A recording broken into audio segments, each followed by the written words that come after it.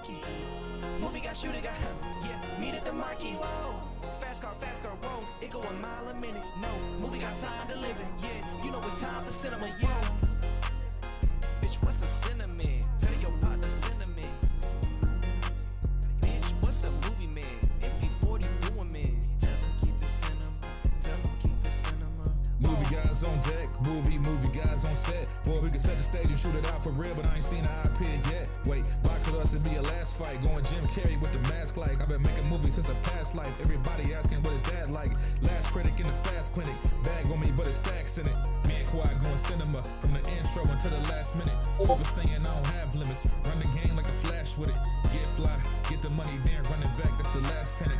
Movie guys on your screen, make the fans all scream. Your girl came through, said she wanna join the scene. X-rated Maxine, pitch black, got the vision still. Making moves, have to sit them still. Beef with us, you better be for real. Either cut the check or I'ma clutch it still. Cut the malarkey, that pistol get sparky. Movie got shooter, got meet at the marquee. Fast car, it go a mile a minute. Movie got signed delivered. You know it's time for cinema. Whoa.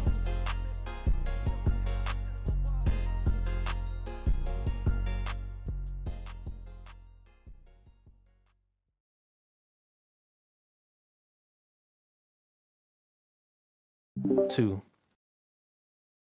Because that was a main complaint. Like Sigma was supposed to be like a censored version for like PS3. But it is what it is. Hold on. Are we live, Charlemagne? I don't know why you don't seem too enthused. Where's the chat at, man? Come on. Hold on. I'm gonna check on YouTube right now and see what's going on. Because Wani over there silent. Oh yeah, we live. I don't know what's going on. Sir, Yeah, hey, we put some live. ones in the chat. Put some ones in the chat. We live, Wani. Where we at? What's going on, Wani? I need my day ones to put some ones in the chat. You feel me?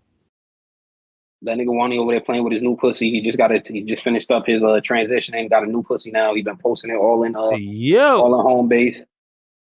Pretty little pussy. Been doing these past, little pussy. Oh, you mean that? You ain't see it? Yeah. He did get a booty cat. He did. What? Yeah, you ain't see it, Mafia? You see it? He been posting it. He posted like 3 pictures. It's pretty too. No, I have no idea what they are talking about. Yeah, it's cute. I play with it. Did he just adopt a kitten or like he just found it on the street? Like, where did he get that kitten? You're gonna have to ask one time, but this all right, man. Relax. We back, man. Movie guys. Episode 83, man. Episode 83. How my mic sound, y'all?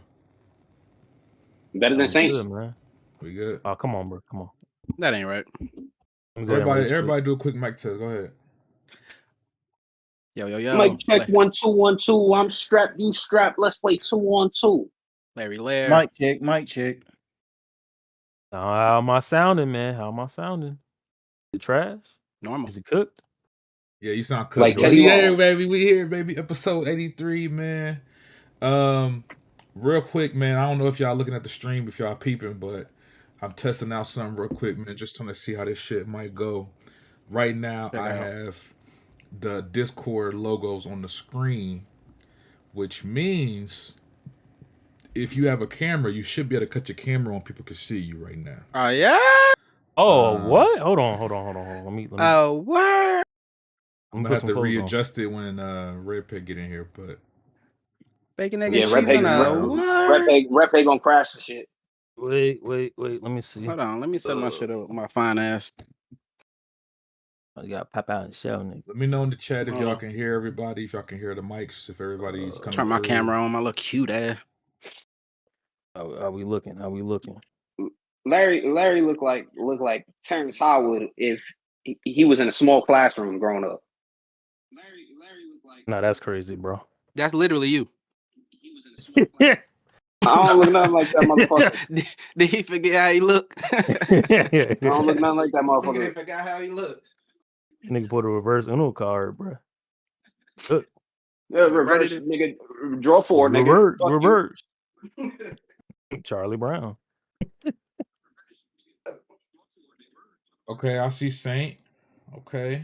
Hey, we can hear in the background. We can hear fucking what's it called? Some feedback. Hold on. Somebody watching the stream. That's why.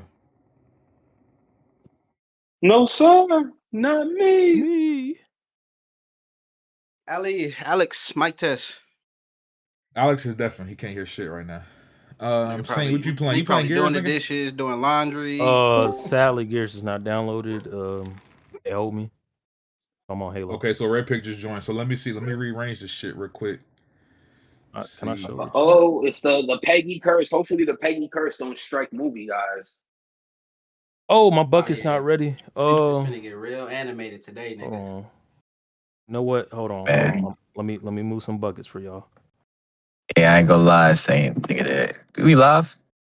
Yeah, we live. Yeah, we live. So whatever you about to say that's flagrant, bro, save it for after dark.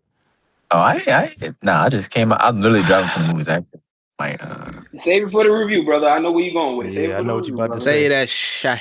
That was a big problem for me. Richard.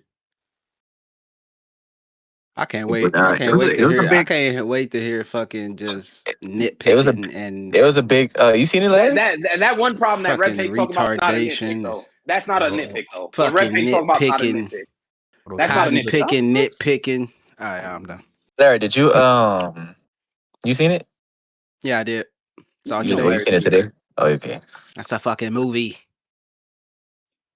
Hey man. But Red Pick's complaint is valid, but we'll get to it. We'll get into it. You didn't even heard what he said. What he said? No, he said it in the chat. He said it in the chat. So what I will say, it was a nice turnout. It was a nice big turnout. People pop off for Steven Spielberg. I told you, theaters is packed out, bro. They not playing.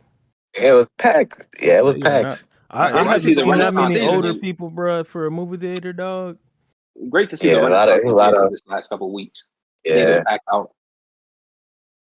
I genuinely don't know what to say after seeing that movie. I gotta, and it's gonna continue because we still got Toy Story 5 and Spider-Man coming up, so the theaters ain't gonna stop being packed no time soon. Yes, sir. I'm gonna see Toy Story next week still. Okay. I think you can see the helmet. All right, there y'all go. So y'all, all right. So we good, man. Let me know how y'all fucking with the layout. I could change it back if need be or whatever the case. But yeah, man, if y'all in this shit right now, feel free to turn your cameras on. They should be able to see y'all. But y'all don't have to. I'm not BG. I don't make it mandatory. You know what I'm saying? So I'm outside. I got bad lighting, so I don't know if I'll be able to see me. Well, I should say my Blaze. You know, Blaze be like, turn your camera on, Jack. Turn your camera on, Jack. You got a porch light? Oh, I'll be back. Hold on. Drive home. What I was gonna say? This nigga fucked up the boxes again. This why BG be kicking his ass. Anyway. We back though, episode 83. Actually, so if y'all know, obviously the last episode we did like what, almost 4.5 hours. We had missed a week prior, or missed a show prior, so we had almost fucking 3 weeks worth of movies. A whole 5-hour podcast. Then one of them was a big movie obsession, so they want to do a spoiler talk. And we got the yappers in here. The Yap Guys podcast. Brother, don't even stop. No. This the name. We the chat. From now on, we the Chatterbox Boys. Yeah, y'all know who they are. I don't gotta say we know who we are. I told you we can run the AI. And it's funny. It's funny. The yappers like to pretend they're not yappers, but as soon as they get in this bitch, they start yapping. It's just funny. I don't know. It's funny. You be pushing false narratives. That's why, nigga. The inflammatory remarks. Just wait till I come through with that defamation. I didn't even say no name. He yapping right now. I didn't even say no name. He just yapping right now. You've been pushing narratives in the Discord. Nigga. Just wait till that defamation come through. Just wait till that defamation come through, nigga. This gonna be my podcast when that fucking lawsuit comes through. Fuck, nigga. It's gonna be 10-hour episodes. Fire! Can't wait for that. Hold on, is my shit frozen? Content is king. But yeah, man, we back. So this week, right? It really only I can't even talk. We really only have 3 big movies to review. Scary Movie 6, Master of the Universe, aka He-Man, and Disclosure Day. Mafia saw Tuner, so he's gonna talk about that. But other than that, man, I mean, that's really what we got. Saint says, and I don't believe this nigga, but he claims he did not give his reviews for the shit he saw last episode. That I don't know if that's true, Saint. I feel like you did, brother. I'm gonna have to go back and see the I playback. didn't. I promise you. So your ass just sat there quietly. Quick. You just sat there quietly in the corner while everybody else was reviewing shit. You never He do was that. getting mopped up. Saint never does that. He always jumps in and gets his review. So what the hell happened last? I don't understand. I was lagging in and out the Discord last week. And nah, Wani, I think he's telling the truth because I rewatched it. Yeah, when I went to do the review for Obsession, I was about to, and then Alex cut me off for the spoiler talk. I was like, nah, let y'all just cook. Nothing else came out. All right, but yeah, man. So Saint wanted to give his reviews that he didn't get to do last episode. But other than that, man, we don't have a lot of movies to review. We do have a few topics. I know I say this a lot, but this probably won't be a long show. I'm hoping we don't do another 4-hour show. Larry and Buck. Nigga, why you keep saying Larry and Buck? Alex literally won't give you a 5-page essay. Listen, he really won't break down the minutia. Listen. We gonna do the normal spiel, man. I'm just saying, let's keep it, let's keep it. You keep trying to protect your friends. Keep it tight. Keep it tight. You know what I'm saying? Larry, you see what he doing, Larry? Man, look here. Tight, man. Propaganda. First of all, Alex is a known yapper. That's not even a question. But Alex also don't watch as many movies as y'all typically. Well, Larry don't watch shit, but Buck, Alex don't watch a lot of movies. So you know what I'm saying? So like Buck be talking a lot because he see a lot of movies. But one time, when do I yap? Like break this shit down, brother. You will turn. Give me one example. Larry, every review you've ever given was a yap. Every single review you've ever given was a yap. What are you talking about? And I don't mean that in a negative way. I just mean like you. Nigga, that's the only way it's possible. Like, what do you mean? No. What I mean by that is you have the gift of stretching things out, right? You'll take a review. I know that's crazy. You'll take a review that should really only be like 5-7 minutes, 10 minutes max, and you'll find a way to stretch it to 20 minutes or more. You're good at that. You're good at that. I'm going to investigate these claims. But it's not. It's all good, man. It's all good. We got the time tonight. I'm going to investigate these claims. We're going to launch an internal investigation, and we'll get back to you. First of all, real quick, and Wani shot it down because he's scared. Real quick, Larry and Saint, both of y'all got fresh cuts. What's going on? Come on now. They both got fresh cuts. Is our stream frozen? Come on now. Can the chat see this? Handsome. I can see handsome fellas. Come on now. Yeah, we can see it. We gotta keep it. We gotta keep our look. We gotta find shits at home. I don't know the stream can. But yeah, man. Long story short, this shouldn't be a super long pod. I see what you're saying. It's not showing the actual camera feed on. It goes away sometime and comes back. Why does it do that? What that is. Why does it do that? Because I can see it. Somebody else just left. Oh, there. Whoa, it was Alex. Red and Alex. See that girl? There you go. Yes, sir. Back like in action. That. She likes to. All right, man. But yeah, let's get the show going, bro. I don't know what the fuck Alex and Red Pig got going. Them niggas always late. Them niggas. Oh, somebody just reminded me. Divas. Shout out to Fresh Ingredient. He just reminded me. That is a topic I wanted to add on here. What's the topic? I use the restroom real quick. It's a spoiler. We're gonna get to it. Wait, what did he say? Said he got a topic he want to add, but it's a spoiler. We'll get to it. All right. You got the spoiler stamp, so. Or put it to a fan. Huh? Hello? Am I coming in? Can you guys hear me? Loud and clear. Is that Xander? Hello. It's me, guys. Sorry for my tardiness. Yeah. Hey, Alex. I set up the Discord so people got their cameras on right now. I don't know. You don't have to turn yours on, but it is an option. People got their cameras on. You know what? I do have company, so I will not cut my camera on. But next podcast, I will have my camera on. That's fine, bro. Nah, Alex, give us the live sex celebration like Edge and Lita. Get your Edge and Lita thing a live what? Yeah, get your Edge and Lita thing on, man. Go ahead. Edge and Lita? Monday Night Raw. Yeah. You want to hear me and my girl make love and kissing?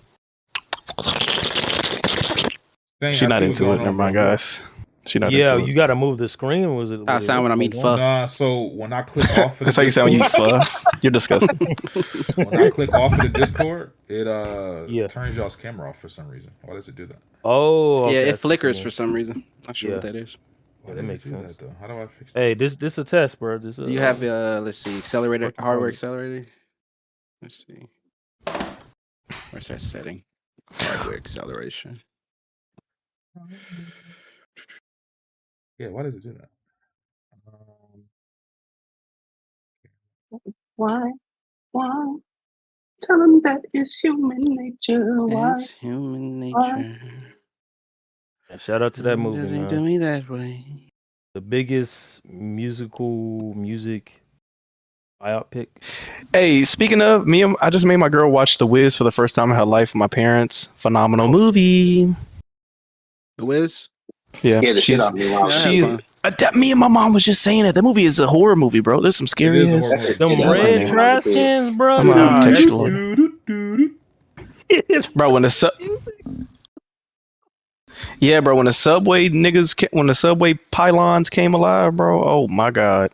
Yo, Alex, traumatized me as a kid. Now that we're grown, scary, and we have a little bit, more experience with watching shit. Hey, what are your thoughts on Diana Ross's performance? It's funny that you mentioned that. I was thinking that the whole time while I was watching it. I'm like, she's not a bad actress, but it's like I just wonder her mannerisms are. Her and Michael Jackson have a lot of the similar mannerisms. The way they walk, the way they talk, the way they use their teeth, their eyes. It wasn't bad. What did you feel like you had opinions on it? I just think she's horrible in that film. I think she's the worst. I mean, she wasn't the one that was supposed to be in that film. It was actually supposed to be the original girl from the play.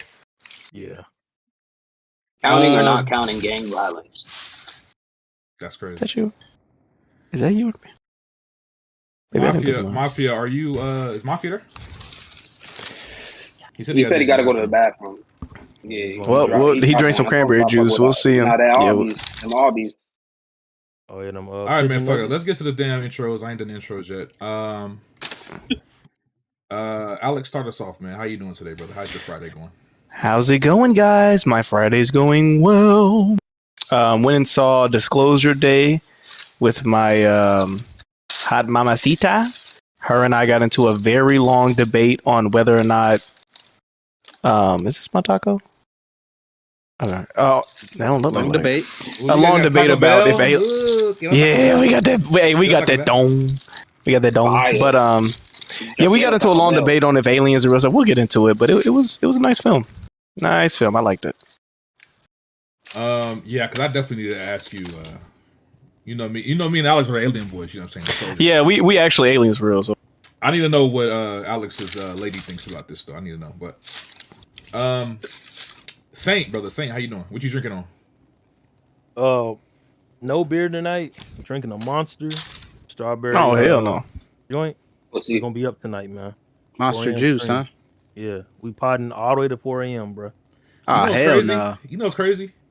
I don't know if y'all peep. Saint bought an Xbox. He playing Halo, and now he drinking Monster. Oh. He want to be in 2009 so bad. Like, that's a pattern. That's a pattern. He about to. As soon as we get off this pod, he gonna listen to Eminem's latest album. Like what the hell? He probably got a bag of Doritos at his feet. Like you want to be. I'll admit, I was listening to the Eminem show a couple days ago. I told you. Got me. Yeah. Got me. Drinking his Close today, baby. Larry, what is that you holding up? This would happen. This is a pin that I got for going to see Disclosure Day today at AMC Theaters. Yeah. Is it a deer? We'll break that down. You haven't seen the movie? Oh, Lonnie, shit. you haven't seen the movie? But I couldn't tell from but I see it now. Yeah, okay. Nice. Oh yeah. Okay, just making sure you authenticate it. All right, Larry, how you doing, brother? Doing good, man. Just went and saw Disclosure Day today. Had a good time with it. But we're gonna say all that for later. But I'll be reviewing 2 movies this pod. So I'll be reviewing Masters of the Universe and then Disclosure Day. So yeah, man, let's get into these topics. Real quick, Larry, is that soundproofing panel behind you? Come on now, you know it. Oh my, Larry is like official streamer shit, bro. Had to take it serious now. Had to. Real streamer shit. Oh, he about to be at the university, yes sir. Hey, one time. Is it obvious? I wish. Is it obvious? Not a banana. I need a cameraman. Take it. Larry is applying for Kaisen Nat Streaming University. Make sure y'all support him. He gonna be in there getting drunk with AB and Dean the Great. Fire. If Larry blows up as a streamer, he will act like he don't know us, and he will forget about us. But it's cool. Of course, we're gonna enjoy him. He gonna start hanging out. He's gonna start hanging out with Sexy Red and Bender Don. I'm gonna shout y'all boys out every now and then though. I'm gonna shout y'all out like once a year, bro. That's all you get. All right, I see Pegasus is back. Pegasus, you good? Yeah. Pegasus. Bet. Yes. Red how you doing tonight, brother? So, I'm doing absolutely well. Not that good because they ain't have hot dogs. So. What? Fuck. Where the fuck you went? They had a glizzy. No. Where the fuck you went? They had a glizzy. That's bullshit. You go too late. They run out. Yeah, no, they was the fuck. They hit me with the hey man, it's gonna take 20 minutes, and I hate when they do that shit. I hate it. It is annoying, bro. And I said, you know what? Just give me a refund, and she gave me a refund. 20 minutes for a fucking hot dog. It's good shit. They're they gotta rotisserie. Roller dogs. Yeah, they gotta rotisserie. I would have threw your shit in the motherfucking microwave and be like, here. For real. I would have gave you your shit with the sides busted open, nigga. I would have gave your shit with the wings busted open. Roller dogs. So I just had the icy today, guys. Kitty. If it was gonna be like 5-10 minutes, I would have waited. But he said it's gonna take 20 minutes. Like, nigga, I would have gave you a blossomed hot dog. It's him in there. Hell no. I was about to say give me some chicken tenders, but I was already pushing it. So Alex, I need 10,000. I don't like how they waited to the last minute to tell me like I could have got chicken tenders. I need 10,000 wings. Okay, it's a minute. Like what the fuck? Oh, BT roller dogs. Bucky Buckerson, man, how you doing, brother? Yo, it's me, your boy BT, aka Buck, aka the alleged Yapper. If you fall for the narratives being pushed by this nigga Wonton, this fake news, this liberal fake news propaganda being pushed on me and low latency Larry, aka handsome Wonton, I'm in the building. And shout out to Buck's Knicks, man. You know Buck is a huge Knicks fan. Go Knicks, yeah. Relax. Yeah, no, I'm not, nigga. Win or lose, nigga, y'all won't have a city. Win or lose, Knicks and 5 burn down either way. My squad about to be Giannis, nigga. Fuck out of here. Fuck the nigga. BT, at the end of the day, nigga, I want Iguodala taking my last shot. Was he wrong? Aliens come down there. Aliens come down. World's about to end. I want Iguodala for the last front, nigga. For the last stand of humanity. If OG Anunoby don't win MVP, then Brunson got impeccable PR because OG Anunoby is the MVP of this series for sure. Real quick, I got two questions. The Spurs fucking fumbling. I got two questions. No, question number one, Mafia, are you there? Yes, sir. Yes, sir. Real quick, Mafia, how are you doing this evening? Doing good, man. Doing good. Let's get cinema. Love it. Question number two, Alex, you're eating Taco Bell, correct? Yes, sir. I have a question for you that's going to determine the rest of our friendship. Do you like sour cream? Yes or no? Of course. Woo! Okay, I'm about to have to block Wait, you. Who don't like sour cream? Who don't like sour cream? Alex, some weirdos don't like it, bro. They weird, bro. You got to get your taco supreme with the sour cream and the fucking tomatoes on that bitch. If you a grown grown man, you gotta eat sour cream in your tacos, bro. What's your order? What's your order? I'm not trying to be. I did something a little different today, but usually I do a beef chalupa supreme with a Doritos Locos Taco Supreme and a purple Mountain Dew and 2 packs in Abundant Lights. Ooh, that chalupa supreme. Hey, niggas don't know about that. Chalupa. You know what? I didn't even know. It wasn't until who put me on Chalupa Supremes? Weird Al Yankovic. He in his song "Drive Through," where he mirrored "Trapped in a Closet" or parody. That's your white coming out right there. He ordered 2 beef Chalupa Supremes, and I said, I never ordered that, and I've been getting the same thing since like 2009. I never ordered that. Yeah, that's your white. That's how I found out about That's how I found out about double quarter pounders. I always used to just get nuggets or a cheeseburger.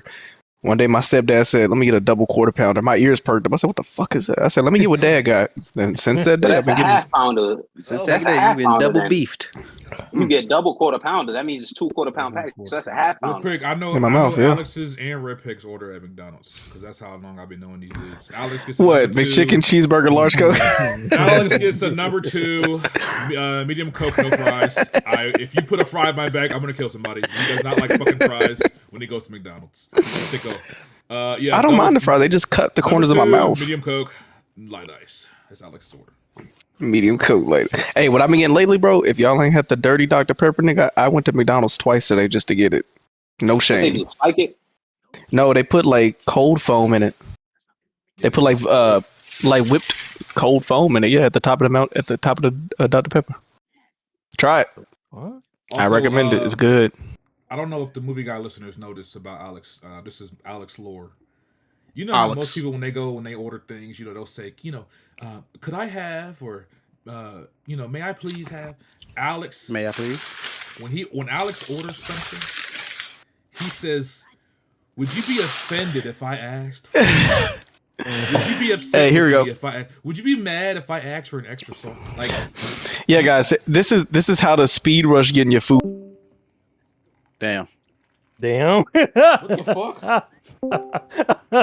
Them seem like you're annoyed that they're making your food. Yep, that makes sense. No, nigga, did you just leave with this? That was weird. You dropped for like a second. His finger slipped. He good. His finger slipped. I slipped where? No, you left left and came for back. like a second and came right back. That was weird. Oh, I have no idea. All right, man. I'm playing 007, so. Great. I hope you guys beat it. I hope you have fun. Let's get the fucking show started, bro. Everybody's in here. All right. So we starting out with topics. Let's see. Fire, no burn fire. Fire. Where am I? All right. Let's start with this one here. This was a pretty big one that came out like a day or two ago. We got confirmation, man.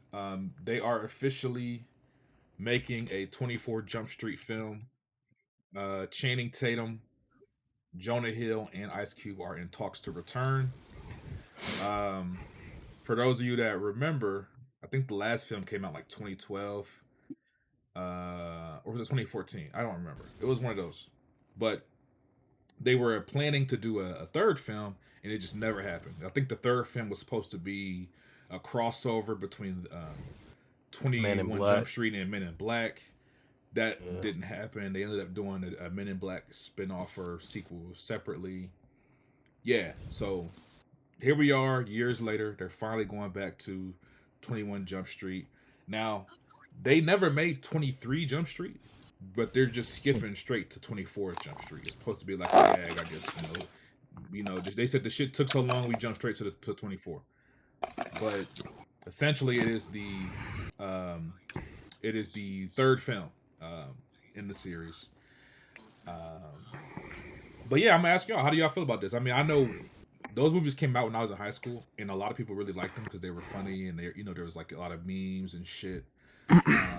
I remember enjoying the films, like they were funny. So I'm not mad at another one coming out. But what do y'all think? Y'all excited for this? I'm gonna be honest.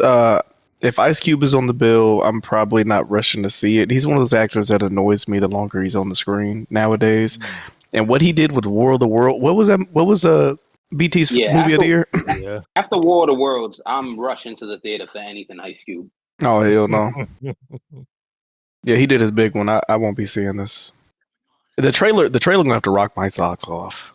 But Alex, Yeah. were you a fan of the last two movies though? 21, 22 Jump Street. I saw him, but I evidently wasn't funny enough for me to remember a single iota about him. You don't remember My Name is Jed? My Name is Jed.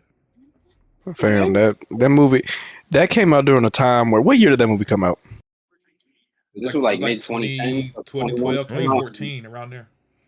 Yeah. 2014 comedies. Okay, this was the year of the Grand Budapest Hotel, Fire. the Lego Movie. Fire. Yeah, the Grand Budapest Hotel was fire, but it didn't stick with me. I mean, are y'all excited for it? Excited is a strong I'm always word, but excited. Yeah, excited is a strong word. Like I'll watch it, but it definitely feel like it's a little bit too late because aren't they supposed to be playing like they did high school already in the first movie. Yeah. Then they did college. And they were college kids in the second. So what are they gonna do? They were now? supposed to be surgeons or doctors.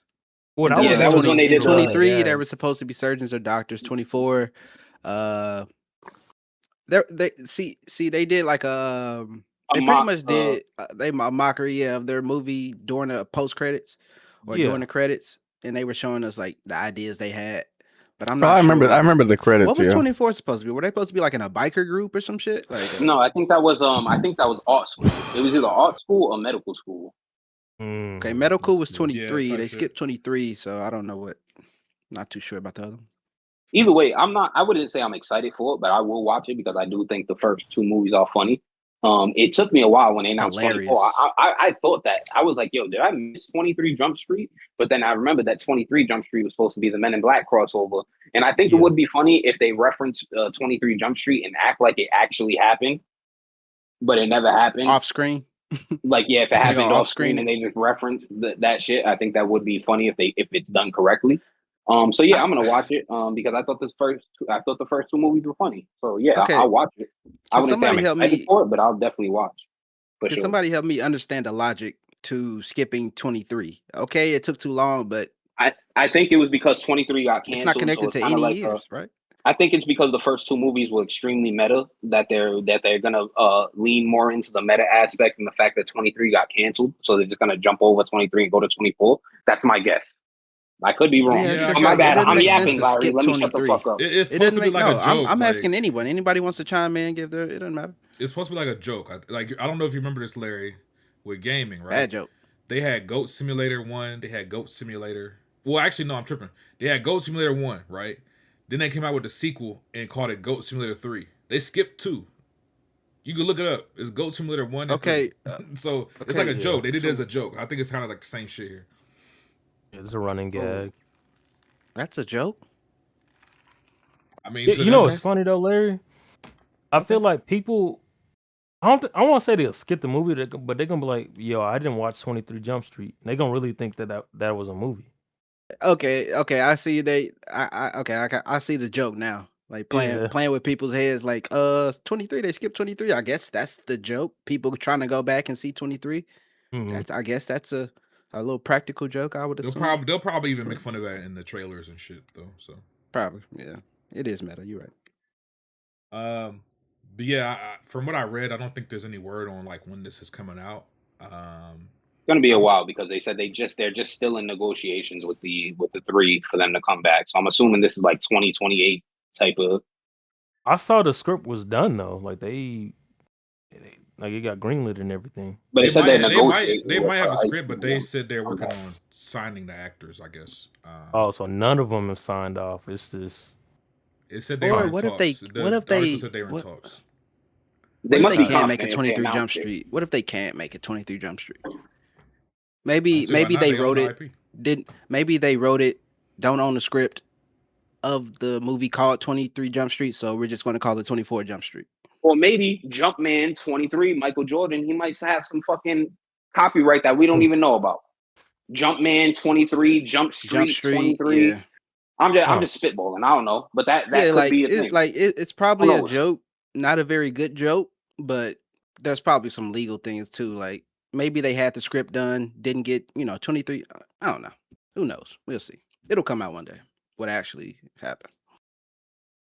Yep. Well, we'll see. During the press call, I'm sure we'll get some more news about this later this year or early next year. Real quick, couple things. First off, I want to say salute to SP Scarecrow in the chat, man. He's been a member for 8 months. We really appreciate it. Let's go. Yes, sir. And I want to ask y'all in the chat if my mic sounds better or worse, if I need to change anything, or if anybody else on the panel straight to us. Has any? I saw that same comment, but it sounded good to us, at least to me, anyway. Has anything that? Let us know if anybody else in the panel needs to adjust their mic. All right. So next topic I have. This was also something that came out this week. Jason Momoa apparently has dropped out of the Helldivers live action movie. I think we had announced, or we didn't announce it, but we spoke about it last year. Yeah. or maybe even earlier this year. I can't remember when that news came out. But essentially, Jason Momoa was set to star in the Helldivers movie from Sony based on the video game. I'm assuming it's going to be like an action comedy because the game is kind of like that. Game has like some comedic elements and shit to it. But yeah, he dropped out. I don't know why he dropped out. I don't think the article really specified if you know any speculations on why. Maybe it was a pay dispute. Maybe it was scheduling. Maybe he just didn't want to fucking do it. But apparently they are looking for a replacement. Sony's Helldivers. Probably scheduling. I'll say this. I enjoyed the Helldivers video game. I think we all kind of enjoyed our time with it when it came out last year. Not really excited for a movie version of it. Especially, it just depends how they do it, man. If they do it almost like a fucking, what's that shit, Larry? Starship Troopers. If they do it like that, but like more on the comedic side, it'll probably be like that. It might not be Aren't for they me. in the same but universe or something like that? If they match the tone of the games, then I could see a comedic space, a comedic space adventure like that. I could see that. Like that's pretty interesting to me. I just don't know. I don't know much about. This is a movie that I would be excited to see, but yeah, y'all can go ahead. What are y'all thoughts on this? I was gonna say I don't know much about Helldivers. Helldivers 2. Alex was trying to get me on that for a while, kept telling me I could get it or whatever. But what I will say is, anytime there's one less Jason Momoa movie being released, I'm happy. So speak on it. I can't believe this nigga. I can't believe he's in the Supergirl movie. It's probably why he's not in this movie. Yeah, I'm all for Supergirl. He been wanting to actor. play Lobo. Why y'all hating? He's literally a good actor. He has range. Because Jason Momoa was a rock with hair. He doesn't have. That's all it is. He's a good guy. He played a good bad guy. He's good at being a surfer dude, bro. He's a big dummy. He's a big dummy. Yeah, he's really good at being a surfer dude, bro. Even as Aquaman. Yeah, knock it off. He got more range than fucking Keanu Reeves, bum ass. What the fuck his delivery? His delivery is. You just said Keanu Reeves a bum. Hey. The fuck? Hey, Alex, I'm sorry. Go Keanu Reeves don't got that much fucking range. Can y'all knock it the fuck off? His comedic delivery is the fact that he's big and muscly. If we being real, he was the highlight of the last Fast and Furious movie. If we being real. Okay. They said he was a knockoff. He carried it. They said he was a knockoff. And he did a pretty good job. And he does amazing in the Apple TV show C. That's a standout performance from him. It is, but you didn't finish. This nigga has range. What the fuck? I seen the 3 seasons. But still, it's a stand-up performance from him. Nigga, this the same thing with Alex. He don't watch niggas work. He watch like one movie and then just fucking yap his fucking mouth off. No, Alex does that. I've seen. Okay, I've seen. Wait. He do the same shit with Zendaya. He doing the shit. He doing the shit with Jason Momoa. All right, knock it the fuck off, Alex. My girl is here, so I'm not gonna curse you out like I usually would. But I've seen every actor and actress that y'all do this shit that y'all do this stuff with me. You haven't though. I've seen many of their films. You haven't. I've seen. That best work. Okay, y'all don't see you don't see their best work. If you want to talk over me, I'm gonna let you do that. I'm not gonna talk. Let him get up. Let him get up. I watched the first season of C. It was decent.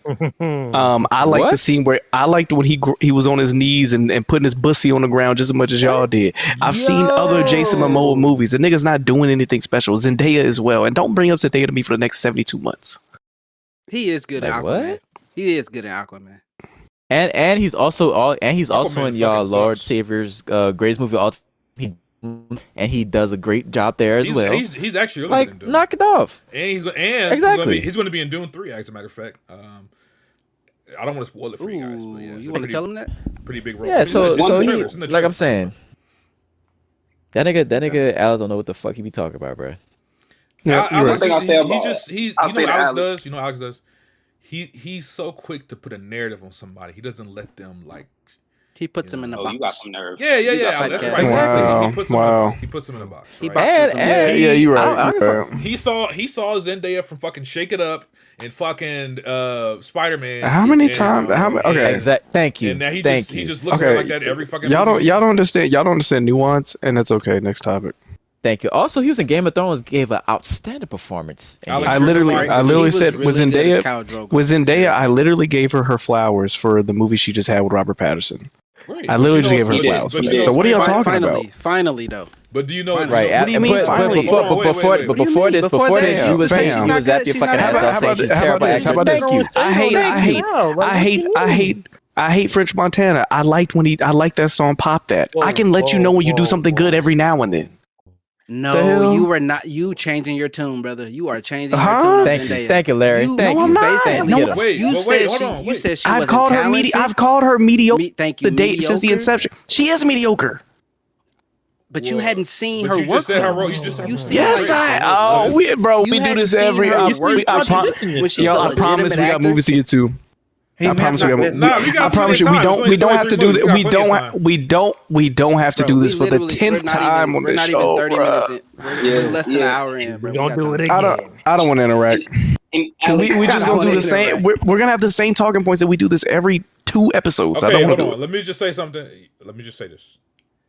Alex is right.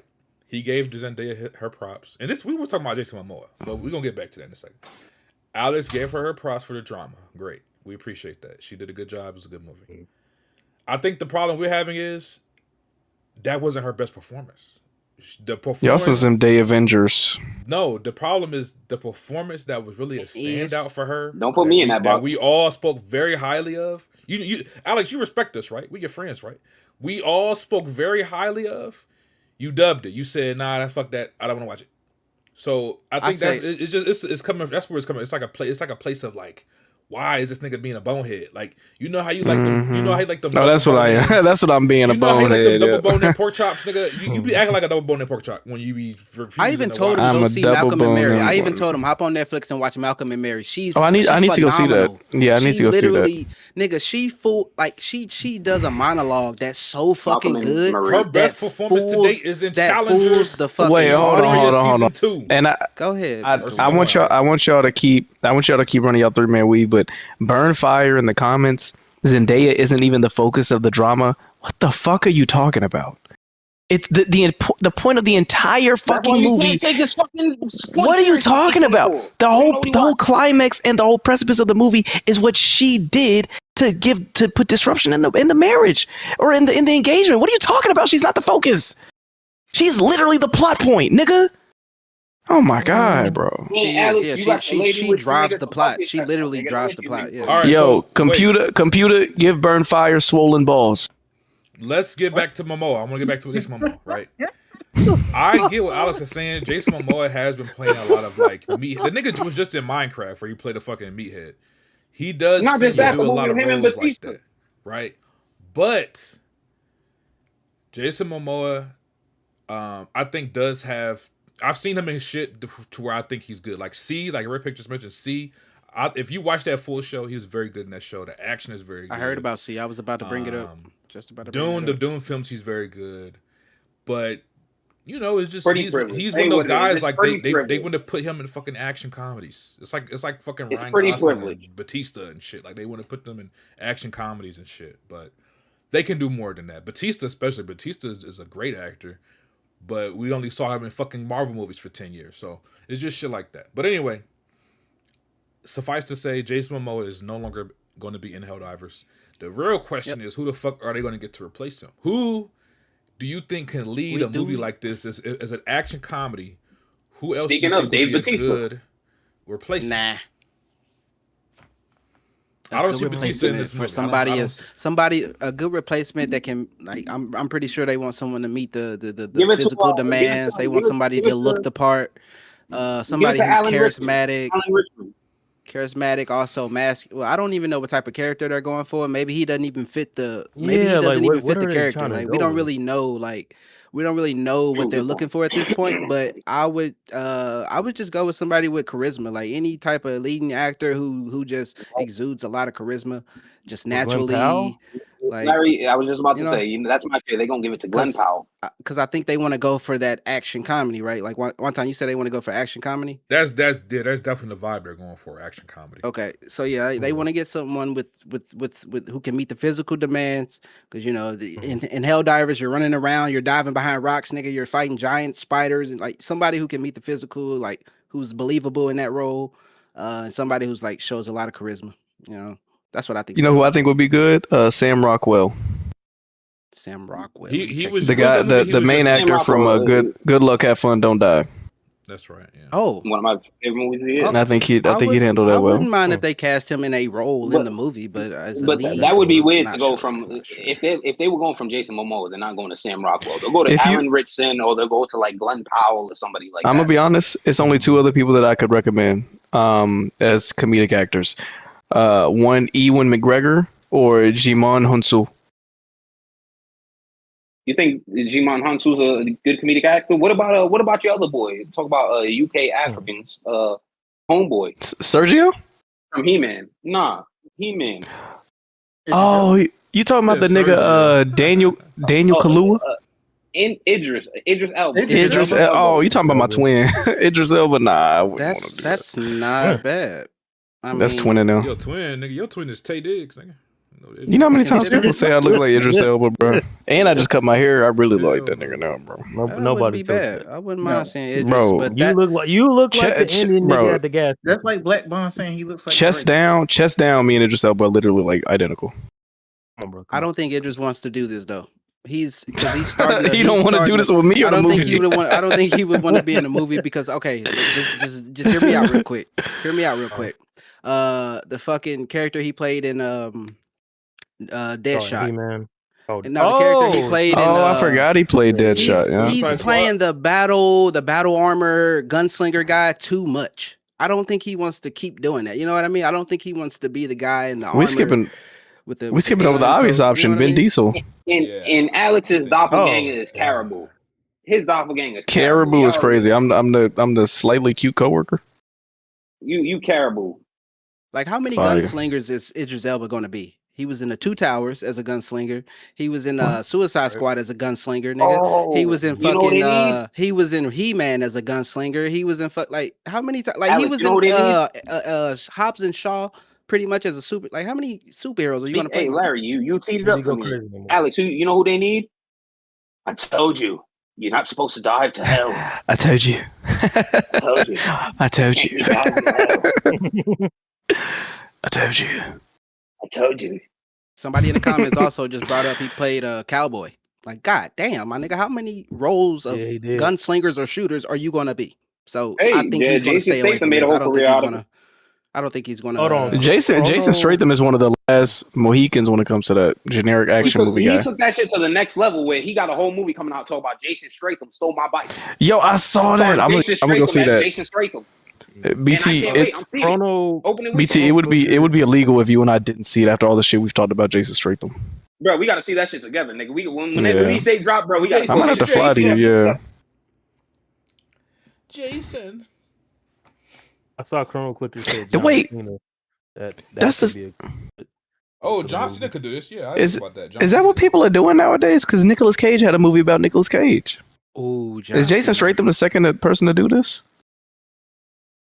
Jason Statham starring as Jason Statham and Jason Statham stole my bike. John Malkovich did it in 2000s. Being John Malkovich, yeah, that was the first one. Being John Malkovich, I remember that. Yeah, there's been a couple. Well, Flex Alexander had that biopic. And technically, Freddy Krueger did it. We don't talk about that. Freddy Krueger did it.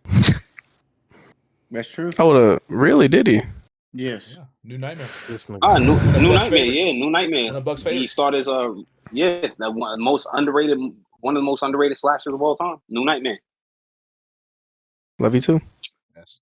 All right, man. Let's keep it going, man. Topics, man. Topics. All right. So this is something that I noticed, and it got kind of what's the word? It caught some steam on the timeline this past week.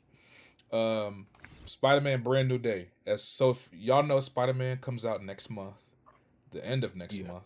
Can't come soon enough, man. Woo! But anyway, Spider-Man Brand New Day. So originally, like early this year, the trailer for the movie leaked. It was all over Twitter. It was like low quality, but it was like people weren't sure if it was real or fake. When I looked at it, I could tell it was real only because there were like, usually for fake trailers, it's like clips stitched together from existing material. The trailer that leaked earlier this year, it was all new material. So that right away was a giveaway. Okay, like this I think this is real. And then come to find out it was real, and they had to edit the trailer to change some shit around before they officially released it. Cool. Mhm. Well, here we are again. The next trailer for Spider-Man Brand New Day has leaked again. Trailer number 2. Now, this one is also, like I said, it's got some new material in it that, again, makes it more believable. But not only that, there were other things that leaked along with it that pretty much confirms it was real. So I'll break it down for y'all. First things first. The trailer leaked. I'm not going to spoil because there is some shit in the trailer that they may or may not keep in when they officially release it. But I'll just say they show you additional characters in the film. They show you some more action sequences. Okay, I will say it. They showed the Hulk, nigga. They showed the Hulk in the trailer. The nigga is in the leak trailer. Hulk is in the leak trailer. We knew Bruce Banner was in the movie. Hulk was rumored to be in the movie. They officially showed Hulk in the leak trailer. You could see him fighting Spider-Man. So that's confirmed. They leaked that like months ago, like damn near a year ago. It was the worst kept. Then they announced it the we same knew the nigga day. was in the movie, but you get to see it actually in the leak trailer. The Hulk is in the fucking movie. Yeah. If we see Bruce Banner without Hulk, that's a disservice. So now it's good they did it. On top of the trailer leaking, y'all, which by the way, it's still up. You can go watch it. Just go to fucking Twitter, type in Spider-Man trailer, you'll see it. They also leaked the marketing promo videos. Like there's videos of the cast, Tom Holland, Zendaya, Sadie Sink, and the fat nigga.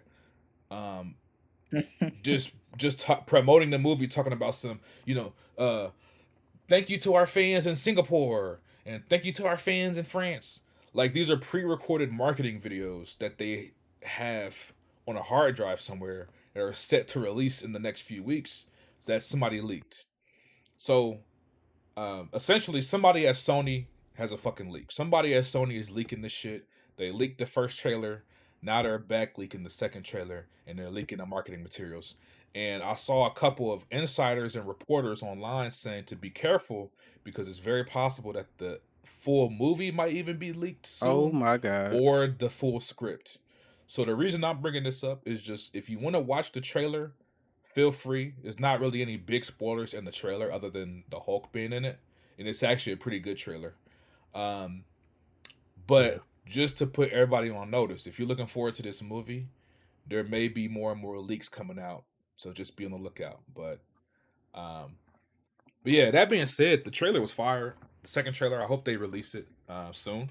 Because it was fire. Like if you're not sold on this movie yet, I think between the last trailer and this new one, it'll sell most people. Like this shit looking good, bro. This is shaping up to be one of the best Spider-Man movies we've gotten probably ever. It's gonna be in that conversation, I think.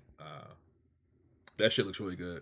And they even got the dialogue. Like people always talk about Andrew Garfield Spider-Man having like the best quips and the personality.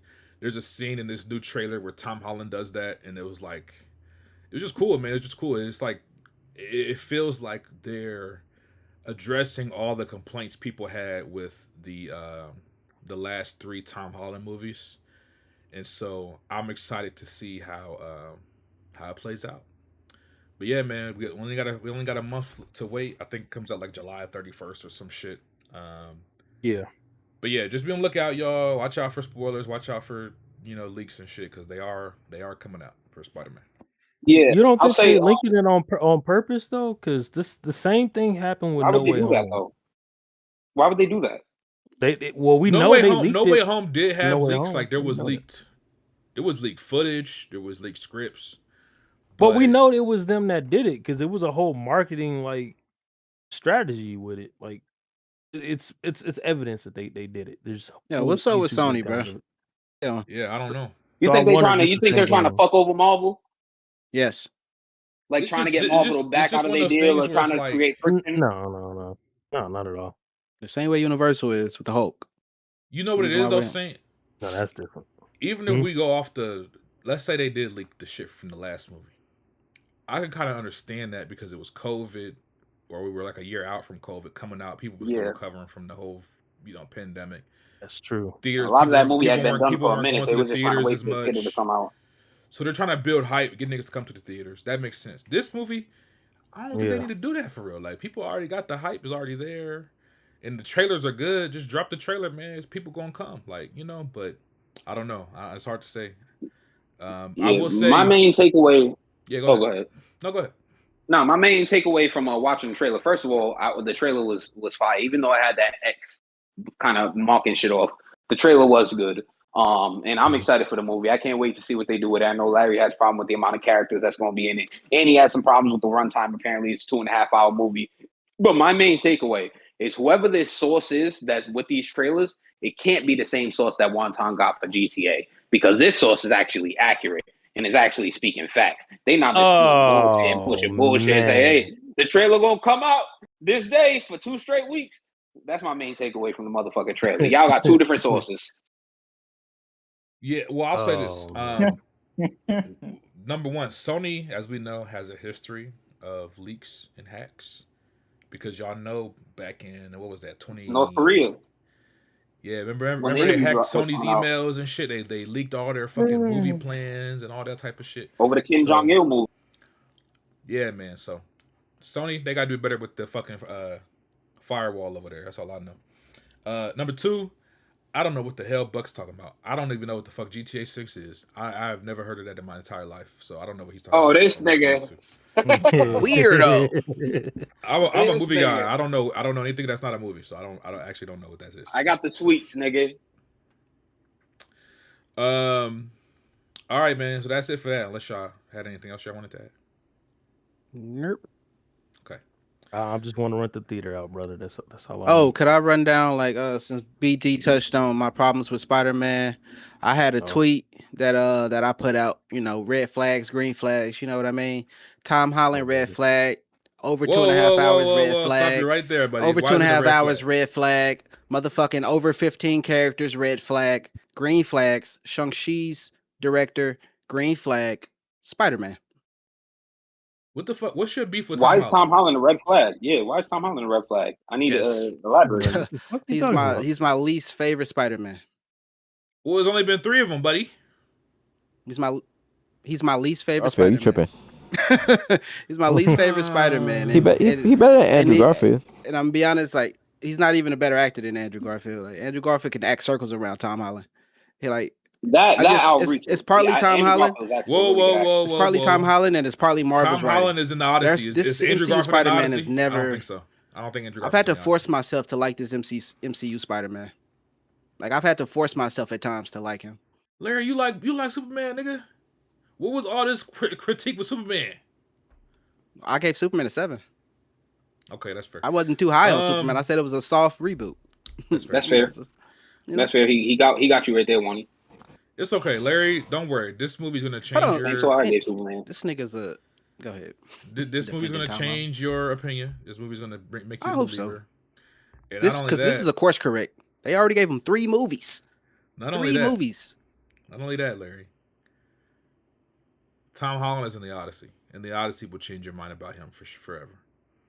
I hope so. I really need my mind changed. Like, I know he can act, but he just hasn't, like, for some reason, like, Tom Holland just, he's never really hit the spot for me. Well, you know something about that, Larry? And this brings me to my next topic. Oh. The Odyssey tickets went on sale last week. Broke the fucking internet. Tom Holland is a star in that film, and he is going to change the narrative for all the Tom Holland haters. But beyond that, let's talk about the Odyssey, right? Tickets went on sale. You had people lined up in person at the AMC theaters, at the kiosks, trying to buy tickets. The fucking website was down. The mobile app was down. If you had to go on there to buy it, say you wanted to go, bro, I went on there to go buy a ticket for a movie I wanted to go watch. Couldn't even go buy the ticket, nigga. Couldn't even get my reservation on my A-list because the fucking app was down. It said I had a 45-minute wait. I said, this is crazy. This is insanity. Mind you, the tickets went on sale at like 10 a.m., 10:30 Eastern. The fucking mobile app was down for like 5 hours. It took forever. The demand for the Odyssey is insane. We haven't seen anything like this since Oppenheimer. Even Doom wasn't like this. The last Doom wasn't even this crazy. I mean, this is insane. they shutting down the whole AMC for the Odyssey. All the I'm gonna be real. IMAX 70mm joints is sold out. All right, I'll tell you this right now. I checked, right? IMAX and Adobe, there's still some seats left because the movie don't come out for another month. But all the best seats are taken, nigga. You going to be sitting on the end of the row or in the front. You're not getting no seat in the middle. Nowhere. You're not. You're just not. You're going to have to wait, okay? Because you're not getting it the first opening day. You're just not going to do it. Red Pig is the king of, I'ma just wait. Nigga be waiting till Tuesday to buy a ticket for a movie he gonna see on Thursday. Nigga, Red Pig, you gonna be watching the movie from the fucking door, nigga, because it ain't gonna be no seats. Nigga. The Odyssey is huge. I look right now. Go ahead, check. Please let me know what your lead, because I'm telling you, boy, the theater was looking packed. I'm telling you. I got my ticket for the Odyssey, and I'm going to be seeing it twice, multiple times. When the Odyssey come out? July 11th, I believe. What about you guys? What about you guys? First off, nobody's lining up to see the Odyssey. Let me finish. They're lining up to see Christopher Nolan's next movie.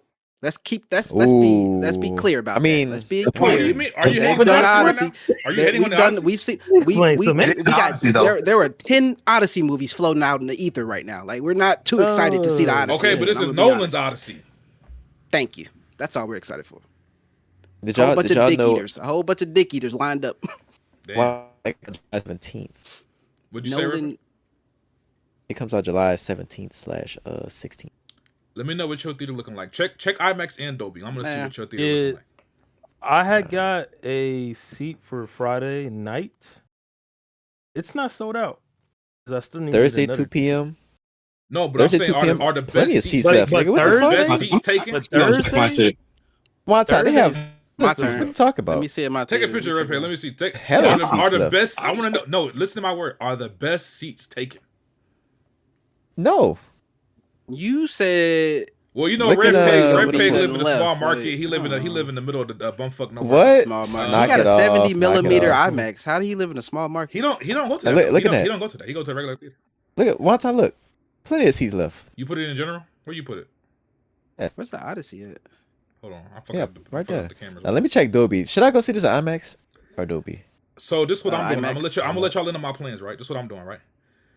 First showing, I'm going IMAX. You seen it twice? Oh Lord. I'm going IMAX Dolo. Hold on, let me talk. IMAX Dolo, first showing. Second showing, I'm seeing it Dolby Cinema, and I'm taking my little brother because he wanted to go, and I'm probably taking my girl. She wants to go. Okay. But yeah, the reason why I'm doing both, Red Pig, 2 reasons. One, I usually see Nolan movies because it's shot in IMAX. I usually see his movies at least twice, just because he makes good movies and they're fun to watch twice. 2, I want to compare, right? I want to watch it in IMAX and then watch it in Dolby, and then that way when I come to review it, I can let people know, is it really worth it to see one over the other, or does it even matter, right? Because at the end of the day, I'm gonna be real with you.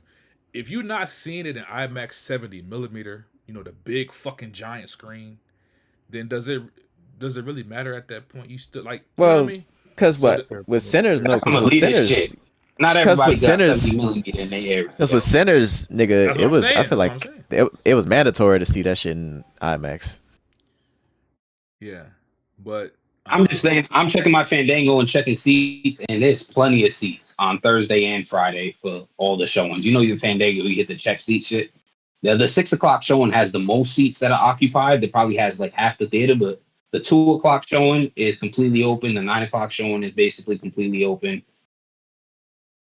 It's just crazy, like y'all. I don't think y'all realize how lucky y'all have it then. Because when I be going to get tickets for these type of movies, nigga, the theaters. Brother, you live in the middle of Ohio. I can't even find tickets on AMC. Like, how did y'all find the Odyssey? It's not in here. It's not on here. It's on Fandango. It has a search bar. Just type it in the search bar. No, yeah, just type it in the search bar. AMC app is so bad. Right now is Thursday night. That shit is definitely starting to get booked up. Like all the good seats. I'm telling you, bro. And listen, y'all gotta realize we still a month out. The longer you wait, nigga, the more them shit's gonna fill up. So get your shit now. I'm just telling you, if you want a good seat, get your shit now. I'm warning you. Cause you The gonna be only like reason me. I'm not You getting gonna be it, like me. It's saying, look, you gonna be like me when I saw Oppenheimer. Nigga, I went to go see Oppenheimer. Nigga, the fucking theater was so full.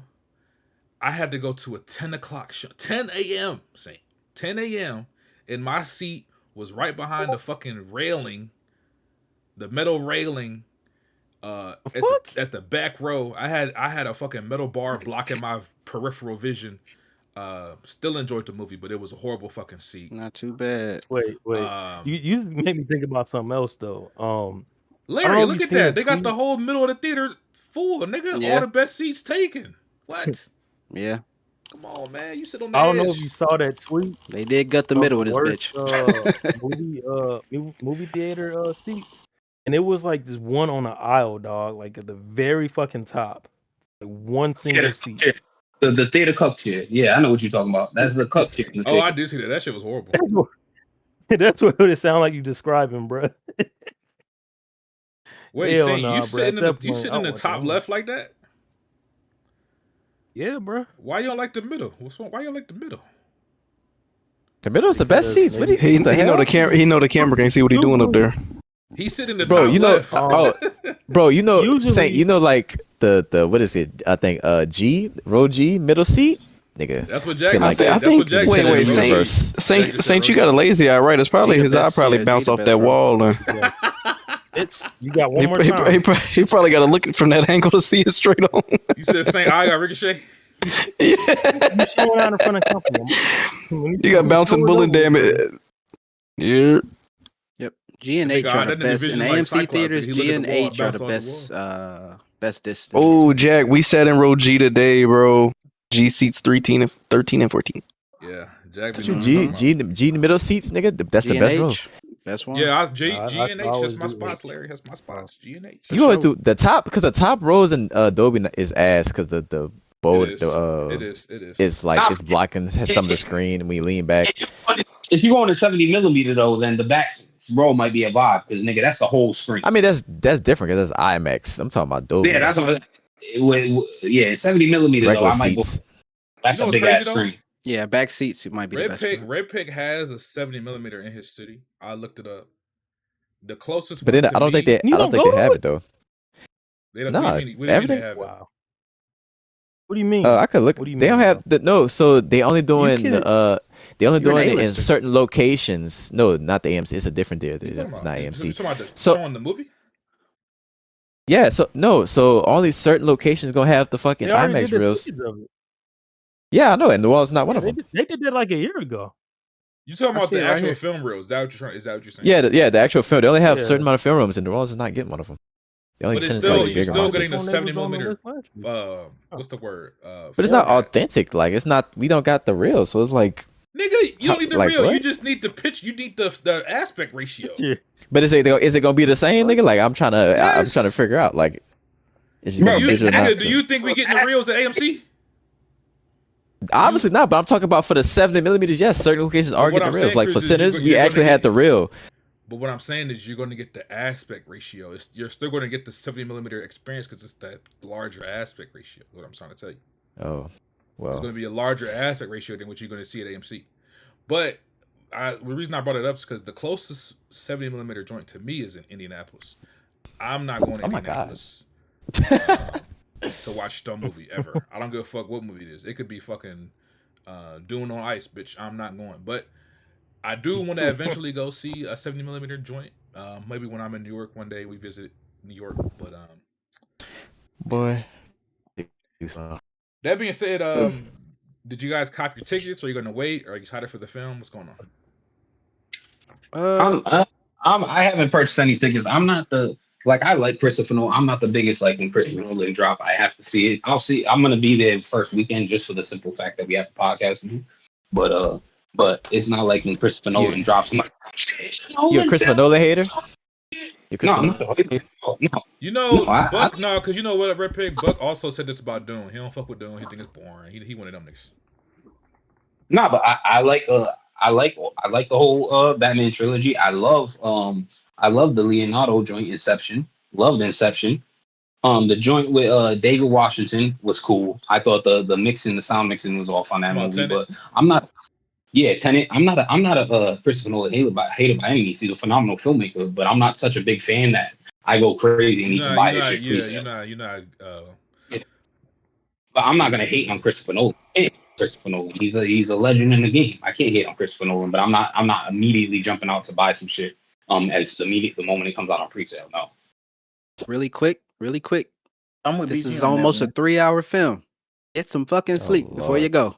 Cause you know they gonna have some dead ass spots in this movie, boy.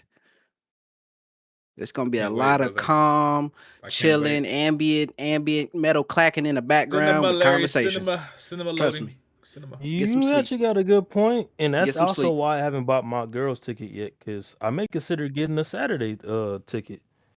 Because it's Bro, under for 3 these long hours. ass movies, I like to go early because that way I get out.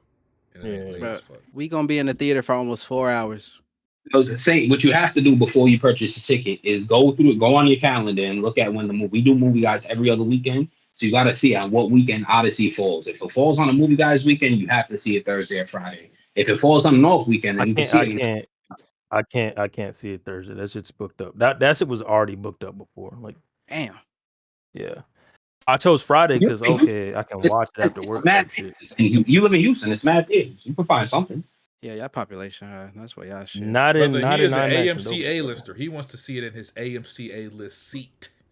It look like these how much these 70mm tickets supposed to cost? Because this shit sound like $13. I'm kind of. I don't know actually. I don't know. That's a good question. But It's you know, like Chris, 20, the 30. theater by you, I don't think it's not an AMC theater, so you're not paying AMC prices. Yeah. What was I finna say? Yeah, man. Movie comes out. I think what was it? Red Pig, July 17th. Yeah. By the way, /16. that's somebody's birthday. This is the Jack or Chop. That's No, it's somebody's not. birthday. It's not. Jack's birthday is like on the 20 something. Who the fuck? Somebody got birthday July 17th. I swear. But anyway, Jack's birthday on July 19th or some shit.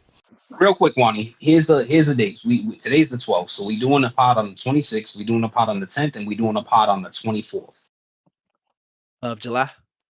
The movie guys pod be on the 24th of July. Well, then that means y'all got 2 weeks to see Odyssey. Y'all got 2 weeks to see Odyssey. Exactly. It'll be 2 weeks because after that it'll be August 7th. So there'll be 2 weeks to see Odyssey. It'll be plenty of time to see it. I might wait. I might wait for that opening weekend and just go see it on a weekday or some shit. Yeah, do that. See it on a Sunday or Monday. It's not like you got to worry about your lug boots, Larry. Yeah. My lug boots. With tech in my high tech boots. My tech boots. Yeah, get it right. Okay. Reebok Tech, baby. Your steel toe joints? Composite. Red Pig, Jack just said his birthday is July 14th, man. Make a note of that. We're gonna do something big for his birthday, man. Oh, shit. On July 4th. Really? Yeah, I'll go celebrate. You know, Jack turned 40 in 2 years. We're gonna have to do something for his 40th, like really like show up and do something with him. Something big. To the bingo hole, some shit. Fresh ingredient in the chat, man. He said in Canada, we only have 4 70mm screens, so I'm super lucky to have one in my city.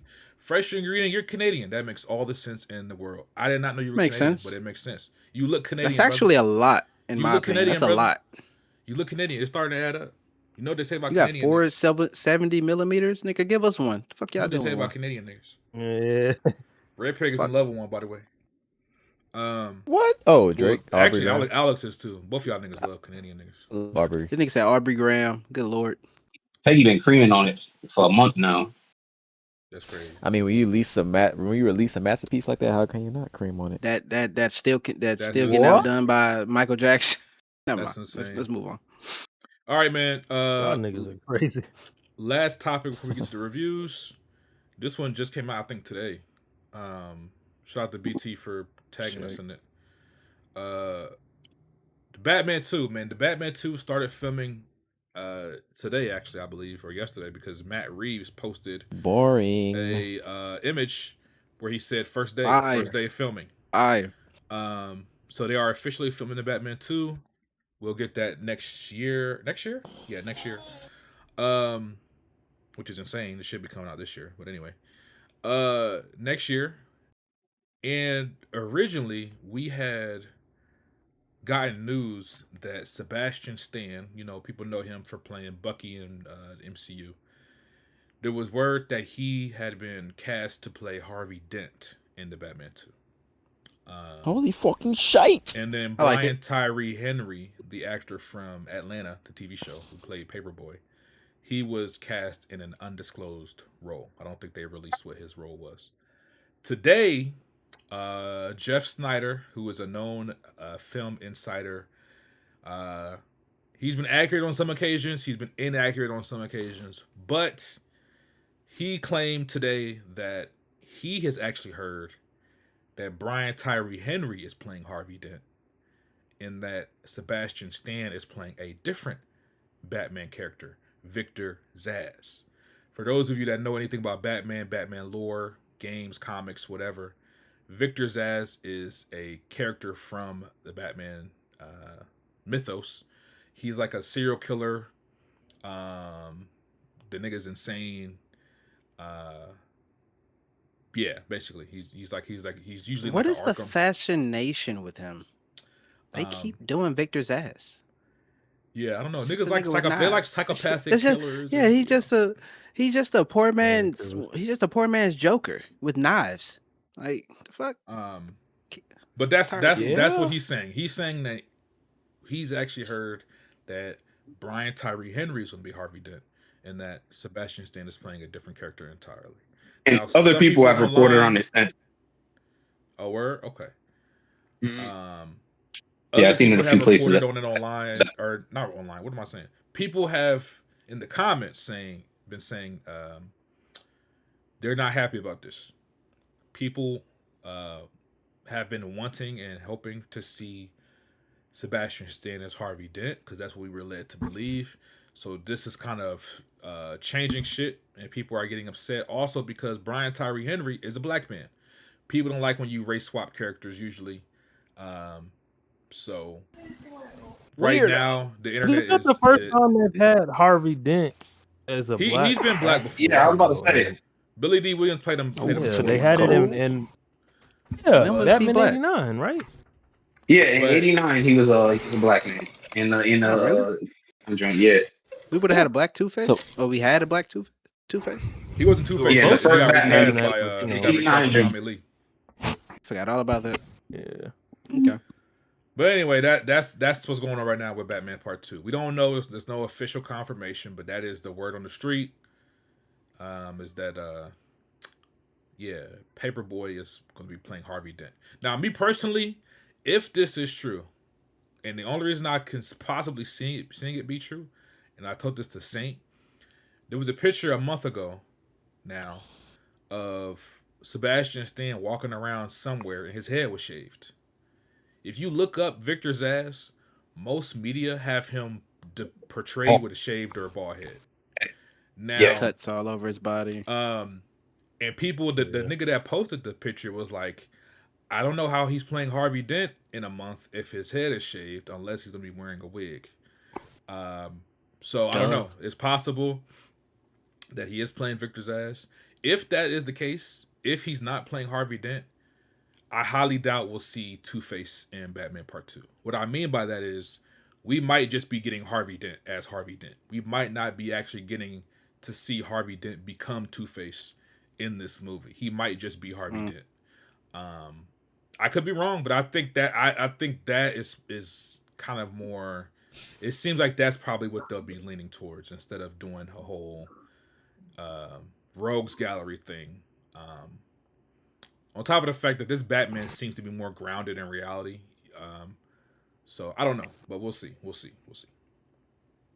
My main issue is because the same thing I had with I forgot who it was. We had a conversation about this about a black character being cast in a traditionally white.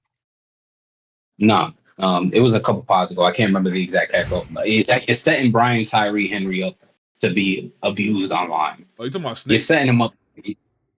Yes, exactly. We were talking about Snake, and I'm like, yo, you're setting this man up to just be fucking abused online by all these racists. And you know, our new trillionaire Elon Musk will unleash the bots on Twitter.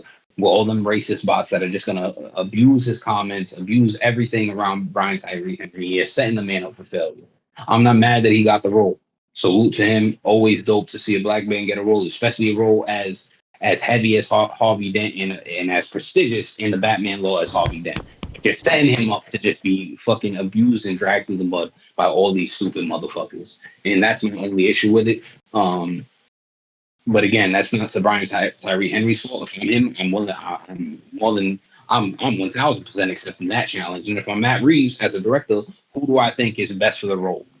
I can't say Brian Tyree Henry's best for the role or not because I'm not the director. I didn't see the audition tapes. I didn't go through and have these conversations with people. But if he feels that he's best for the role, he gives him the role, then I'm all for it. My only issue is you are setting this man up to be fucking dragged through the mud by all them fucking racists, and that just makes me uncomfortable. Same thing with Snake.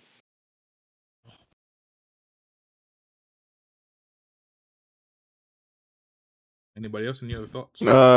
No, hell no.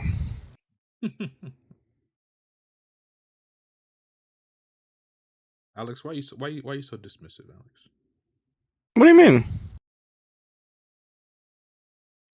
I'm just not I'm not going to see the new Harry Potter stuff. Brother, we're talking about Batman, brother. Well, it's not a movie. It's like I thought he was talking about the Snape shit. He seemed like he was more upset about the Snape stuff, but no, I was just drawing the parallel between the Snape. Oh, okay. cast. Yeah, that's all. Well, I also don't like DC. Fucking ass up, nigga. Stop over Yo, there. I hate kissing and smooching, nigga. You not fucking attentive to this motherfucking podcast, nigga. When Red Pit Mom go to sleep, he start cursing more. Can you please stop? Be yourself. The fuck? Nigga, what? Let's be ourselves tonight. How about you be yourself? How about you be yourself, Alexander? Nigga, see, because you not being yourself. Y'all already he ran out of minutes. We good. No. Because you over there, you acting all cute because you over there with your lady. We get it, nigga. You like coochie. You not gay, nigga. Like you bisexual. Like what the fuck? You see it. Happy Pride Month, by the way. Yeah. That is true. Happy Pride Month. Happy Pride Month, baby. Okay. Be who you. So check the NSFW in the home base. I'm running there. He can't, brother. He can't, brother. He can't. He can. I'll speak. That's it for the topics, man. That's it for the topics. Let's get to the fucking reviews, man. So this is what we're doing first. Mafia, just to check. Mafia, you still there? Yes, sir. Just making sure you're awake, brother. We need you, brother. You know we love you. Saint claims that Sun God and the rest of us overtalked him and didn't let him get his reviews last pod. I don't know what's going on. Assholes. That don't sound like us. I just don't believe. That don't sound like us. But I'm gonna just take Saint word. Saint, I apologize if that's what happened. We apologize. First of all, Sun God is never coming back on this podcast ever again. Damn. Is it because he's never coming back ever again? Sun God's never coming back. Is that because his mic is a megaphone or what not? A megaphone. No, I just play. I love Sun God, but yeah, no, Sun God, we gotta. Yeah, man, we gotta hit the lab. Nah, and I can confirm Saint's claims. I'm the only nigga in here who rewatch all the podcasts after we do it, and I can confirm Saint did not get to get his reviews off. Oh wait, let me get this straight, Buck. So you yap for 2 hours, and then you want to go back and listen to the yap. You a sick nigga, man. You a sick nigga. All right, Saint. But that's how you perfect your craft. Grogu for people, nigga. We talked about Grogu for 15 minutes, dude. Yo. BT is the only BT. Hey, crash BT out be on that. BT, crash out, bro. Fuck Yo, this, BT be making that Chromebook mic go crazy, boy. He got chopped, mate. If you let him do it on spoiler cash, we would have never had a 5-hour fucking podcast, nigga. Bro, Fire. BT mic by the space bar right now. I'm here for it. His mic, that little red dot right on the thing. He the nipple in the key. His mic the nipple in the keyboard. I'm gonna order some wontons from the Chinese right now, nigga. Just Wait, like a BT, did you just say time after you yelled at me? Nigga said time.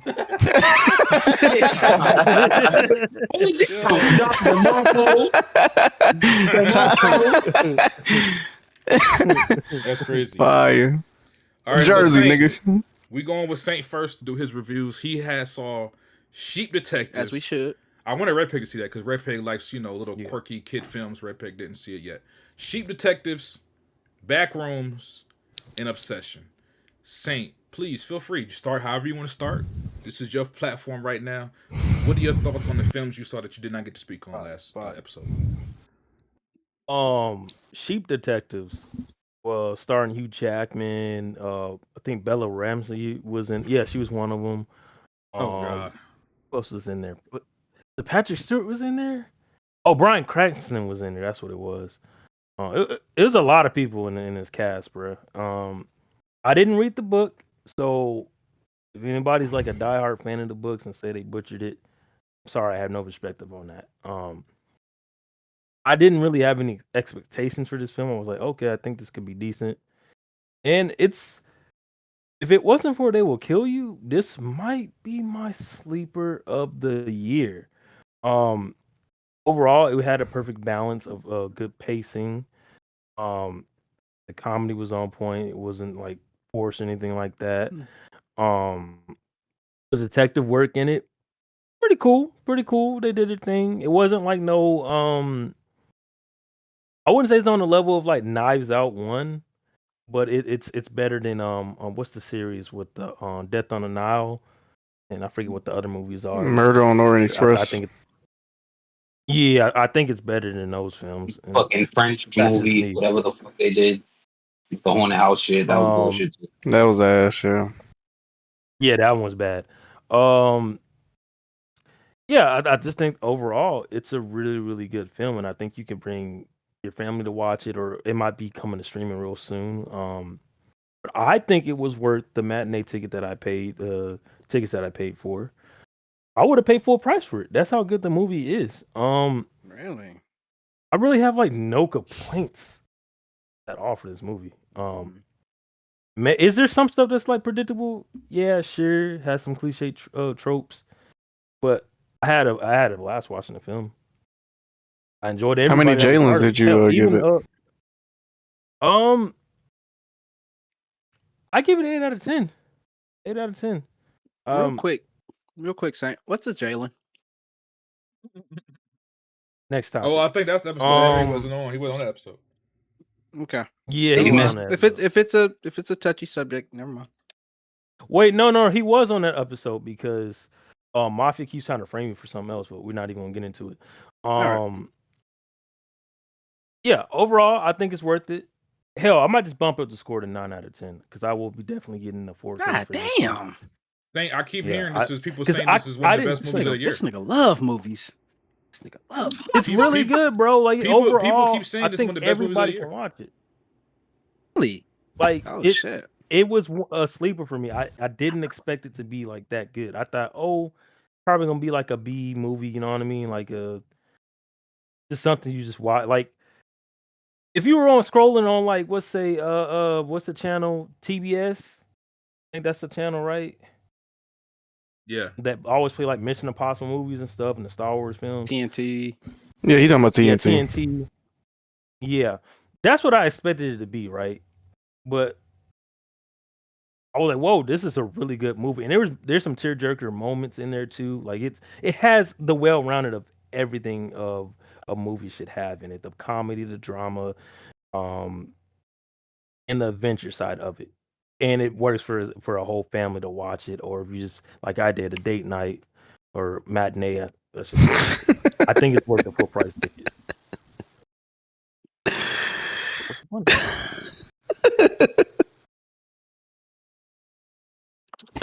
What's the point? What happened? I don't know why, but Saint just remind me of a bisexual biscuit. I don't know what else to say. Like, You've been acting up all day. What's wrong with you, bruh? What does that even mean? Like a bisexual sea biscuit. I don't know. No. What does that mean, bro? Nigga just called you a cheddar bay biscuit, bro. You gonna accept that? That's what I'm saying. Like, what does that mean? You call me like oh my god, bro! I was listening to your review and I just imagined a biscuit talking to me, bro. My bad, man. Go ahead. It do look like Popeye's biscuit. Here we go. This is the last time I'm gonna be on cam. Come on, Saint, please. The next movie, Backrooms. Alex, look what Jack said in chat. Oh, Cheddar King.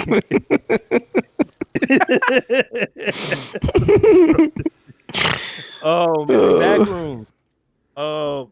My girl hated it. This is the first time I seen her Hated it. What? Wanted to walk out of the movie. Like when the credits rolled, nigga, she was already like got her. She was down the purse and steps. was, like, down the steps. Like, Oh shit. fucking hated it. You know what's been pissing me off? Burger movie. Your girl is part of the problem. There were so many people that just posted on Instagram, Backrooms is ass. I'm like, y'all niggas just don't understand cinema. I'm really annoyed by everybody, bro. The problem is, and listen, I really like the movie. I will be buying this. If they got a steelbook, I will be buying it. You know what a big issue is? What's a big issue? Not just the director and whatnot. This relies heavily on previous lore instead of like building its own story, if that makes sense. Don't get me wrong. I was entertained by the overall tension because that's Wait, what? Like, horror It comes off as if you know, you know. Yep. I hate when y'all do this. I hate when y'all do this. It's the honest truth about it because my girl didn't watch none of those videos before this or known anything about what the backroom is or like seen the memes or anything like that or the creepypasta, right? Like to her, she's just like, what the fuck does any of this mean? I don't think that's fair. Like how many movies do you go in? How many movies do we go into it and we just have to assume a certain level of what we're getting into? You don't go see 1914 or something and be like, wait, there was a World War I. Like, why are you going? You can't, but you can't be. Man, you can't be mad at them. You can't be mad at them because you don't get the source material. I'm not giving her that. And on top of that, they explain. On top of that, he did go into detail in the movie. That's what I don't like that you're saying. They did give reasoning. If anything, in my review, I said that this movie allowed him to give it nuance to an idea that was just the idea was just an image. He created a lore with it. No, you're done. You're done with your Real man, Wani. Real man. I'm getting my review. Don't ignore. I'm gonna just say. I ain't gonna let a nigga talk about my girl like that. I'm just saying that's just me. I mean, you might let him talk about your girl. Hey, I'm not acting up for the company. What it's gonna be? It's gonna be me and your girl, and we gonna reenact the last scene of Real Steel. How about that? Nigga, this gonna turn into a Brock Lesnar Kofi Kingston match. You're gonna be done. Listen, I like the movie overall. I think this was like a different perspective in horror that was well needed. Especially bro, the lead, bro. I always fuck up his name, bro. And back you would tell Ejiofor. Yeah. She would tell Ejiofor. That nigga name. Listen, he killed it. He did his thing. There's a lot of stuff that goes over people's heads with his character and whatnot and all. And overall, I just think he fucking killed it. And there was just different ways of storytelling that they did throughout the movie that I quite enjoyed. It's not for everybody, and I understand that. But if you like the Obsession, I see. Well, a better way to compare it would be like Weapons.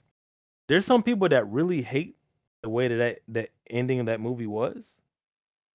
But if you understand other films and just, you're more used to obscure movies, then you won't like this movie. I think it was worth the full price ticket. That's just me. Oh, and then lastly, Obsession. I think some people overhyped it just a little bit. But I low-key want to say it's still 9 out of 10 for me. The score hasn't changed. For it's been like almost a month. Maybe it has been a month. It got better. That's a 10. That's a 10 for me. I want to rewatch the movie, dog, but I've been on this rule of like, nah, watch other movies. And I'm buying. I already pre-ordered this movie. If they do a steelbook version, I'm pre-ordering that too. Can I ask you this? Did your girl like Obsession? Yes. All right. I'll just make sure. That was a sanity check. This nigga, she was quoting the dinner scene, bro. We've been cracking jokes about that shit, bro, like every week. The movie's fire, dog. And all the people saying, "Oh, Bear was a rapist or SA." Whoa.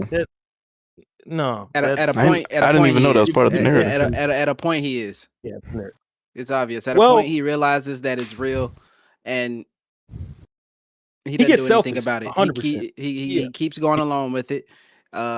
He knows it's real. He's fucking her. Like yes, it's clearly like there comes a point that it crosses a point where it's like, okay, Bear, we were on your side, but now you know it's real. What are you going to do about it? He does nothing about it. He tries to navigate it. He tries to fix it. He does nothing about it. He does nothing about it until it's out of his control. To the point where I think every character he was okay with it as long as it was in his control. Here's my problem with that, because when you talk about the same time that he figured out what was really going on, is around the same time in the movie that he's terrified. So he's scared to even try to. You know what I mean, like I don't think Bear's a victim at all. There's only one victim in this movie for me, and that's Nikki. Nikki's the only victim. Nikki's the victim. Nikki and old girl. But I just had to put that out there that like I've been seeing that narrative going around because at first I didn't see it. You know, BT put me on about what was going on, and then I kept seeing it a little bit on Twitter, Letterboxd, and like I've been seeing it all over the place. Where I'm like, y'all are missing so many points of this movie, dog. Like it's not black and white. Like all the characters, it's not black and white. It's not. Shit. All of them are pieces of shit, and they're accountable for the issue. And it really that whole friend group was terrible. The friend group's terrible, and it all circles back, in my opinion, to Ian. The Bear for being a bitch for not straight up saying how you felt about her. Number 2, your boy, he's a piece of shit too, knowing damn well that he was tapping that the entire time. If you would have just out and told him like, "Nah, I'm hitting that," none of this shit would have fucking happened. And gave him bad advice too. Like he was setting him up for failure intentionally. Bad like friend, we see the opening move. He set him up. He set him up for failure intentionally. Like he was. They're all bad people. Like I think everybody was bad except for Nikki and Ogre. Like the women in the friend group, they're innocent. Yeah, they're innocent. Well, everybody except Bear is a victim, but everybody's not innocent. Ian, old boy, his friend, he's not a good friend, and he's actually not a good person either. So, but that doesn't mean he can't be a victim to the circumstances. So everybody's a victim except for Bear. But I will say what keeps me from saying Bear's all the way a victim is the fact that not Bear, Ian, is the fact, you was boosting his head up. You was boosting his head up. Like they start with the movie with Ian boosting his head up. But he didn't have a right to die though. He wasn't supposed to die. Nah, he didn't deserve. That's why I call him a victim, because he didn't deserve to die. He's just a bad person. Or a bad friend. Don't get BT started, man.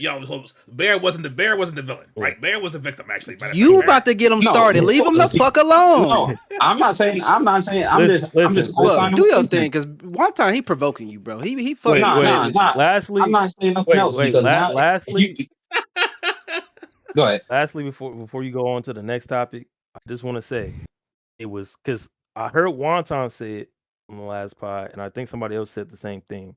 Where usually I'll get pissed off if somebody talking or like spoiling something in the movie or just saying something out loud. But nah, when Nikki did that shit, bro, with the food, literally somebody said, "Oh my god, that's the." Everybody looking like, "Yo, this bitch is said that out loud."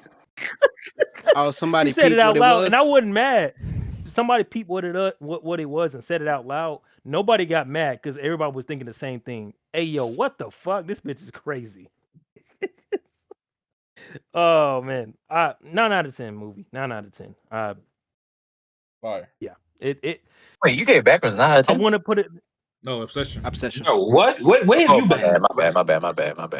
I didn't talk. This nigga. Wake up, brother. Yeah. Is it true? Larry told me that Backrooms is boring. Is it true? Backrooms is don't lie. okay. Don't lie for him. It's confusing. Like it do take a while to get good. Were you entertained? Were you fighting sleep Not really. watching Backrooms? Were you fighting sleep? No, I did take a couple naps, but damn. Oh shit! Alex love that shit. I'm trying to figure out what's so good about the movie, bro. I'm sorry. It's the YouTube shit, bro. The way it's shot. Bro, the YouTube shit. It's not a bad movie. It's just I wanted to go in and learn something, and I literally learned like one thing, and it wasn't enough to save the rest of the movie. That was so slow and dragging and boring. Yes, it was, bro. It wasn't enough. I remember. I think Alex was glazing it last podcast, and I was like, I just don't see it. Oh yeah, I just don't see it. You know how Alex gets down. He was over the moon. He's really big on I was the like, way things are shot and the vibes and the he appreciates the art style aspect of it. But even then, it was okay. I don't know. He did cook with one point. He was like, anytime we see a victim in the back rooms, they're trying to find their way out. But this movie explores the one who wants to go back in. I was just like, ooh, okay, hold on. You might have, okay, you got a point there, but that was it. Other than that, this shit was boring. And the ending, it low-key took like the last 30 minutes because I'll never forget. At the end of the movie, my cousin was like, my little cousin, he like 14. This nigga said, I ain't gonna lie, shit was ass. And I bust out laughing, nigga. I was like, it's not for everybody, bro. But I will say the YouTube videos are way more. Kane Pixel's channel is way more interesting than a movie. I feel like if you gotta watch a YouTube video to explain the end of a movie or most of the movie, nigga, it's not a good movie, bro. Don't do it for that reason. Just do it for for that. Like, do it on its own. Like, don't even do that. Don't even don't even look at it as research. Just enjoy it for what it is. Like, it's way more interesting than a movie. Because when it start getting interested, the movie ends. It's like, okay. The movie ends, yeah. I agree with Red Pick to a certain kind point. of abruptly. Yeah. I agree with Red Pick to a certain point. If you feel like you need to watch a YouTube video to understand what you just watched, then there was some things lacking about the movie or whatever. Yeah. But if you take it upon yourself to where that you want to go see a YouTube video, not to understand, but to see what other people say about it, that means you probably enjoyed it.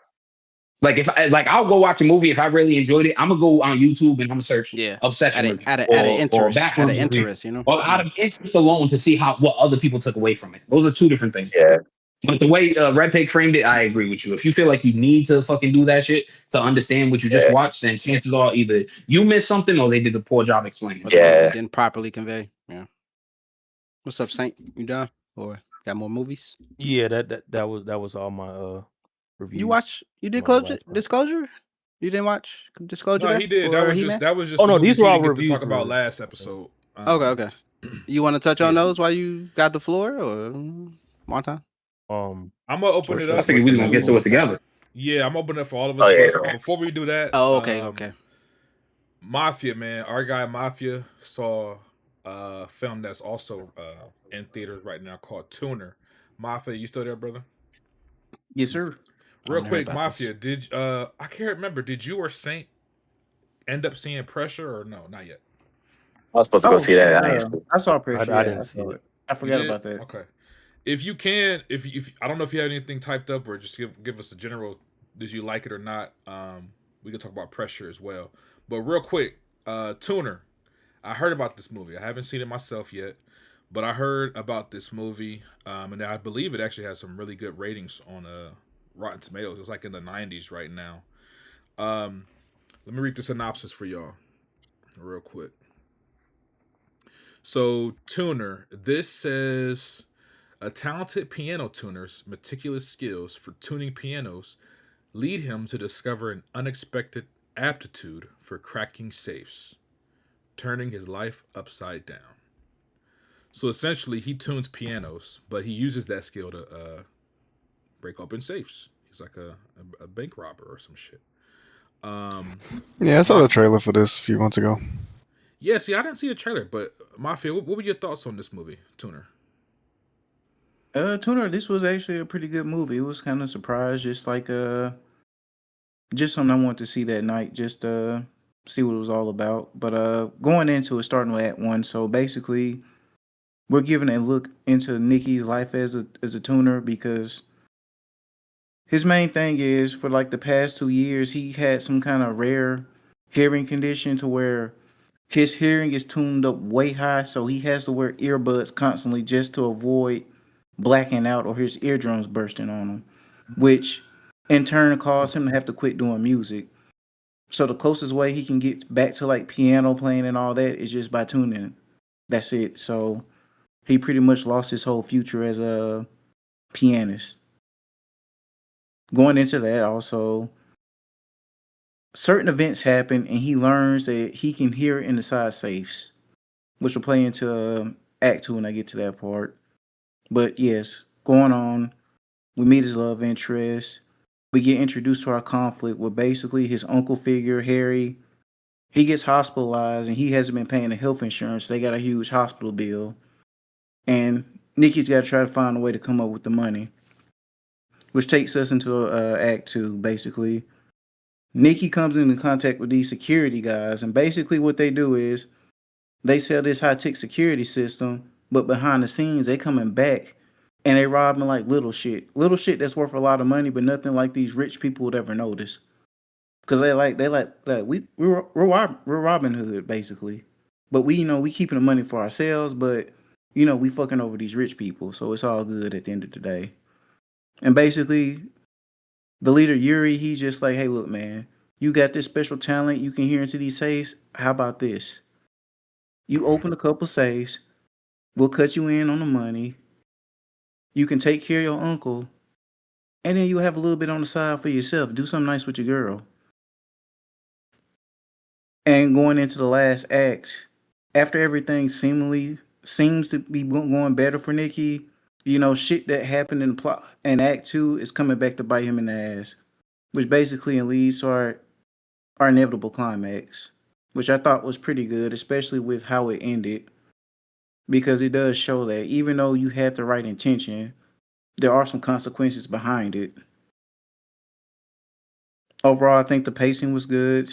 I think the actor who played Nikki, he did a good performance. And I definitely recommend this movie.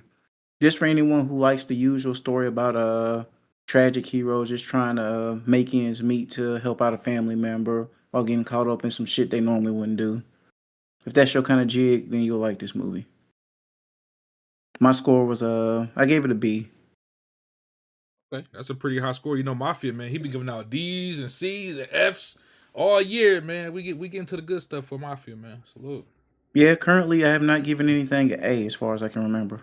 Woo! It's funny with Mafia too, because Mafia will fucking compliment a movie crazy and say, "Man, it was a good time. I recommend it. I give it a D." Yeah, bro. Yeah, pretty much. Yeah. I can't wait to see what that first A is gonna be, man. I hope it's Resident Evil, but I'm scared it's not gonna be. Mafia, by the way, when you do the reviews and your scores, do you write them down anywhere? The only reason I ask because I wonder if you know offhand what you gave it A last year. Oh, last year, that's easy. I can name my top 5 off the back of my hand. Your top 5 from last year, were they all A's to you? Yes. Go ahead. I'm just curious. My top 5, I saw each of those movies more than 3 times. Damn. Sinners number 1, Ninja 2 number 2, 100 Meters number 3, Rental Family number 4, and number 5 was Weapons, if I'm correct. Okay. That's a strong 5. Invalidated the whole list. Nezza 2? You said you liked Nezza 2, Red Pit. Red Pit loved that movie. Ain't no A. I'll tell you that much. Red Peg has watched that movie more times than he wants to admit. We're gonna leave it at What? that. I only watched it once. Bullshit. You told me yourself you watched it more than once. No, I only watched it once. I watched Nezza 1 and I watched Nezza 2. Bullshit, dude. No, Red Peg, I remember you told me, oh yeah, me and my grandma, we watched Nezza 2. Oh yeah, we did watch it, my bad. I watched it twice, I'm sorry. So he liked twice, my You got me. I watched it twice. That's because I rented it and I had my grandma watch it too, so we got to get used to it. And then your grandma loved it. Damn. Mm-hmm. Yeah, she did. She liked both of them and liked both of them. Yep. He said it like Gorilla Zoe. Fire. Shout out to your granny. All right, Mafia. Real quick, man. I just want to get your quick thoughts on Pressure. I know you saw that as well. I was actually looking forward to possibly seeing this. Didn't get a chance to see it yet, but based on your review, I may correct that and go watch it. Real quick, for those that don't know, Pressure. This is the new film starring Brendan Fraser. It is based on true events. It's about Dwight Eisenhower, and how they planned D-Day in World War II. Essentially, the story goes when they were planning D-Day, it was such a small window of success, pun intended, the pressure of the inclement weather fucking up their plans for the invasion. And so the whole film is about him working with a meteorologist who is also in the military, I believe, to try to understand when is the best possible day to do the invasion. Is it going to be safe? Is it going to be a success based on the weather? Trying to figure all this stuff out. And they're doing this with the technology of the time. So you can imagine how much more difficult it would have been back then compared to today. Very small window of success. If you know your history, you know how that turned out. But that's what this movie is about. Again, based on the true story. Brendan Fraser plays Dwight Eisenhower, who wasn't the president yet, but he eventually became president. And then Captain James Stagg, who is the meteorologist in the film. Mafia, what were your thoughts on Pressure? Did you enjoy this film? Would you recommend people to go see this? Yes, surprisingly, I did enjoy the film. I do recommend you go see it, Wani. Now, I forgot I saw this movie, so I don't have the notes, so I'm just about to freeball this off the top of my head. But basically, it was a good movie. And the reason why it kind of stuck with me was, okay, they get James Staggs to come all the way out there because they want him to do weather prediction because he's the best of the best. But the thing that really kind of stuck with me and just kind of had me upset at that point was just like, okay, James comes and he's telling y'all, hey, look, there's this one specific guy who has a history of always getting the patterns and shit right for this weather stuff. And he's like, hey, look, we good for D-Day. Let's go. And James is like, no, the patterns you have, first of all, you're only picking out the ones that benefit your argument. And then second, all the weather predictions you've done, those have been in controlled environments. Where we at now, this shit's not controlled. I'm telling you, we do not need to do this on this day. If so, we're going to cost a lot of lives. And he stood on that. And the thing was, with Eisenhower and everybody else, they were just like, well, we got this guy right here. He said it's good. Why the fuck won't you go along with the get along? And he's just like, what the fuck did you bring me out here for? You asked my opinion. I'm telling y'all 110%. If you go on this date, everything is fucked. And, you know, that's kind of like the main point of the movie. Despite everything that's going on in his life, like him not knowing whether his wife is still alive because there was a bombing at the hospital and she's currently pregnant and all this other shit going on and everybody coming at him funny, he stood on his ground and proved that he was right. And throughout the movies, I'm just like, man, if I was him, I just said, fuck y'all. Go ahead and send the soldiers out to die. Fuck the war. But yeah, this was a pretty good movie. I enjoyed it. I never would have thought how important weather is for like a war scenario. So I think this movie does. It's kind of like what's the movie we saw a few years ago with the photographers filming the war? Oh, Civil War. Okay. Civil War. Yeah. Think about it kind of like that. You're getting another perspective. This perspective is from a weather person, a meteorologist's standpoint. So yes, if you like something like Civil War, I think you will like this. Not action Any heavy, D-Day? but it's a good story. Oh, okay. Now, like, do they show any D-Day, like, at all? Like maybe like 3 or 4 minutes at best, but this is not like an action film. Okay. It's a historical drama. Is this a wait for streaming services or, you know? I don't regret going to see it and pay for it. How's Brendan Fraser overall? Brendan Fraser, I mean. Here's the thing. I've never seen Eisenhower before. I don't know how he talks or how he acts. So to me, Fraser kind of came off as kind of weird, but I'm just like, maybe Eisenhower was kind of weird like this, but I don't know. But he did his job. What's your grade for the movie if you had to give it one? Oh, I give it a B. It's a good movie. Okay. See, look, we got 2 good ratings for Mafia, man. Salute. All right, man. Let's jump to the first big movie that came out the past couple weeks. Masters of the Universe, man. Masters of the Universe. This is the second live action film based on the cartoon series slash action figure line of Masters of the Universe, aka He-Man. He-Man is the main character. They made a movie in the 80s with Dolph Lundgren, I believe, live action. But most people probably know it from the cartoon. I never watched the shit because it was before my time. I know they play like reruns and shit on Cartoon Network or whatever the fuck, but I never watched any of them. But anyway, this is a new live action film. The synopsis says the Sword of Power leads Prince Adam back to Eternia, a world shattered under the fiendish rule of Skeletor. Joining forces with Teela and Men-at-Arms, Adam must embrace his true destiny as He-Man, the most powerful man in the universe. I didn't check this film out, again, mainly because I'm just not a fan of He-Man. I don't really have any ties to the character or the series. And to be honest, the movie didn't really look interesting to me. But based on the reviews tonight, I may change my mind and watch it when it hits streaming. Or if I have free time, go check it out in the theaters. Boy, knock it off. You're not going to see this. It depends. It depends how much you guys liked it.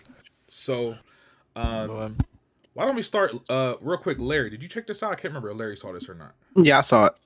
Please, Larry, kick it off for us, Larry. How did you feel about Master of the Universe? So just like you, I wasn't too familiar with pretty much with this property. Like I know because pretty much it came before my time. Like I know about He-Man, Skeletor, but I've never seen like a movie, none of the TV shows or any of the Dolph Lundgren movies. That was okay. I've never seen any of those. So I pretty much went in fresh, open-minded, no bias, like just wanted to be entertained. And I ended up being pretty entertained with this movie, bro. I ended up being pretty entertained. So I'm about to basically just list off some of my pros just so I don't ramble too much. I got some pros written down because I saw this movie like a week ago. So a few things would have been a little foggy. So first off, special effects, practical effects. For example, like the design of Skeletor, the design of Skeletor, He-Man. From what I can tell, they're pretty source accurate. But in live action, these things, like as far as like the practical effects, this stuff, like they really like show like where the budget went, and the budget clearly went into just the sets. Sets are beautiful, great sets, great CGI. Like this movie was let me see, it was 170 million to 200 million dollars for the budget. They used every last fucking penny. They didn't leave not a motherfucking dime or a penny on the fucking floor when they made this movie. They made sure they used every bit of the budget down to the costumes, special effects.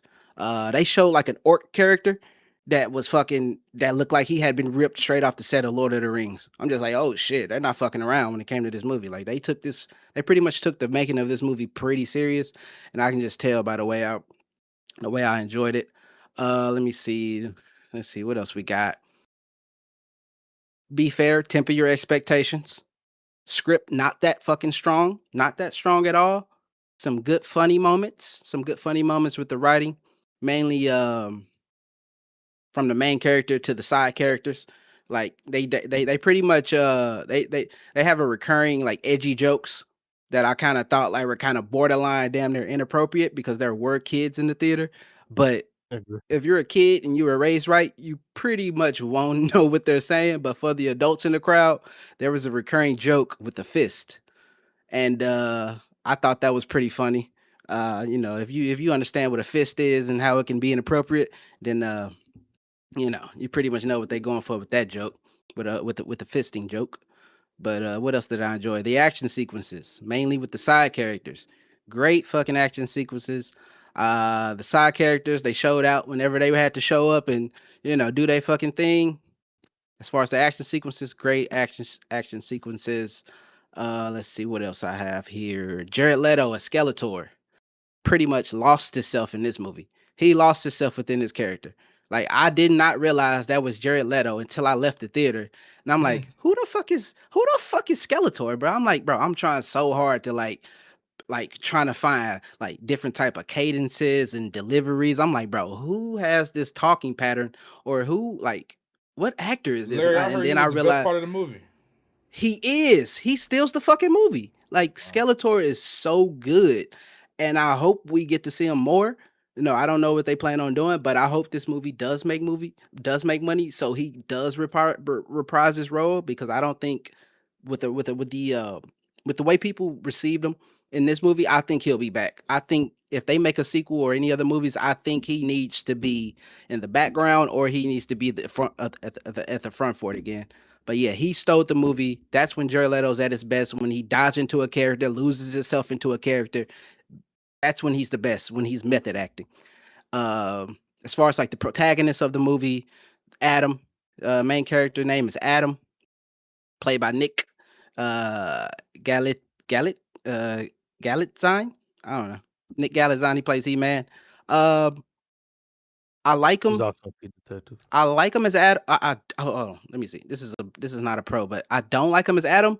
I love him as He-Man because when he transforms into He-Man, he has a persona about himself. Like he realizes, like when he says, "I have the power," he means that shit. It's like, but when he's in his human form, he's like, "Fuck, I don't have the power, so maybe I need to cool it. I need to play my fucking cards right because I don't have the power. But when I do have the power, I'm on your fucking ass." And I think he's the actor. He's way more strong as far as like his acting ability. He's way better at playing a confident, masculine guy versus a timid, emasculated person. You know what I mean? So I like that. And pretty much the side characters, really good. Idris Elba, he's a standout for the side characters. He was really good. I'm getting tired of kind of seeing him as a gunslinger in armor, in like little futuristic mech armor, or as a fucking gunslinger, period. I'm getting kind of sick of it. He's done this role like 5 times already, including in Dark Tower, Suicide Squad, fucking, you know what I mean? Like, and now in this movie, like he's damn near playing the same character almost in like 4 different movies. But he was still a good, I still enjoyed Idris Elba. It's Idris Elba, of course. He's a great actor. As far as for one of the side characters, who was she? Tila. I'm not sure how big Tila is in the source material, but she she she she does some things in the first half of this movie, but then for the rest of the movie, and it's a pretty long movie, for the next fucking 2 hours, she does nothing. She's literally pointless for this movie. Like they don't even give her like the action sequences that the side characters steal. She's not even a part of that. Even though she's a side character, she's not even a part of like they kind of like, I feel like they fucking forgot about her. Honestly, I feel like they just forgot about her after the first 30 minutes of the fucking movie. Once pretty much, okay, Adam, they were like childhood friends pretty much. Tila and Adam are childhood friends. They get separated for about 10 years, but comes back, and she probably, and once they meet again, she friend zoned him. But once I feel like once she friend zones him, they stop writing her. Like whoever decision it was for her to friend zone him, I feel like whoever kept writing the story kind of took offense to that, because I feel like there should have been a romance there. I feel like they were building a romance, and I kind of feel like that was the right way to go with them 2 characters. And for some reason, she fucking friend zones him, even though she gives them looks sometimes. She gives them looks when he's He-Man, and you know what I mean? But then she ends up fucking friend zoning, and I'm just like, that was out of left field. But after she does that, she literally disappears. She literally is like, she doesn't not need to be in this movie after that. But all in all, that's one of my cons as far as like the character wise. Like that character was pretty much useless. That character was pretty much fucking useless, man. But all in all, good action scenes. Some of the jokes don't land. But there's reoccurring joke with pretty much the names of all the characters. They're pretty basic. They touch on that. It's pretty meta. The movie's pretty meta. I said it was a mixture between D&D and Guardians of the Galaxy. I said if Yep. D&D, if Dungeons and Dragons, the movie, the little surprise hit from a few years ago, had a baby with Guardians of the Galaxy, it would be this movie. And pretty much all around, I enjoyed it. I would give this movie an 8 out of 10. 8 out of 10. I want to see more. I actually wanted to come home and learn more about this world. Jared Leto steals the fucking movie of Skeletor. Like, he's so fucking good at Skeletor, bro. I low key want to see this movie again just to see Skeletor, man. Even though all right, one more topic, one more thing, and then I'm done. Skeletor comes off as a villain that nobody respects. Nobody fucking respects Skeletor, even his fucking henchmen. But he's so powerful, they have to. Like they like, okay, he's doing. Everybody's like, all right, he's doing his fucking thing again, guys. That's even though because he's so powerful, we can't really oppose him or we can't really talk shit. But it's all for it. Like we all know we don't fucking respect this dude. He's a fucking clown, and he pretty much comes off that way. And I think he steals the fucking movie. But yeah, I give it an 8, and I highly recommend it. Go check it out. Fire. Who's next? I'll go ahead and go next. I grew up watching the show, but like not the original. I had watched a little bit of it. There was another version on there. What was that? Cartoon Network, I want to say. Tsunami. And a lot of people hated on that one.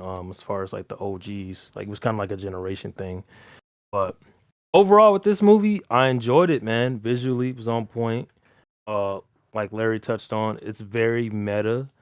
It paid homage to the original film and the cartoons and a lot of like little Easter eggs and whatnot. Skeletor was on point. My girl, she didn't even know it was Jared Leto. She was mad as hell when I told her that was him. Like she literally said, "I wish you would never said that." Yeah, because he really like this is his role. Like, bro, he loses himself in his role. Because there's no way, like, it's to the point where I'm like, there has to be some like altering, like kind of AI or something, like kind of some technique. Because like, how did he make his voice like that? He's freaky, bro. He can get weird. Jared Leto can get weird. And he is the highlight of this movie, in my opinion. It's just like how Bowser is in the Mario movies. That's what Skeletor is with this one, and I think he was a pretty accurate Skeletor. Because even in the show, he was very comedic, and he definitely was a very cunty and very homosexual, if that makes sense. Yeah, he's a highlight of the movie and carries the fucking show. He-Man on point, and like Larry said, and a lot of other people said, didn't really care for Adam. In a sense, you're like, man, get the sword, bro. Say the phrase, man. And once he became He-Man, even for a second, it's like, oh no, he's locked in. I don't care what the OGs are saying. Oh, he's not big enough. Like, nigga, he's already swole as it is, dog. Like, come on, man. Like, y'all gotta like be for real, be realistic here. The side characters I think were pretty accurate and on point. Idris did kind of play kind of just the same role that he does as usual, and kind of like the cliche character. Like they didn't really do that much to where it's very predictable with his story arc. I would say the pacing does drag a little bit. I wish they would have tweaked that. But overall, oh, and it's a very campy movie. To the point where it's sometimes some jokes do not land because they're trying too hard. Because it does give off Guardians of the Galaxy vibes, or I hate the fucking movie Thor Ragnarok. So if you don't like any of those movies, it's not gonna be for you. And I think for anybody that's never watched the Master of the Universe show, He-Man, I think you would enjoy it. It's a really really good movie. Yeah, like my biggest gripe is those jokes that didn't land right, especially like the overdue of the fish joke. It's like, all right, we get it. Like they did that from like beginning to end at that point. They did. But as far as the action, I think it was on point, especially the opening sequence. Yes. Chef's kiss. Chef's kiss. Yes. Very And good. by the time you get to the end, it's on point. And that final even fight. with the 3 post credits or the 2 mid credits, it got me excited for the sequel. If you want that, don't worry. Just support the streaming and support physical media because that's basically what's gonna be back in the sequel. I'm giving the movie a 8 out of 10. I think it's worth the matinee ticket, or honestly, I think it's worth watching in IMAX, which I watched. This nigga love everything, boy. I tell you. No, he valid right now. He valid. Nigga, that budget. That Red Pig, you saw the movie? Yeah, I did. I want to say, it's all right. These niggas was kind of glazing it, nigga. I will agree. Skeletor is the best part of this movie, but that's not really saying much for real. But I'll say, nigga, if I was 40, 50 years old and I cared about He-Man, I probably would enjoy this movie. Hold on, what year were you born again? 2001. Young. Yeah. But like I said, if I was 40, if I was around you old ass niggas, then maybe I'd appreciate this shit more. Shout out to Mattel, by the way. Like y'all said, the special effects are cool, but it is basic as fuck. This adventure is fairly basic. We've all seen this movie before, bro. We've literally all seen this movie before. The writing is thin and lacking some punch to me. The structure causes pacing issues. The movie feels uneven to me, particularly during the second half of the movie. But yeah, like I was saying before, fucking Jared Leto, he does carry the fuck out this movie. He is the shining star of this movie. Because it's crazy because he kind of fucked up that movie from last year. What was that movie last year with the bikes and Tron. shit? Tron. Yeah, he fucked up Tron last year. That wasn't his fault.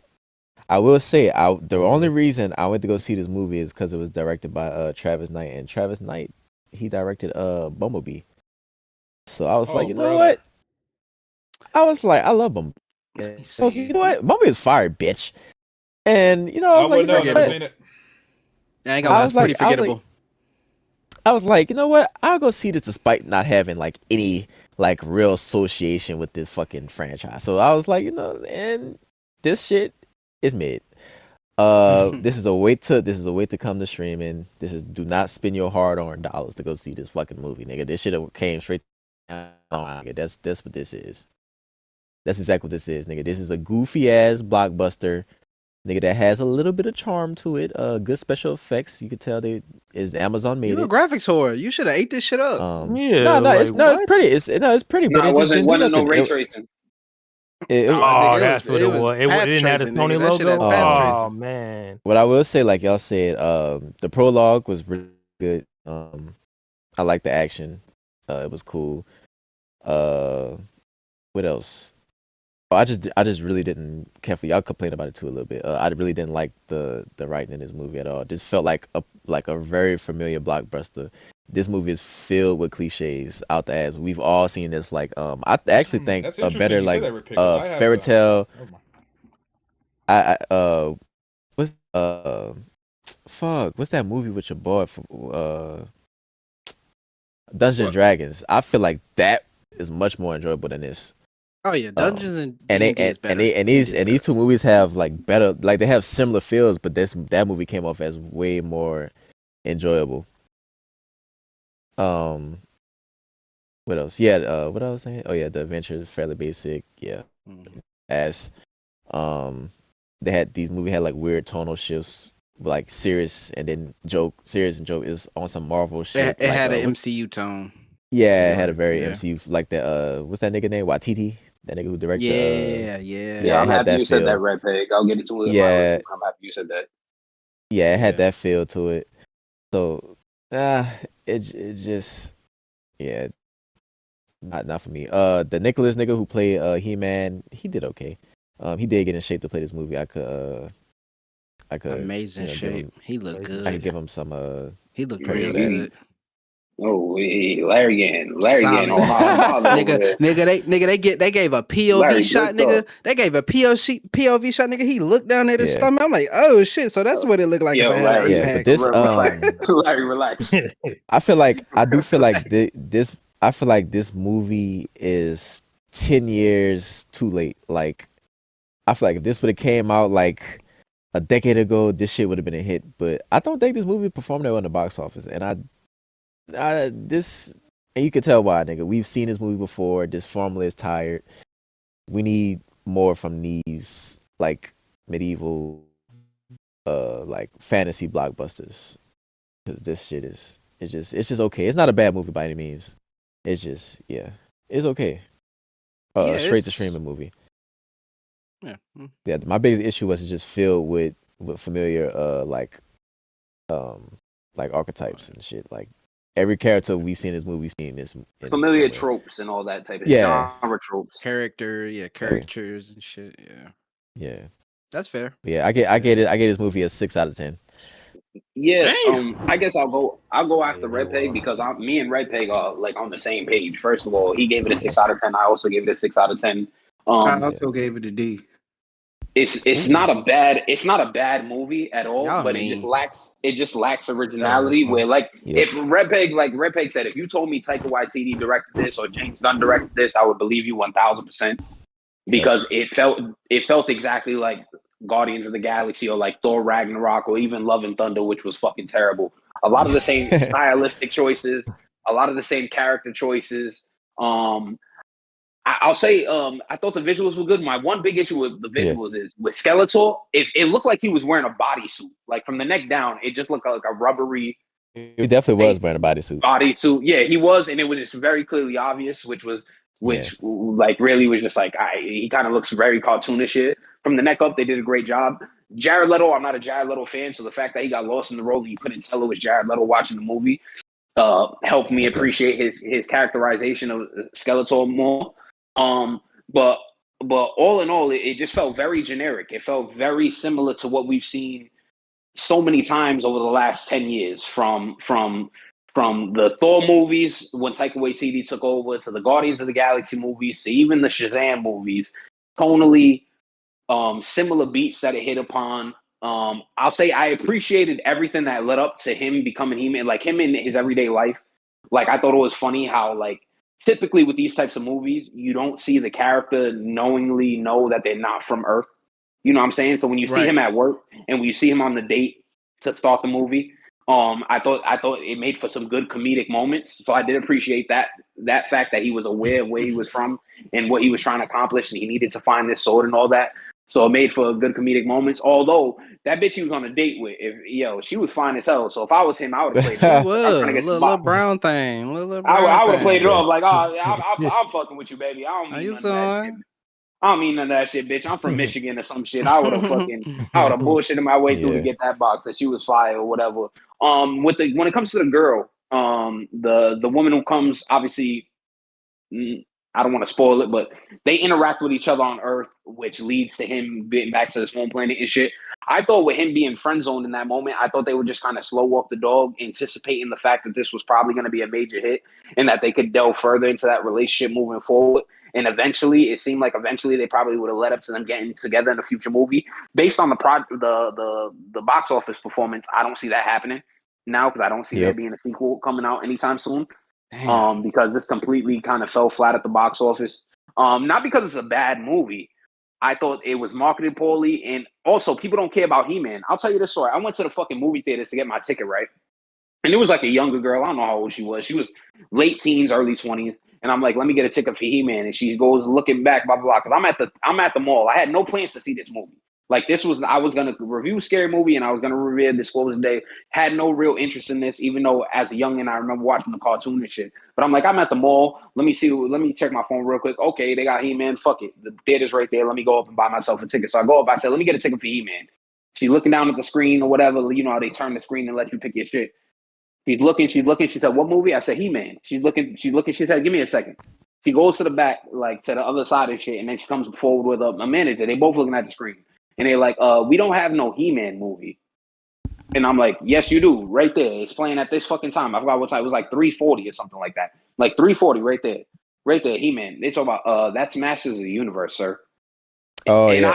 and instead of arguing with them, because I know it's He-Man, you know what I'm saying? Instead of arguing with them, I was Yeah. like, yeah, Masters of the Universe, that's what I meant. So it's clearly that even the people in the theater had no idea who the fuck He-Man was. Yep. At all. So That's me pretty walking bad. up and That's pretty asking bad. for a fucking ticket to He-Man, they were completely lost, and to the point that she had to get her manager, and the manager was like, "We don't have a He-Man movie at this theater." And I was like, "Yes, you do. It's right there, Masters of the Universe and shit." And I could tell in the girl's face she wanted to be like, "Well, why the fuck you didn't say Masters of the Universe? What the fuck is He-Man?" But in my mind, I'm thinking, "Bitch, this is fucking He-Man. What the fuck you talking about?" You know what I'm saying? But yeah, went into it. I thought Skeletor was the best part of the movie. I even appreciated Alison Brie's part in the movie. She entertained me. Idris Elba was just like, if you've seen the last few Idris Elba movies with him playing that similar role, it was similar. I liked his little tiger friend though, that they established like he's Yeah. kind of a little But you puppy barely early on seen and him. shit, and he goes So through. like, The visuals were cool and everything like that. And again, it wasn't a bad movie. It was just very generic, and it doesn't give you any reason to really care about the characters. You really don't feel the stakes. So for the simple fact that it's not a bad movie, I'll say it's a 6 out of 10. I can't give it any lower than that because I was entertained. There just was nothing special about it. It was extremely generic. The best part about the movies was the visuals and Jared Leto as Skeletor. But all in all, the main lead, Adam, really didn't do much for me. Again, I thought his best parts, like with him at work and going up on Google and trying to find what he was looking for, the MacGuffin of the film, if you will, and then Shorty coming over and having that whole HR interaction, I thought that was pretty funny.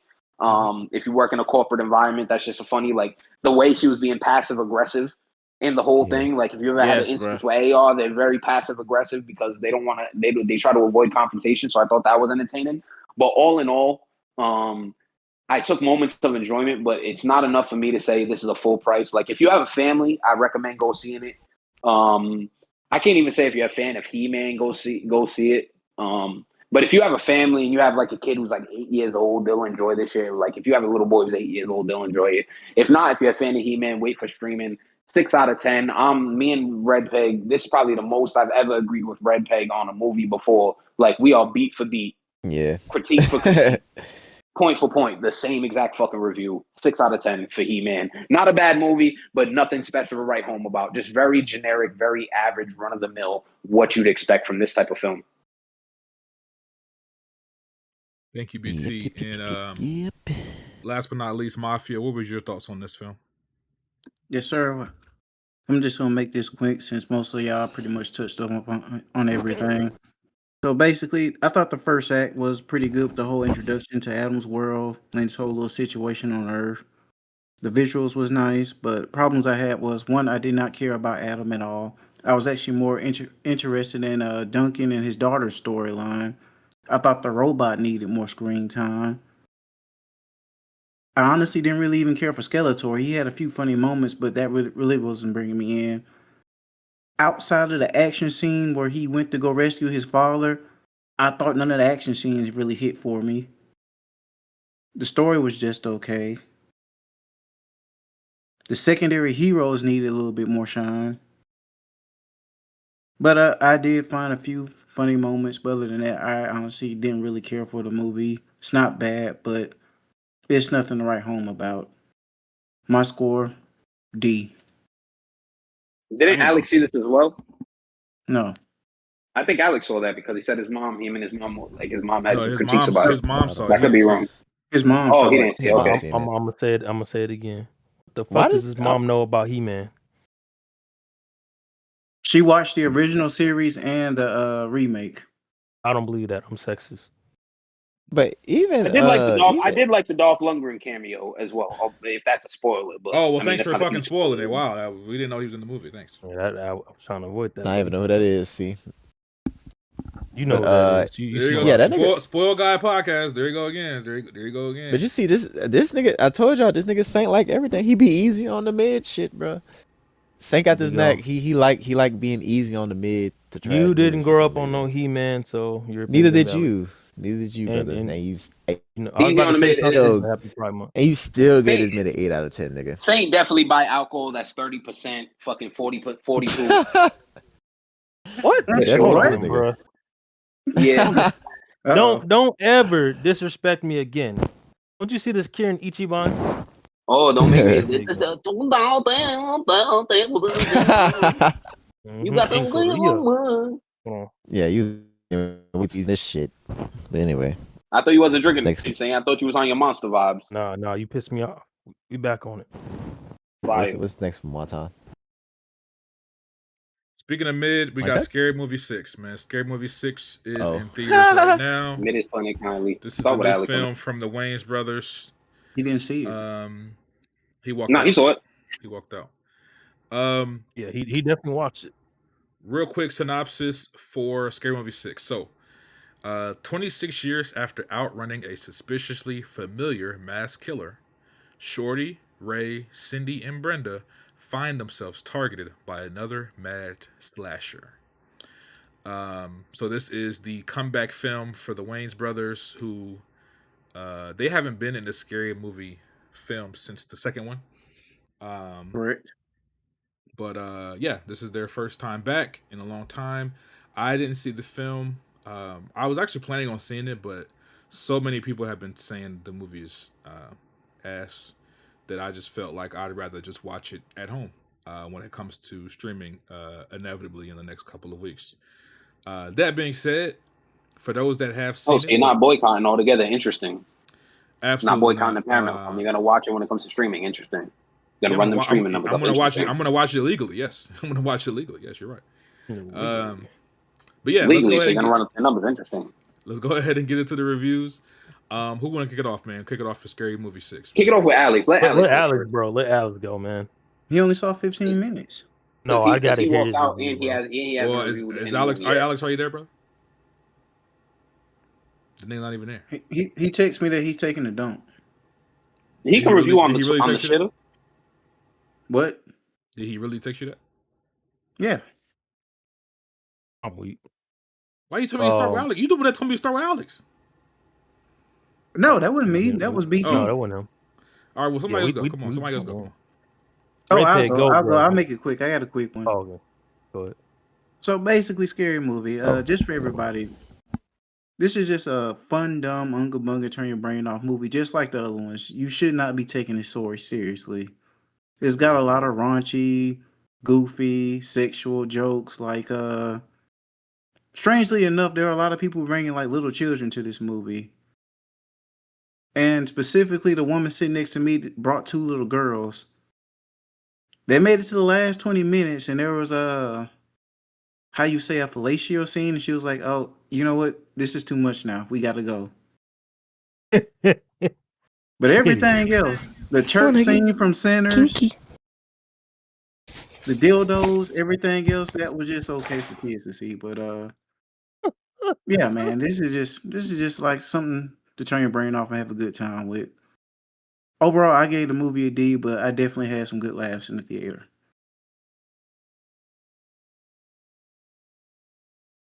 Next, Alex, please go, bro. This Scary Movie? Yep. Yeah. Why'd you walk out? Fam. Yes. Eviscerate this film, Alex. I walked. Please do. I walked out on Scary Movie like I walked out on this pod, bro. I got about, from what I was told, I got about halfway through the movie. Let me put some. Let me put some ice in my cup. Hold on. Keep going. Hold on. I'm finna just putting some ice in my cup so I can get ready to go. So you ignored my review? Word? No, I had to step away. All right, bet. All right, man, when I tell you they have fallen so far from grace, I guess I'm chalking up my affinity for the first few Scary Movies to just being a child. But even in Scary Movie 3, which what I think is the best one, there were lines where we could repeat it over and over again as my cousins and my sister. We could just say it over and over again, talk about the scene and still laugh, still find enjoyment in it. Even moments like the hat getting bigger on some Ray J shit. Or just like there were just things in that movie that stood out. Like like I'll mention Scary Movie 3 because I do think that's the pinnacle of the Scary Movie series.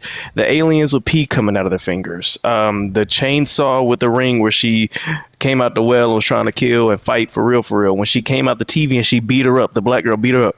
Like the 8 Mile and the Brokeback Mountain when they was in the tent. They was at the so many scenes that it just felt like good parodies. It felt like not only respectful nods to the original films and the references, but they owned it and it made it theirs. This movie, in the 40 minutes that I did sit there and watch it, did not do no such thing. What they did was they pretty much went on social media, found moments and said, we got to put that in there, or we got to put that in there. Prime example, one of them is in the and they're like, give me little easy jabs. Like you saw one in the trailer where she said, well, I'm Republican now, so I'm racist. And then, oh, girl, I think all white people racist. Okay. Like, was that supposed to make me go? It's a bunch of jokes like that. In my theater, nobody was laughing. There was only one dude. I can count the laughs. I was one of the laughs, and the dude behind me on his date was one of the laughs. The What did nigga you behind, I'm gonna get to that. The dude behind me, for some reason, thought gay people was the funniest thing on earth. Like there was this one scene in a church where he kept saying, "I'm not gay no more," which, for one thing, is a very, very, very old video. That's not even relevant. I'm not gay no more was like 2016, Yeah, that was like 10 years ago. 2017. I never. So saw I'm that. like, huh? You never seen that video? I was like, there's I no. never seen the video. That was brand new to me. I was like, there's no way you're referencing "I'm not gay no more," and it's not because y'all didn't start writing this film a decade ago. Like that's crazy to have that joke in there. So in that scene, there was like, there was a montage of, oh, I used to suck dick, and he was gobbling on the mic. It was one of those things that just overstayed its welcome. It was 4 minutes too long, and the dude behind me was going crazy, bro. He was like, yo, like every gag about the gay joke, he got louder and louder, and I'm like, bro, it's not that funny, but I'm glad you're enjoying it. The only time I laughed in this movie, I lied. There was one time I laughed. There was one time I chuckled. The one time I chuckled is when Tiana Taylor was in the alleyway, and I laughed at how preposterous that it was. I can't even get that word out.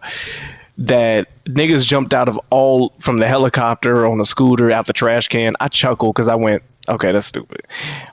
When the mailman answered, when dude answered the door and got kicked to the barbed wire or the fence, and the camera slowly panned over to the left, and the mailman was like, I hate this job. That was genuinely a very funny scene. Why they couldn't do a bunch of those where it's not like, hey, I'm going to tell you the joke, read it, and then I'm going to hold up the cue card to laugh. If they could just have situational humor that was organic, that I wasn't counting down the steps with them, I could have sat through this movie. But I'm going to be honest, I had to take a number 2. And I was like, I can either guesstimate how much longer I have in this movie, or I can go home and do something more entertaining, which is using the bathroom. So that's why I walked out. I could have sat through it, but I'm like, bro, my stomach hurts. And this is not, and it don't hurt from laughing. I walked out on the scene from the trailer. When they were all in the living room, she had just shot the random white kid, and she buried it next to the cross that said "random white kid." And you was like 30 minutes in. You had a while to go, nigga. And it was like they were planning on like, I think you the killer. I think you the killer. And I'm just like, I just lied. There was another scene that I thought was funny when he had that big titty on his forehead, and she's like, yo, are you sure you just ran and fell? And he was like, dude, I told you I did. The makeup was so bad, I giggled at it. But yeah, this was a waste of time. I don't even think I'd watch this. I think this could be a movie night.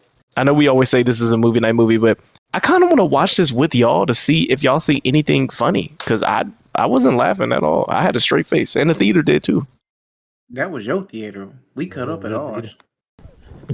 What? Wait, does everybody was hilarious? Did everybody have Goofy Goober hats and booster seats? How the fuck was the whole theater laughing at this movie? The movie was not funny. To be entertained. We weren't looking. We came to be entertained. Like anyone who looked at this movie seriously, you probably need your ass kicked. It's not But about you it don't have being to look it up. It's not serious. serious. It just wasn't funny. It just wasn't Seriously, really. it just wasn't It was funny. like. Now I gotta say, you don't understand comedy. And wait, Mafia Quad, you're telling You me thought this shit was you thought this shit was funny? Yo. It's not funny as 1 or 2, but I definitely had fun with it for what it was. Nigga, okay, I'm let me go next. Nigga, this is why Mafia found this funny. This movie is edgy Facebook humor, nigga, mixed with like nostalgia. Facts. Nigga. Facts. That's why Mafia Quad found this fucking funny, nigga. You could tell these old ass niggas wrote this fucking movie, nigga. They don't really have it no more. They I'm actually sorry. didn't write it. Interesting. They had to write some of these. Some of this No, shit is they clearly didn't write improv. the movie at all. Some They of the wrote shit is the first definitely one. improv.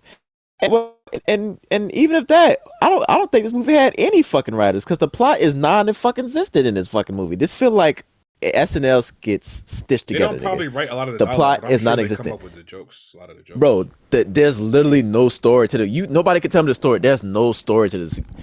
It literally feel like a bunch of ideas came put together. Can I This has give another no story. I'm gonna help Red Peg out as well. Let me give you another example of a joke that I'm just like, this is for people that don't understand how nothing works. He said, 8 million on crypto. 2 seconds later, damn, now I'm 10 million on crypto. I'm like, what? That's not funny. Like then he said, no, I only have 500K. I'm like, what? He said, damn, this shit crazy. I'm like, yes, for the people that don't understand crypto, they will find it funny. For the people that just think like the streaming scene was abysmal. I didn't even get to that. Oh, you talking about the Kai scene? I ain't gonna lie, that one kind of sort of made me laugh, but it wasn't like die laughing funny. No, I thought it was no. like It made nose come on my nose, like air come on my nose. I was like, like you gave it a pity snort laugh. Yeah, nigga snubs nose. Go ahead. What else? What I'm about to say? Oh, this movie is definitely ass. I go. The best part about this movie that is only 90 minutes, nigga. But 90 minutes that y'all will never get back. What else? What I say? Oh, the jokes Barry lands. Blah blah blah. The best part about this movie is that it's self-aware. It breaks the fourth wall a lot. Yeah, it's not really. And they were talking about it's gonna be real. I don't see what. Oh, you know what? I can tell you the exact scene. No, I can tell you the exact scene that they thought was gonna be offensive. The fact that the cop's daughter was trans into a boy. That's what they thought was gonna. I forgot about. Yeah, they thought the trans joke was gonna get them canceled. Like, come on. Yeah, it wasn't even funny to me. The only part that was even kind of comedic was when he was like, I got your daughter, and he was like, she's a boy, you jackass, or something. I'm like, okay, bro. And there's nothing to spoil in this movie, by the way. The Tiana Taylor been in the movie. That shit wasn't funny to me either. The opening. What probably the funniest part of the movie is toward the end. The movie gets the funniest toward the end, nigga. It is the cameos. I like the ending cameos. The pussy joke, the one with Mafia Quad. That shit was kind of crazy. I was like, hey, yo. But this shit. Yeah, bro. That shit. What? Yes, bro. And then Mafia Quad said, what they say, Mafia Quad? She said, oh no. Like they were telling dick jokes and shit before that. Her and her daughter saw everything before that and laughed. But when they got to that part, the white woman was like, that's too far. Yes, you gotta go, nigga. When the last 20 minutes. Bro, basically it's like a giving head joke, Alex, and it is kind of crazy, and yeah, that part of the movie did make me laugh, and it was kind of crazy watching that with my dad. Me and my dad did go see this together, and my dad looked at me. By the way, at the end of this movie, people started clapping, and my dad looked at me and was like, "They clapping for this shit?" Cause I told my dad, I brought him with me because I said, "Ain't this your era?" He was like, "Not really." He said, "This shit finna be ass." Yeah, my dad, he didn't. Your daddy be cussing you out? Nah, but he was like, he wasn't fucking with it either. He was like, this shit was not that funny. Wait, how old is your dad? What the hell? My that nigga was in his prime when his first movie. That nigga was on the what? This is his era. They was coming out when he was a young adult. Yeah, I'm about to say this was 20, Yeah, 20 he's years 45. ago. He was 20 years ago. Definitely, this was definitely his. But I guess he wasn't that big a fan of the. My dad like an Eddie Murphy nigga. He like Jack. Oh, okay. He like what's that movie where they was in jail and shit? Your dad the type to watch Kings of Comedy 10 times in a row. What's that movie with Harlem something? Harlem Nights. Harlem Nights. He like Sidney Poitier movies. Oh, that's why it wasn't up his alley. Nigga, Harlem Nights is one of the best comedies ever made. Period. Like. Yeah, it was a lot of cool. Very few movies are funnier than Harlem Nights. Yeah, this movie dude make fun of a lot of stereotypes and is not funny about it either. Like, yeah. I think they're gonna make another movie because I think this movie is actually pretty successful, right? Hold on, did everybody get their review? Yeah, they're gonna make another movie because it is. I want to make sure everybody get their review. You know, Saint said he didn't get his review last. Oh yeah. Oh my bad. Go ahead, Saint. Go. He said, "Go." About, Red Pig, nigga. I don't love everything.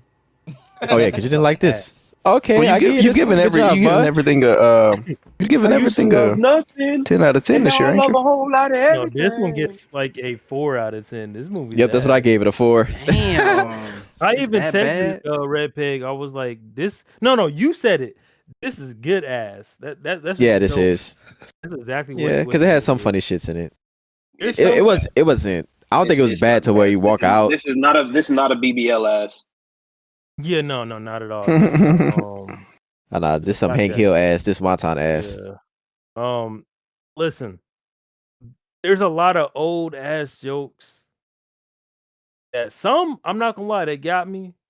Like, there's a Kanye West joke where I'm like, okay, I remember that meme, but even that, it was dated.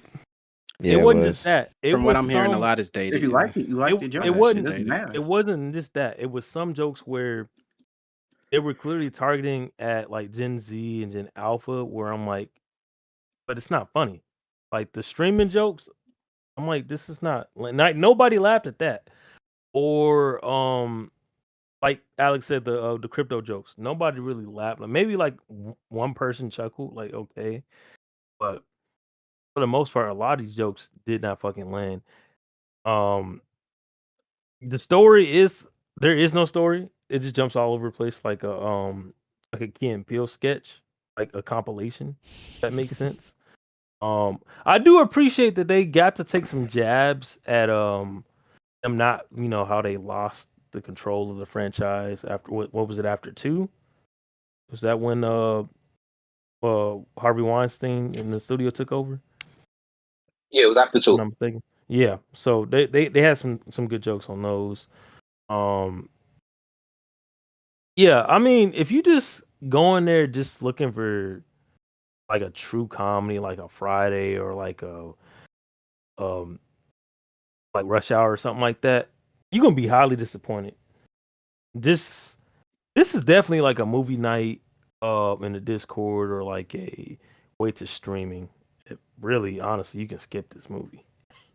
Like, I laughed at it because I came in there expecting like, oh, this movie's gonna fucking suck. Let me just get a couple laughs and go on by my our date night. You know what I mean? But I can't recommend this bullshit. My score went down even more, 3 out of 10. and listen, lastly, we got to have a conversation about Marlon Wayans, bro. I mean, we gotta be for real. You gonna say what it is? The role he be doing, bro, and just the writing overall, like, I think this nigga just knows at this point he just gonna be in a lot of bullshit, and he just not like giving like no effort to it. And honestly, a lot of the Wayne's movies haven't been hidden like that in a while. Like, yeah, the what was it, Haunted House 1 and 2, they're cool, but like, I don't know, bro. After that, I just think it's been downhill. They need to stop making movies, but that's getting White Chicks too. It's only Marlon. Yeah, it's mainly Marlon and listen, White Chicks 2. That was the only thing good that came out of this movie. We're getting that. So. That was a big. That Yeah. was a big Sweetheart and the cameo. White Chick too. That was a They said the confirmation. movie. The cameo. Oh God. I pray to He said God it that just did they let good. somebody else write this shit or something, because if they're in charge of it, I have no faith. And We're I not love the about to first White sit Chick. here and That's a act classic. like they're not funny. The first Like, classic is the No, White Chick. you know No, what but they not say struggle. that funny. This movie is This movie. What I think not they a struggle good with. comedy. Like, I think they Oh, struggle with the same with Kevin Hart. Like when I watch a Kevin Hart interview or him just interacting on Earth, he's very, very funny. His last 3-4 comedy specials, I didn't crack a smile. So they are funny people, yes. They just don't have an ear for a well written joke anymore. Did you watch his roast? That was pretty funny. Nope. Pretty I'm not watching nothing Yeah, Kevin I Hart. haven't seen his roast. I haven't Really? seen the roast. But it wasn't even Kevin him. Hart- It was pretty supposed to good. make a funny I'll watch Kevin it. Hart. It was I plan on comedians, watching it. I'll get to it Yo, eventually. dude, are Because y'all I thought the forgetting? Tom Brady roast was hilarious. What happened? Alex? Maybe What did he maybe do? we should hold hand, not grab hands. Grab hands sound crazy. What offensive joke? Maybe did he we tell? should. It wasn't about the joke. Maybe we should hold hands and watch that movie Get Lifted or how high. What was that movie he came out with last year? This couple years That wasn't a comedy. Marlon? Oh, No. Kevin Hart? Kevin Hart. It was a Is this heist the one with the movie. white dude in the wheel? Oh, you talk about the Netflix joint that's where the they thing. on the Niggas plane. don't like It's like Kevin Hart. Oh funny. yeah. Yeah, maybe we I should know go what you're watch talking that together so y'all realize how after seeing that you'll never want to see anything Kevin Hart That again. movie was better than this. Remember he was in Borderlands? No. That shit was ass. Y'all remember? Y'all saw It was. Borderlands, right? It was better Oh than this. my Borderlands God, was Borderlands was so bad. But that's bro. why. That's why I can't believe I brought sat through that whole thing. That's why. That wasn't his fault though. That was just a bad movie. Well, he shouldn't have signed on to it. Yeah, I wouldn't put that That's on why Kevin I Hart. brought up. He don't sign on to anything. He about they that. make fun of him being in bad movies and his comedy specials being ass. It's pretty funny. Who else didn't review the scary movie yet? Who else had a review? Anybody? Yeah, I saw it. My biggest issue with the movie is just how choppy it was. Like everybody said, there was no real through line. It seemed like they attempted to have some type of through line that made fun of it. Was like an amalgamation of Scream 5 and the Halloween trilogy, where Laurie Strode, like Cindy plays like the Laurie Strode character, but they have the two daughters from fucking Scream and shit. So it seemed like for a moment they were gonna have some type of through line with it, but in between that was just a bunch of random skits that it seemed like they just threw in that had zero to do with the fucking movie. The fucking the substance shit, the shit with damn Sinners, the shit they did with Long Legs. It was just random skits that they implemented within these shits. The whole streaming skit was stupid. It was just a lot of shit that I just didn't laugh at, that I didn't find funny. There's a couple times I chuckled, but I can't even tell you when I chuckled because I don't remember the jokes. So they weren't obviously anything memorable. The biggest problem with this movie is the writing and the editing of this movie, because it out of nowhere, like it'll just be presented. You'll just be presented with essentially what's a skit. You know what I'm saying? In an unfunny skit at that. So there seemed to be no type of cohesion throughout it. No type of constant through line that allowed you to follow along with the characters or invest in the story at all or anything like that. And that's the one thing with Scary Movie 1 and Scary Movie 2. There was at least a constant. It didn't seem like they were trying to shoehorn in parodies. They were able to fit their parodies within the story that they were telling, within that current through. So with Scary Movie 1, it was clearly a Scream parody. Now they've also made fun of a ton of other horror movies within that, but it was very much a Scream parody. Yeah. Scary Movie 2 was very much a fucking House on Haunted Hill parody. No, it was Scary Movie 2. Scary Movie 2 had the exorcism. They had the exorcism to start the movie, but if you watch that movie, it was a House on Haunted Hill parody. They go to the haunted house, they're all trying to figure things out, and fucking they were able to implement things, but it still fit within the general story they were telling. Even Scream 3 started to stray a little bit, but it was still a Signs parody. It was still a Signs and Scream. Yeah. Like it was a mix between Signs and Scream, and they were able to mix in the others and all that. They weren't able to balance that. It was like, okay, we're going to start telling you a story, then we're going to give you a couple skits, then we're going to get back to the main story we're telling, then we're going to give you a couple skits, then we'll get back to the main story we're telling, then we'll give you a couple skits. And again, none of it was funny. I thought Kim Wayans' character in this movie was fucking terrible. She was, I'm a DI, I can't lose my job. And it was just like a character. Oh my God, the nurse. Woman. Oh, yes, bro. That was her sister? Yes, that's it. That's okay. Oh my God. Wow. And they played her like a caricature of a ghetto black woman that just A ghetto black nurse. Yeah, that just was not funny at all. At all. Doofy, like, even as a scary movie fan, like, bro, Doofy wasn't even consistent from the first movie. Like, at the end of the first movie, you find out Doofy was never retarded. Like, he was a smooth motherfucker. He starts walking regular. He was the killer. Yeah, he was the killer, and he was regular. And now you go to this, and listen, I'm not too big on He's Doofy again. continuity or whatever, but yeah, he's back to being a retard. Like, and it was just like, okay, that's fine, but make sure you go somewhere with it. And it never went anywhere. It was just really. They did really that because they know most people forgot that he was smart. They just that he was stupid. the killer, and at the end of the movie, you find out that he's smart and all this type of shit. He's actually a regular person and all that. But yeah, man, I say the best part of this movie, honestly, was the killer reveal. Like, the way they revealed that and the motive behind the killers, like, I thought was actually well done. If there was a whole thorough storyline that continued that story, if like they centered the story around the Scream reboots and the fucking Halloween reboots and just sprinkled in references to other horror movies the way they did with Scary Movie 1 and Scary Movie 2, it would have been a lot better, because I thought that killer reveal was extremely well done, even with the cameos they had at the end of that. Y'all know the cameos I'm talking about. Like, and how they referred to the scary movie, and how those cameos were references back to the scary movies that the Wayans weren't a part of. I thought that was actually very well done. I was like, okay, that's actually good. It's a damn shame that everything before it is bullshit. It's a damn shame because y'all did it. Y'all did your thing at the end. It wasn't the most funny, but it all came together. It was like, okay, cool. That's cool. All in all, I'll say I would have gave it a 3 out of. I had it at a 2 or a 3 out of 10 until that ending reveal of who the ultimate masterminds were and their whole reasoning behind it. And I thought it was very meta and very well done. So I'll give it a 4 out of 10. But this is a bad movie, man. This is one of the worst movies I've seen this year. I'm so disappointed. As somebody who considers the first Scary Movie a classic, in my opinion, Scary Movie 2 is hilarious. Scary Movie 3 I really like as well. Scary Movie 4 I don't remember shit from, and Scary Movie 5 I've never seen. But this was so disappointing, man. So disappointing. I just wish it would have been more cohesive, better written, better edited, and not just felt like, oh, hey, we're just going to throw a whole bunch of shit at the wall and hope people find it funny. All in all, 4 out of 10. Yeah, I did think that the ending was the best part of the movie. That's when all the jokes started to hit. Well, not hit, but you know. Well, not hit, but the fact that it was meta and it came from a real place allowed it to work more. You know what I'm saying? Because those jokes came from a real place. You know what I mean? And it made it. I gotta hear about Mafia. Why I like this shit so much. Because he like Facebook humor. I don't even have Facebook, dumbass. That makes it even worse.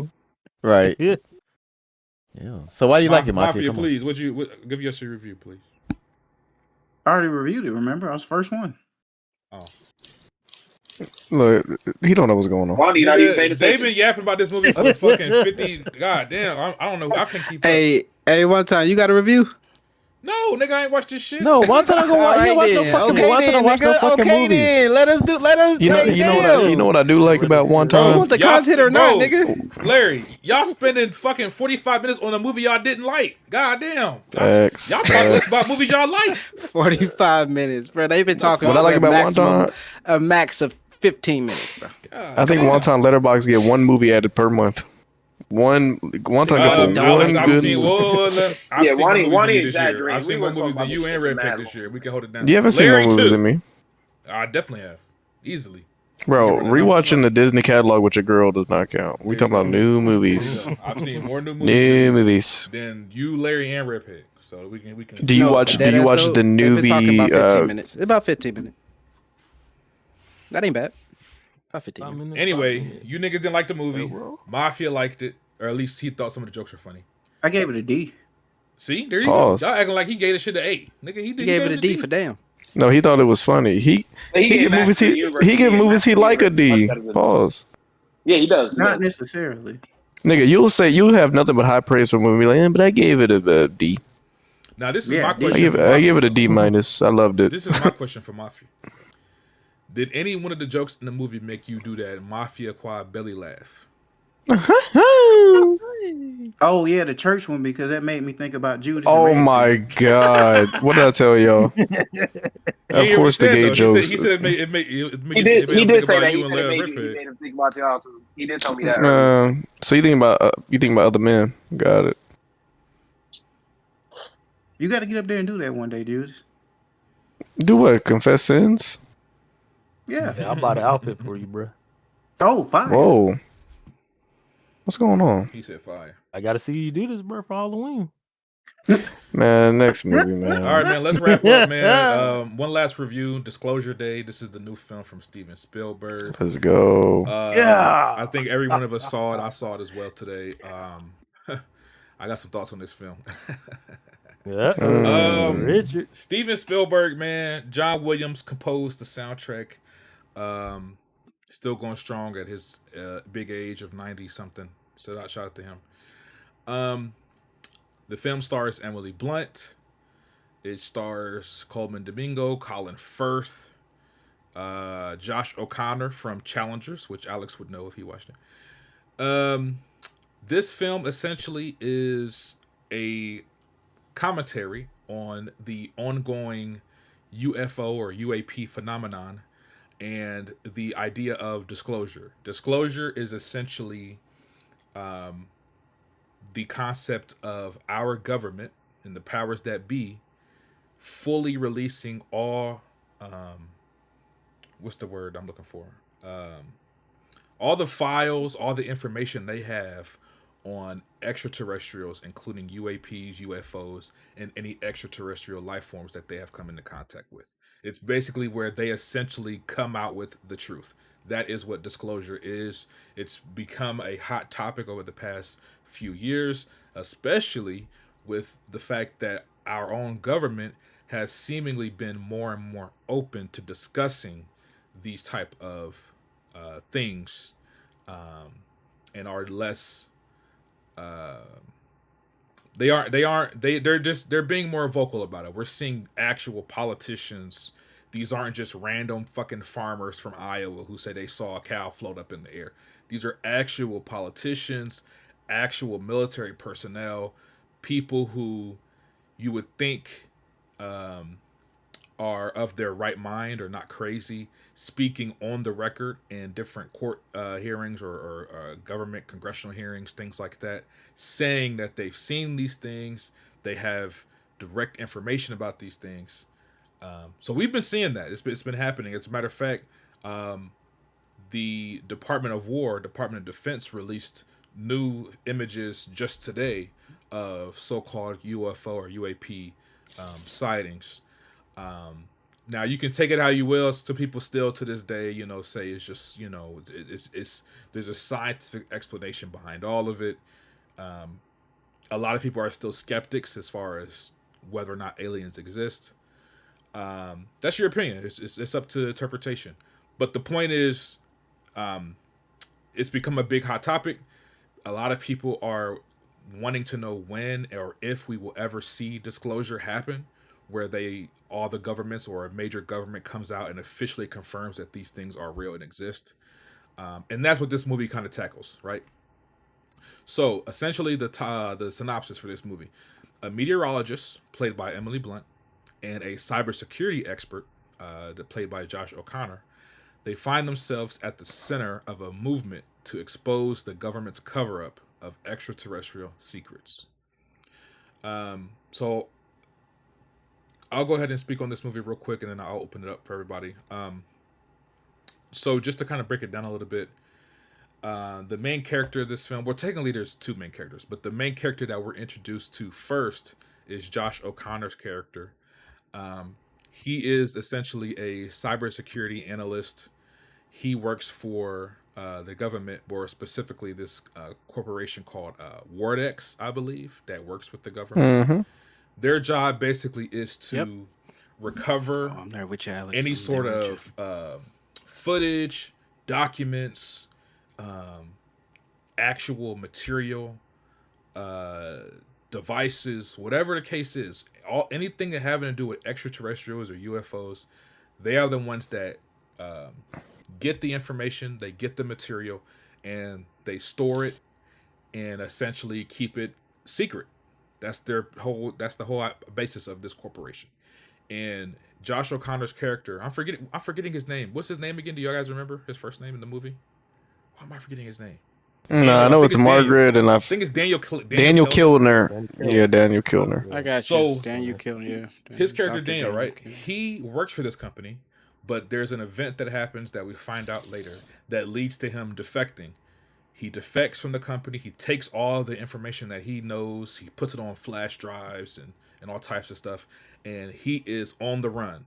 The corporation that he worked for wants him. The U.S. government wants him, and they want him dead because of all this information that he has, and he's essentially threatening to release it to the world.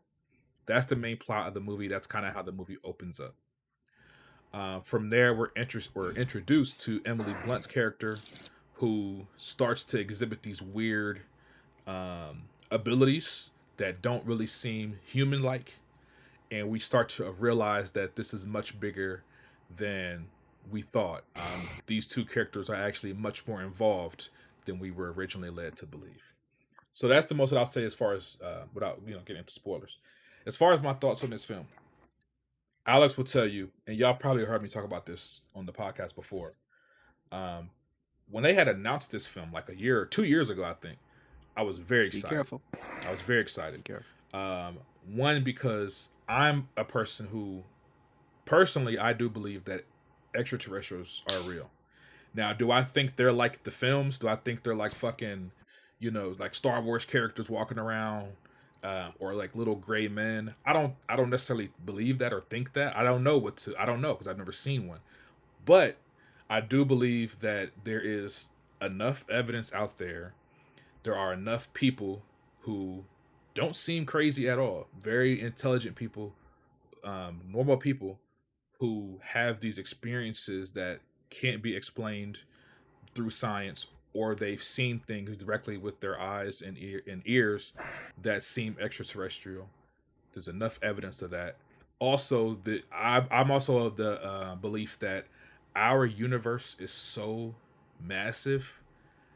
It's just, to me, even as a person who was raised in the church, I can't fathom us being the only living beings in this universe. I just can't fathom it. It just seems, brother.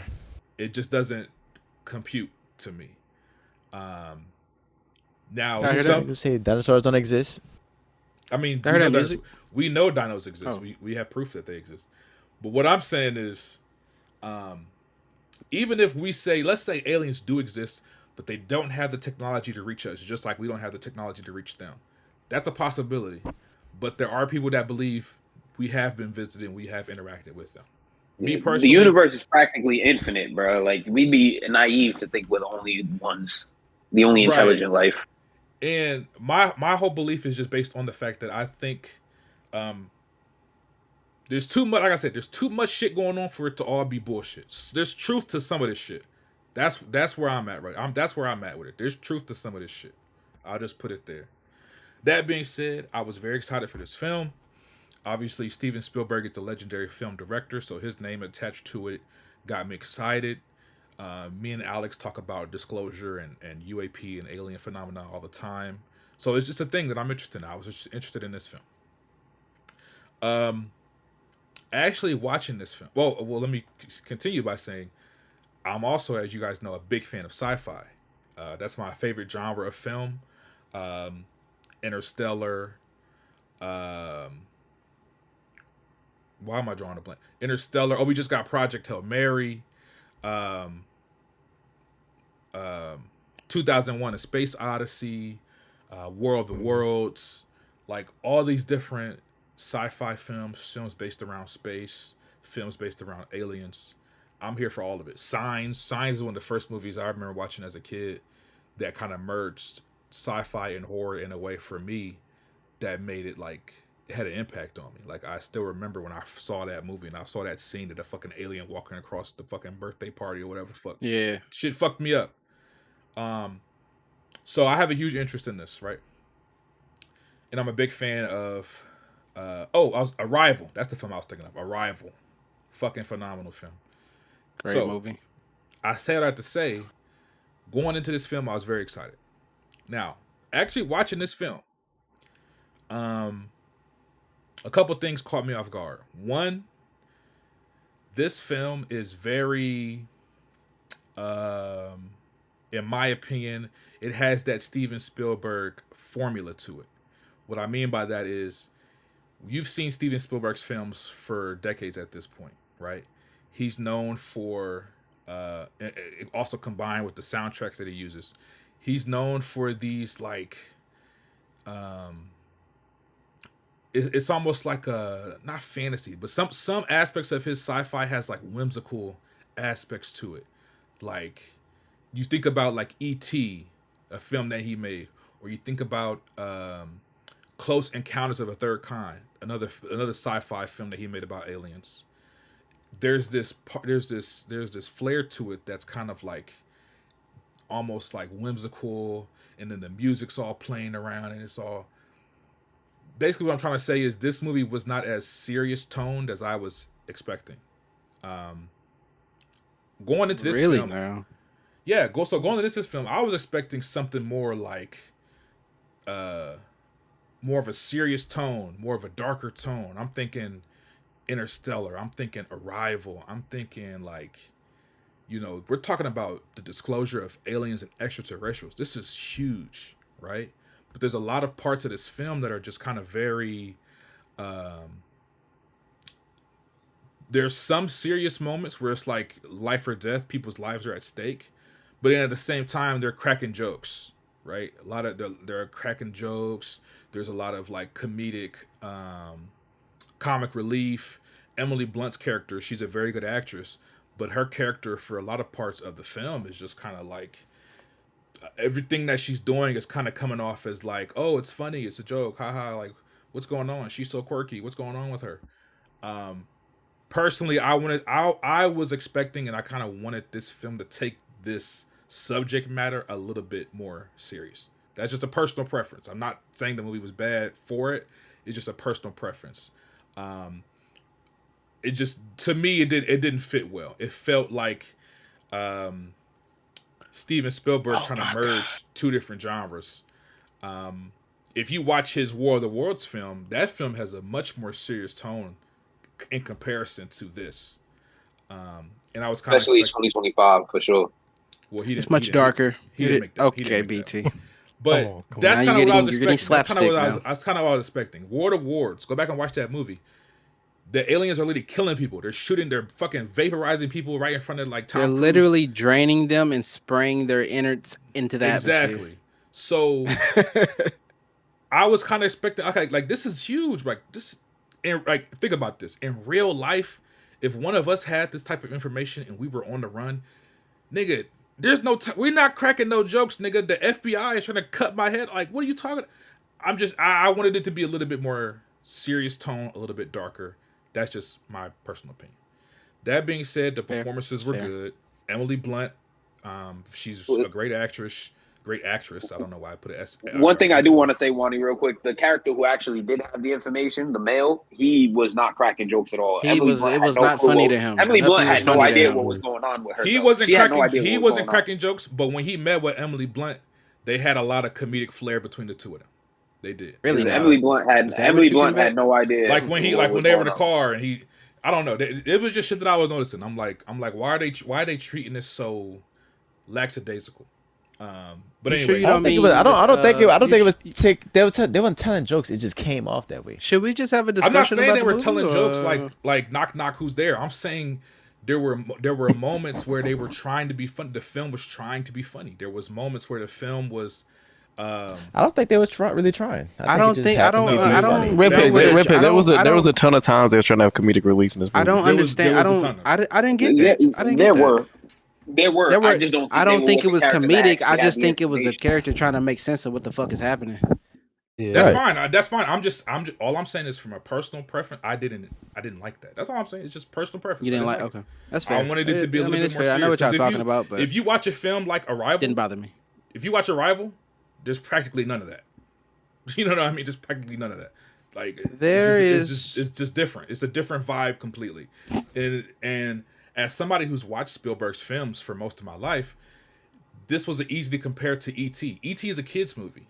It's a kid's movie about a fucking alien coming down and the government trying to take him away. Which, again, in real life, That's a serious situation.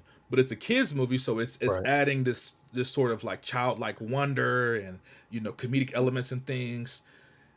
You can see the DNA of that in this movie, even though this movie should technically be more serious. On the keeping it going, Close Encounters of a Third Kind. If you watch that movie, it came out in the 70s. That's a Spielberg movie about aliens visiting Earth. But if you watch that movie, it's very like it's like fucking Indiana Jones. Like they're playing, they're doing car chases, and the fucking alien is playing fucking Simon Says music and shit. Like it's not a bad movie by any means, but it's doing it in a way that's not so scary. It's not really giving the subject matter the seriousness that it deserves, in my opinion.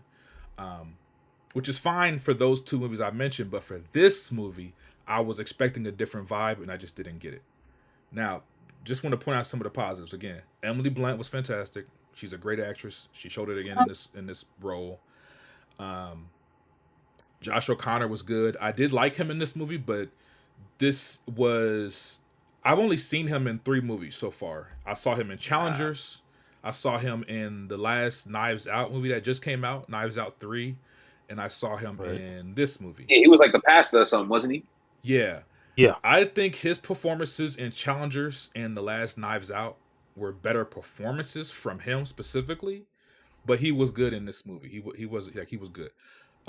Coleman Domingo is in this movie. Coleman Domingo is having an amazing year. If you haven't seen Euphoria season 3, he's one of the highlights of that season. He was great in this fucking film with the limited time that he really had on the screen, because he doesn't really get a lot of screen time to like the third act. He's in the whole movie. He's in the movie, but I'm saying the screen time wise, he's mostly in the third act. He was good though. He was great in this film, and I liked his character a lot. He brought like a nice warmth and everything to him. The main villain in this film, wasn't really that. In my opinion, he just wasn't really that menacing or threatening. He's a good actor. It's Colin Firth is the name of the actor. He's a good actor. I just think if they wanted to do something a little bit darker, a little bit more menacing, they could have probably gotten, somebody who's better at that specifically. But again, that kind of goes back to my thing of this movie not really being as serious or as dark as I would have wanted it to be. If basically, what I'm trying to say is I like this movie, concept-wise. I don't like the execution of it. If I were to make this movie, or if I were to have a wish list for people to make this movie, I would have wanted Christopher Nolan or Denis to make this movie, and it would have been much more in tune with what I would have wanted. A darker, more serious, more high-stakes type of film. That being said, this movie is enjoyable. It's definitely worth a watch. You can tell Spielberg is going back to his formula of making summer blockbusters. That's what this film is. That's what this film is. It's basically Spielberg trying to bring back the summer blockbuster. It's a fucking alien, extraterrestrial film. That's a classic genre that we've seen over the years multiple times from Spielberg himself. He's trying to bring it back. He's got the John Williams soundtrack. This film has everything you might want from a blockbuster, right? It has the car chases. It has the fucking the comedic elements. It has the you get to see the alien technology. You get to see the aliens themselves. It has all of that. It has all of that. So that being said, as far as a summer blockbuster goes, this is Spielberg at his best. The movie was enjoyable. Personally, because I'll say this, I liked the movie, but I wanted to love it. I did not love this film. I liked this film. This film to me is a 7.5 at best.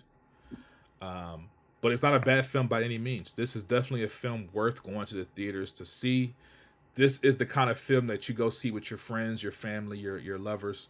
Get you a big bowl of popcorn or a big bucket of popcorn, and y'all share it. Y'all watch the movie, y'all laugh, y'all enjoy. It's a summer blockbuster. It's just not what I wanted from this topic. When I hear Disclosure and Disclosure Day, personally, in my head, I'm envisioning something completely different. But that again is Wow. it's a personal thing. This movie is good, but it just kind of feels like run of the mill Spielberg. This is Wow. and you know it's funny because Spielberg is one of the greatest to ever do it. But even still, he's not the best. He's the best. He's not the best. But even he's still, the best director of all still, time. There's no don't get me. He's the Michael Jordan. He's the Michael Jackson of filmmaking. He has more range. He has more. He has more films. He did Color Purple. Let him know. He did Color Purple. Brother, he did Color Purple. He did E.T. and Color Purple. No, he's Did he can't make no Color Purple, nigga? Yeah. Come on, brother. What? What? If you don't think Steven Spielberg is the MJ of filmmaking, listen, or the Michael Jordan, listen, bro, listen, bro. Listen, bro. I'm wrapping up my review, Larry, and I'm gonna let you cook, please. I want to get on your ass. But That's fine. Get on my ass, please. Oh. You heard it? I love Spielberg. Growing up, he was one of the first directors whose movies, like nigga, I grew up watching Jurassic Park, E.T., all this shit. I love Spielberg. I'm just saying his style of filmmaking is not what I wanted from this topic of disclosure. That's all I'm saying. This movie is good. I just would have preferred if somebody else had made this movie. That's all.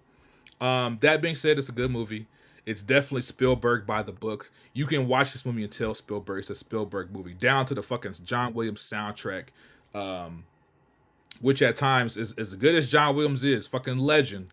There were times where the soundtrack felt out of place to me, in my opinion. It was like this. He's also like 90-something years old. But no, I'm not saying that He's to like say on that his he's lost the deathbed. touch. He's still a great fucking composer. It's just that certain scenes where it's like, okay, this scene seems like it should be serious, but the fucking music is like whimsical and shit. If like I'm watching Harry Potter. John Williams hunched over like he 80. Tick, tick, tick, Anyway, tick. just to wrap up, because I feel like How much screenplay he got? I ain't gonna lie, you haven't. Wait. This is the only movie I've seen. 13 minutes This is the only one movie time. I've seen, so I had to go 13 in. minutes. I had to go 13 in. minutes alone. Just want to wrap up. Final thoughts. Let me finish. I don't want y'all to think that I don't like this movie or I think it's bad. This movie is good. Go see this movie in the theaters. This is a summer blockbuster. It's summer. This is a summer movie. Go support this movie and watch it in theaters with a big bucket of fucking popcorn, extra butter. Okay? Ew, bucket of fucking popcorn. Just that feet personal opinion, personal taste. Feet, it do be smell like feet. It did not capture me the way that I had hoped. That's it. 7 out of 10. Hey. Yes, right. What's the name of that director who did the Megalopolis movie? He was pretty. You're talking and he was about like 90 years old too. Francis Ford Coppola. Yeah, he's pretty popular for some reason. I forgot, but because looking at that and seeing what Spielberg was able to do with this movie, hey man, it's levels to this shit, bro. Because this movie, I mean, Spielberg, he's one of the ghosts. He's one of the ghosts. All right, who want to go? Larry, you want to go? Hold on, well, let's let Alex go real quick. Let's let Alex go because Hey, how's it going? Oh yeah. Hey Al. Hey, what's up? Dickhead. Yeah. What's your new name, Al? Fire. No, unfortunately. Yeah, Wonton touched on a lot of it. I think what this movie did do that I did appreciate from it was that it tried to touch on a ton of topics and concepts in the UFO mythos that I appreciate that he nodded to. I'll give a few examples. People that can remote view, that's essentially what you saw in your trailer. Seeing through each other's eyes, seeing where people are, that's remote viewing. They didn't say that, but if you're even a little bit read on the UFOology is what they call it, you'll know that that's what they were doing. Experiencers is what they call people that's seen sightings or have been abducted, stuff like that. So there was a nod to that. There was a nod to certain crash landings, retrieval programs, the idea that there are blended well with nature. I don't want to spoil too much, and it'll explain to you when you see the movie, but he did try to give credence to a lot of what people might say is the tip of the iceberg when it comes to UFO stuff. as a movie, there was a lot of times that I had to catch myself and realize like this is a movie. This isn't like a documentary. I remember even on the UFO subreddit, a ton of people were like, guys, do you think Spielberg has got his hands on real footage? Do you think this is how they're gonna do it? You know how they say that, and I mean he even spoke on that in the movie. There was a scene where they had a quote unquote archived footage of Nixon walking a Hollywood director to go look at some aliens. Which is why people have always asked, why does Hollywood always depict aliens to be this certain way? Well, it's been said in documents released and shit like that, and people that were in those agencies that they would use movies, TV shows, and media to soft launch or soft see how the universe or the people react to a green-headed, big-eyed alien. You know what I mean? Or off of accounts of other people. So he did give a little credence to show that the government does have their hand in that and influence in media. So he goes on that. But a lot of people in the UFO subreddit was like, oh my God, is this really what it is? Is this the big push that, you know, it was a movie, but it was in our face all along? That's not what this is. Honestly, I think that's why people are rating it a 6 out of 10. I've been seeing on some of the stuff because of them wanting this to be something that it's not. This is a form of entertainment about a subject that people are very, very passionate about. So obviously there's going to be some people that think it's a cool little movie. There's going to be other people that think it's a waste of time. What did take me off guard in the beginning that I learned to just enjoy about it was the humor.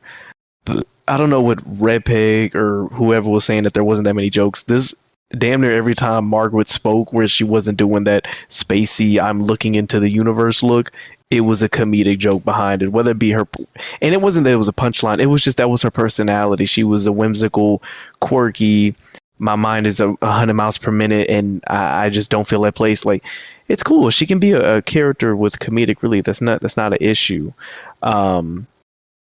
I actually welcomed it once I accepted that that's just what she's gonna do as a character. I enjoyed her character.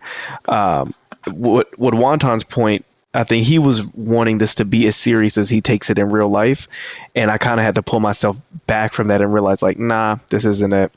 Yeah, they spoke on the exotic technologies and how there have been programs to suppress that throughout the years and stuff. So, if you are a very surface level UFO alien type, if you're in just a little bit, you'll really enjoy this movie. What I think this movie shines in, though, is the last 25 minutes. The last 25 minutes of this movie is the tone that I think Wonton wanted for the entire 2.5 hours, which I too would have appreciated. What he did in the last 25 minutes made you feel as though I'm seeing something I shouldn't be seeing. And it was because why? There were no jokes. There was no humor. It was literally, you got to see the gravity of it. You got to see the weight of the world stop. And it wasn't even something where it's like, oh, people running that. Everyone was quiet, just standing still. And it was just a sizzle reel. And that's how you know that this topic is so captivating, because even watching a movie, it felt like I was with those people in those newscast stations, in the war zones, in the coffee shops, and we're like watching this together to kind of, and that's what I mean by it took me a second to realize, like, wait, nigga, this is a movie. This isn't like real.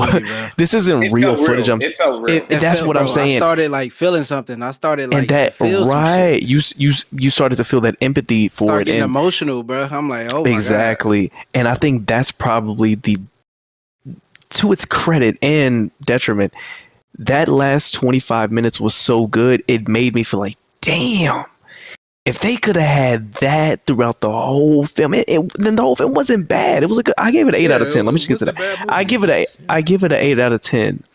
But this wasn't like, I went into this thinking that I was gonna see something that I had not seen done before. But what I got was a very good representation of what these ideas may look like in practice, if that makes sense.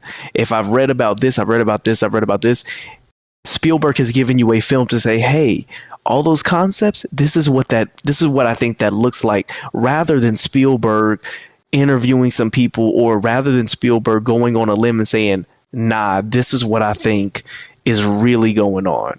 And I'm not trying to discredit him and say that he didn't do what he could to be creative in that nature when it comes to, I'll give an example.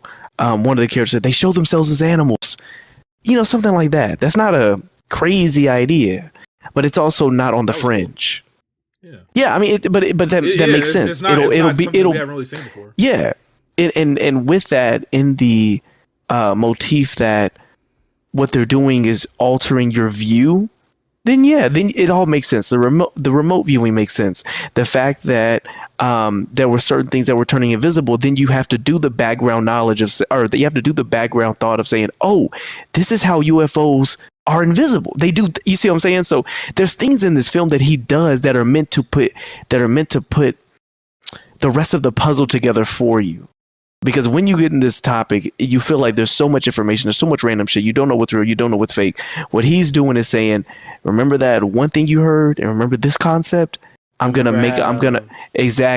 connect the rest of the dots for you so that you can get a picture to color it in for yourself. But yeah, I give this movie 8 out of 10. Yeah, Alex, 2 comments I want to ask you about. One, damn, I lost my train of thought. One of them. 2 questions. One of them was the CGI. You the CGI guy. Me personally, I did not like how the visual effects looked on the aliens themselves, or even the animals. Same, bro. The animals, I was like, why does it look like that? I didn't really personally. Yeah, the animals did look bad. Also, the alien, it was kind of a generic. I don't want to spoil it if people haven't seen the movie, but like, basically, what I'll say is this: if you haven't seen the movie, picture what you think an alien looks like. That's what it looks like in the movie. I was expecting a little bit more creativity, something a little bit different. Just a nitpick. But Alex, what are your thoughts on the CGI? I think the CGI on the animals was definitely kind of that fox looked horrible, bro. It was very cruddy for the. Fox was the worst for sure. You know what? Now that you mention it, even the car CGI when it was at the train, the CGI wasn't that good at all in this movie. But and now that I think about it, it felt, I don't want to say cheap, but when you hear the name Spielberg, you think you think a different level of budget. And I remember, and I don't think they did. I had this specific thought on the specific scene when he ran that Dodge Charger through the house, and then they drove the car through the house and then through the woods. I'm like, this chase scene is very cheap. Like, every chase scene that we had was 40 cars parked at the same time. The coordination for the driving coordination, whoever did that was good, John Wick level. But the actual action, the actual CGI, the actual set pieces paled in comparison to us for 20 minutes just silently watching footage, a sizzle reel. That sizzle reel made everything else, every action sequence, everything, and it wasn't an action movie. You know what I mean? It wasn't an action movie, so I don't want to put too many strikes against it. But they tried to put a few set pieces in there. That's because they did that, it made it feel cheaper than I'm imagining that it was. You know what? That's what my other point was, Alex, and now we can open it up to somebody else. It feels like Spielberg took a real deep cut sci-fi nerd topic of ufology and disclosure and kind of made it palatable for general audiences, but at the same time, he tried to turn it into a summer blockbuster. That's why it has all these elements of like there's action, there's chase scenes, there's like set pieces, there's some comedic elements. Like, he's taking a subject matter that usually is kind of treated a bit more serious or kind of like darker, or people, it's like these undertones of like, we can't talk about this too open, like, they're killing people, they're silencing people, and he's kind of taking it and making it a little bit more palatable, and so I get why he did that. That's what blockbusters are supposed to do, big summer movies. But yeah, it is noticeable.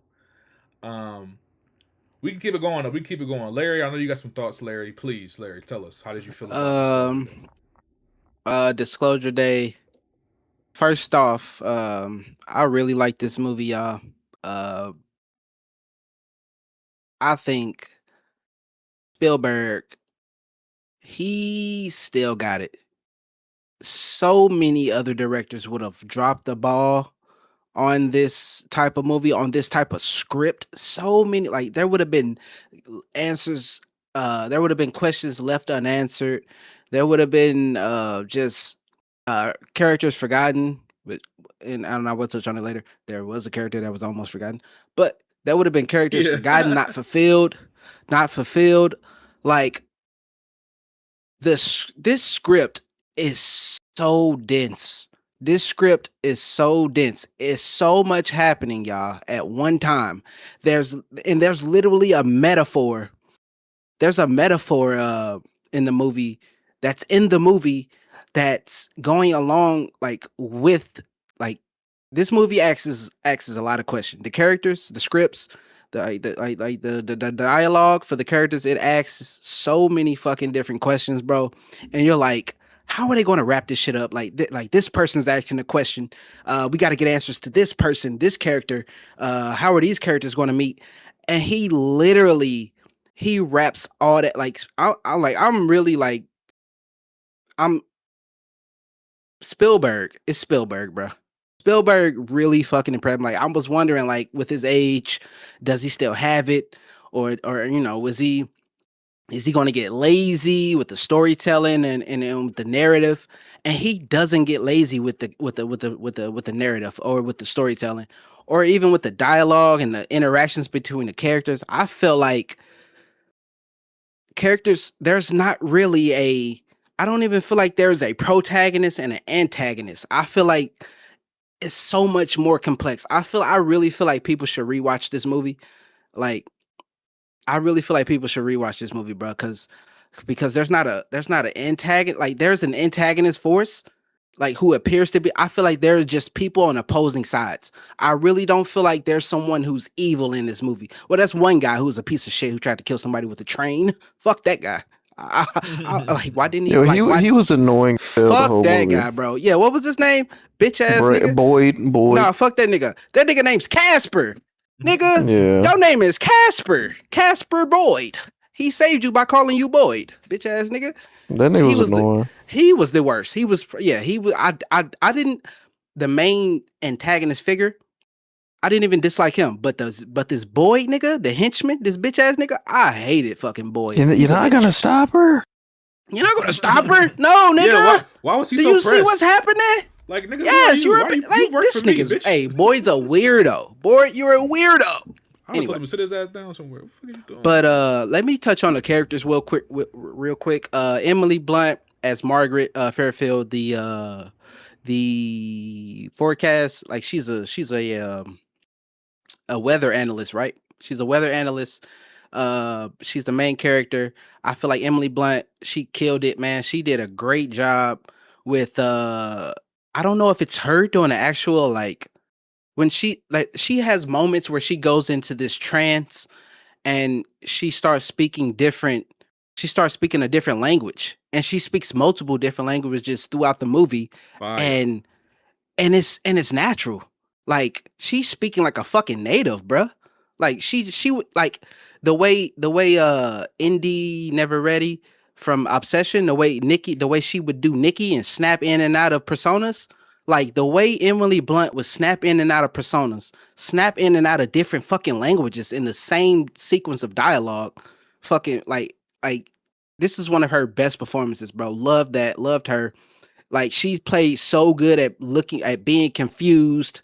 And she plays so good at being confused, but when she catches on, when she realizes, like, this shit is a part of me, it's happening to me, let me start to use it. And she starts to use that shit. She's like a seer. She can see into people. She can see a person's whole life.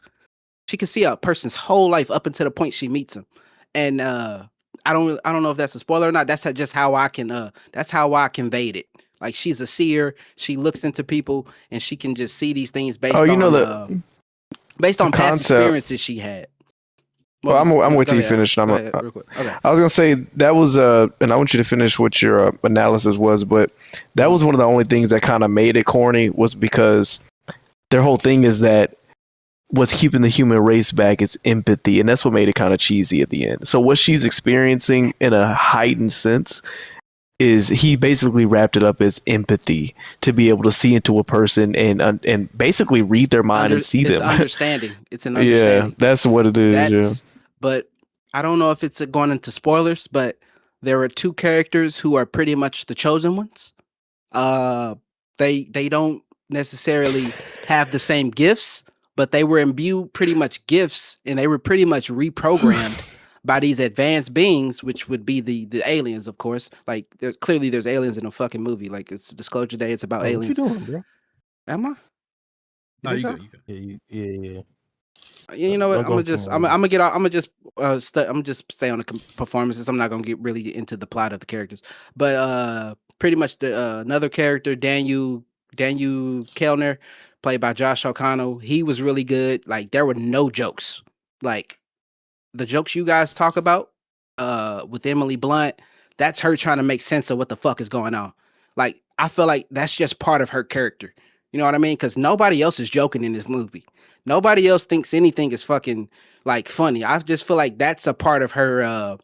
That's just a part of her character. That's one of her characteristics. That's how she handles like traumatic experiences, like based off what happened to her in her past. She experienced some traumatic things in her past, and I feel like that's what she developed to deal with it.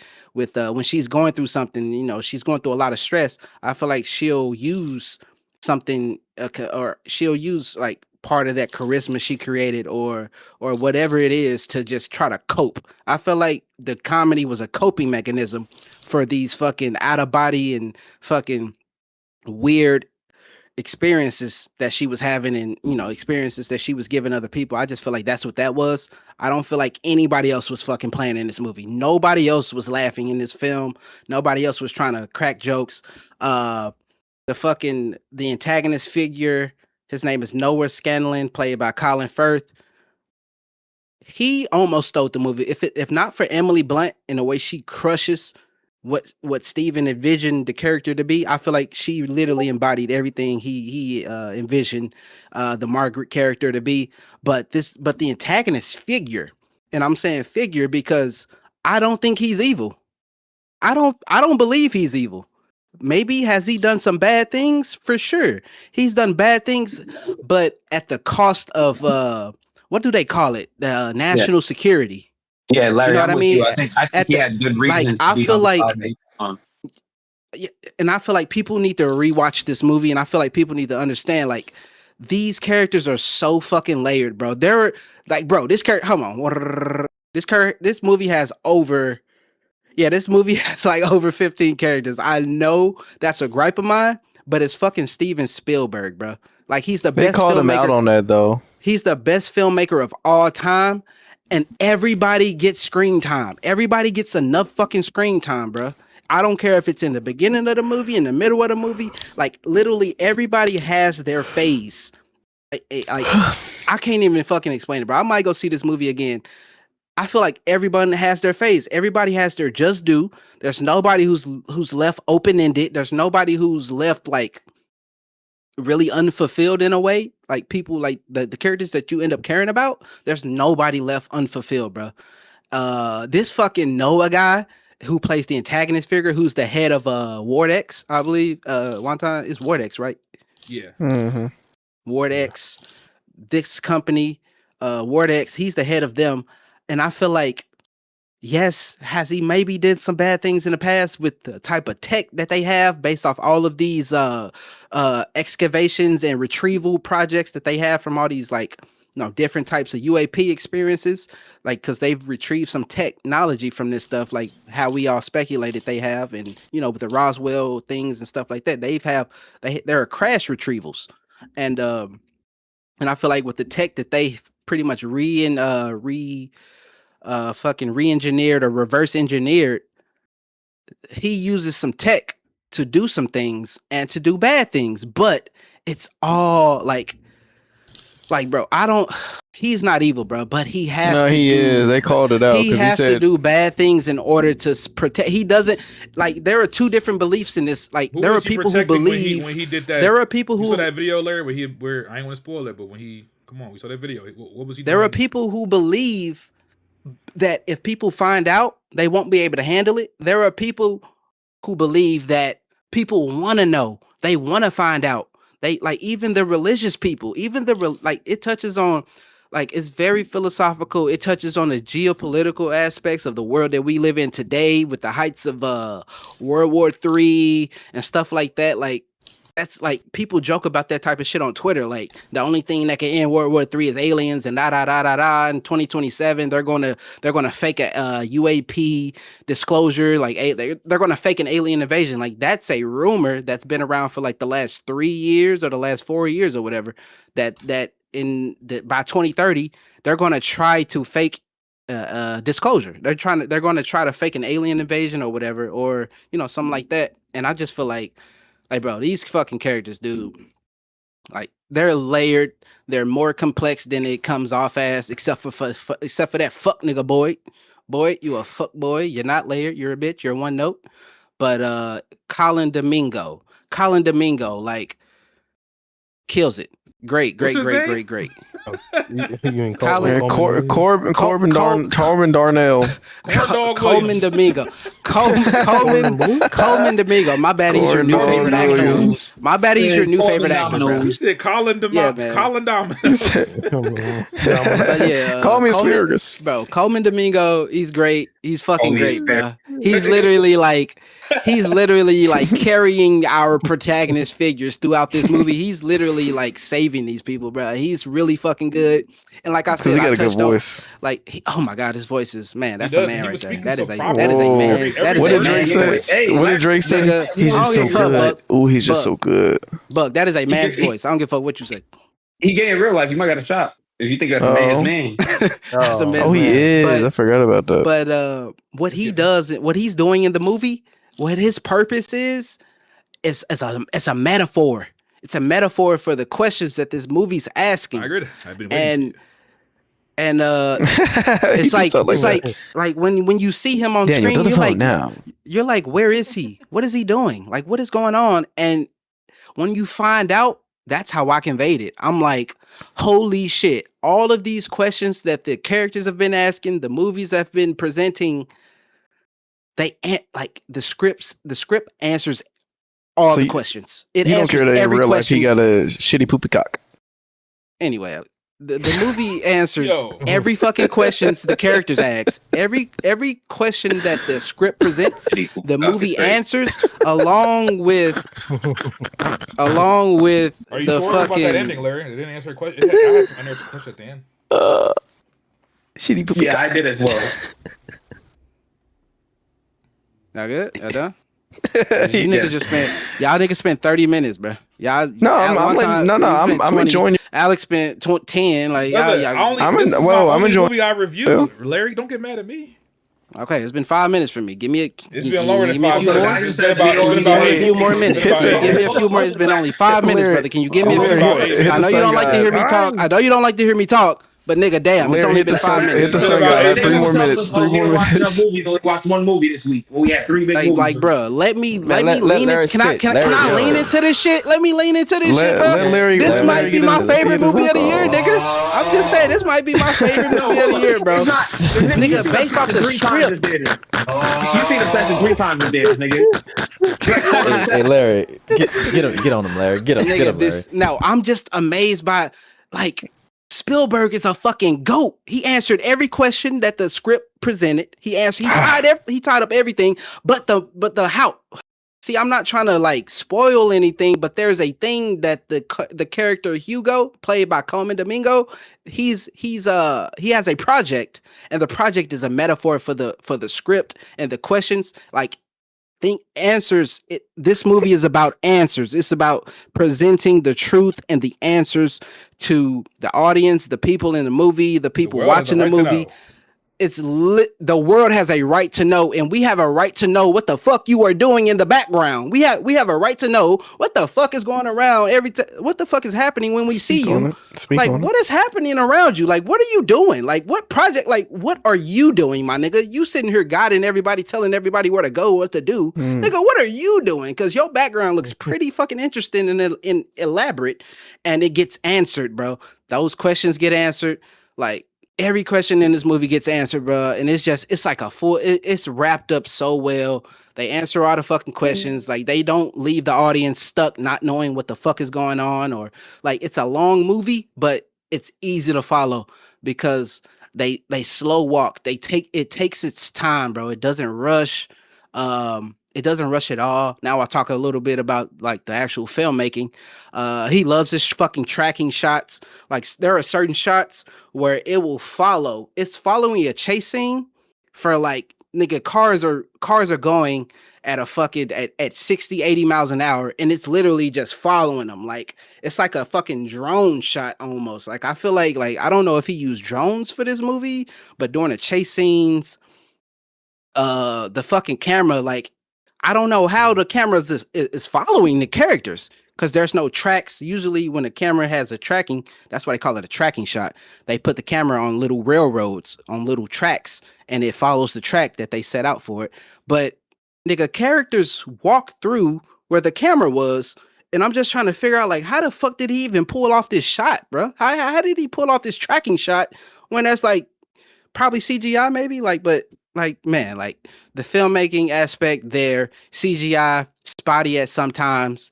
The Fox, probably some of the worst CGI I've seen in a big blockbuster movie. Probably some of the worst CGI I've seen in the last 5 years. I'm not gonna lie, because when we see James Cameron set the fucking standard.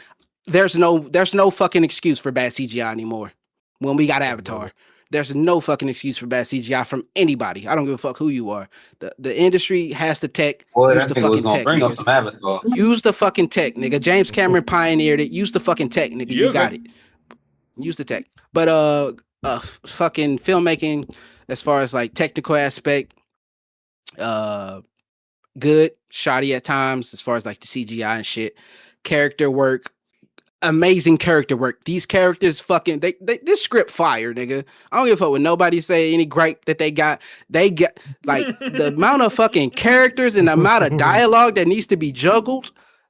The juggling act is fucking fire, my nigga. The phases in this movie this is a 3-parter, nigga, and crammed into one. It treats movie is like damn near 3 hours, by the way. It treats certain it's damn near 3 hours, and it treats certain characters like they're the main character, bro. And that's respect. Like that's fucking respect, while also conveying like this is who we're focused on. We're focused on these people, but these people are important too to the main purpose. These people are important too. And I just feel like the movie was amazing, man. I'm giving it like a 9.5. It might be even higher once nigga, Disclosure Day is good. Nigga, Disclosure Day is a master class in film. It's a master class in dialogue, juggling, and character juggling. In my opinion. Like 9.5 for Disclosure Day, nigga. And I'm a UAP, like I used to watch Ancient Aliens, nigga. So I'm really on it. I'm really on it. Like I didn't see like people thought this was gonna be like a documentary style, like a what? Like he was gonna have footage of like actual shit shown in the movie, like actual like, but documentary. Yeah, he thought it was gonna be like people thought it was gonna be like a documentary style. Like no, it's not a documentary style movie. It's not gonna, you know what I mean? It's telling its own story. Look. But Larry, yeah, quick, man. This is a 9.5. What do you? Yes. What's Dune to you? Dune Part 1 or 2? What's Dune? Dune's a 9 too. Dune's a fucking 10, nigga. Like Dune Obsession. You putting this next to Dune, nigga? You putting this next to Dune? Yes. Okay, wait. Like y'all need to stop. Wait. You wanted aliens and lasers. You wanted lasers, didn't you? What's Interstellar? Interstellar is a 10. So 9.5 Interstellar's a 10. That's probably the best Interstellar? sci-fi movie ever made. That shit better than the Space Odyssey. Fuck a Space Odyssey. How nigga have you seen Interstellar? That shit fire. Larry, I'll let you, bro. Fucking Space Odyssey, nigga. That shit don't hold a candle to Interstellar. What we doing, brother? Emotional? Like, nigga, I cry every time I watch that movie. The fuck? I will say this. Well, first of all, Larry, are you complete? Let me just wrap it up real quick. 10 out of 10. Great character work. Great scripts. All the answers, all the questions get answered. Every question every question the movie presents, it gets answered. We can discuss it now, later. We can discuss it now one time, or we can discuss it later. Don't matter to me. Off camera, on camera, I'ma cook you either way. So all I love when Larry get like he get in that mode by these movies. Bro. I'm really on it. I'm really on this shit right now. Like I ain't even touched on the UAP aspect. Like I'm just so fucking like enthralled with the characters and the script and the dialogue, bro. I don't even give a fuck about the alien aspect of the movie. Bro, the character work, the plot, like nigga, the fucking like this movie don't like this is a 3-hour chase. This is a 3-hour chase. We gotta let the other members talk, Larry. Woo! Go ahead, y'all. Go ahead. I'll keep it short. Yeah, Saint, please go ahead, Saint. Listen, Mafia done went to bed on us, nigga. Yeah, he did. That's on him. I gave it 8.5. I think I'm gonna stick with that score. The reason I wanted to give it a 9, give it a 10, but the pacing was really, really, really slow, in my opinion, in the first half of the movie. And there's a lot of stupid ass like decisions that a lot of characters do. From like that doesn't even make any fucking sense. Don't get me wrong. Too, Saint. I noticed it too. Yeah, like the chase sequence. There's a lot of stupid decisions they do. But there's one in particular. Spielberg, yeah, but it's fire. It's on point. And even there's another scene where there's a stealth part. In my mind, I'm like, nigga, you would have been caught immediately. Like, come on. Like, I know niggas would have heard that, and it would have been if you ever seen The Matrix, the first one, you're not getting out that office cubicle, nigga. You're done. But shit, funny, bro. That brought it down for me. And the CGI, animals, I let it slide because I'm like, there's a reason. They say why at one point why it looked like that, so I was like, okay, I'll let it slide. But when it came to the actual aliens, I was disappointed on that end because I'm like, that kind of looked like some Party City kind of. Well, I'm going a little too far. I'll say it, you could tell the budget kind of ran out and they didn't put enough effort in the aliens, in my opinion. It was very they looked fucking generic. horrible. We gotta call it a call. Hey, them aliens look fucking shit. They look fine to me. No, when I saw that shit, I'm like, are we in 2026? Subsurface scattering on the skin texture look good. Like, are they trying to make me believe that this is nigga? What? No, absolutely not. And that leads into my last gripe with the film. I think this would have hit a lot more if it would have came out even 10 years ago or 5 years ago. And like it feels like the script is very outdated. Like, this is something. Larry, did I not say outdated? Yeah, I love how you didn't bring it up. Because I forgot. Like, what's outdated? What's outdated about the script? Please tell me what's outdated. Saint just said it. It feels Explain like yourselves. It feels like this is something that had been made like decades ago, and they just like sat on it and were like, okay, it was finally making. That's a vibe I got. Even with the aspect of like, wait, but hear me out, Larry. Hear me out.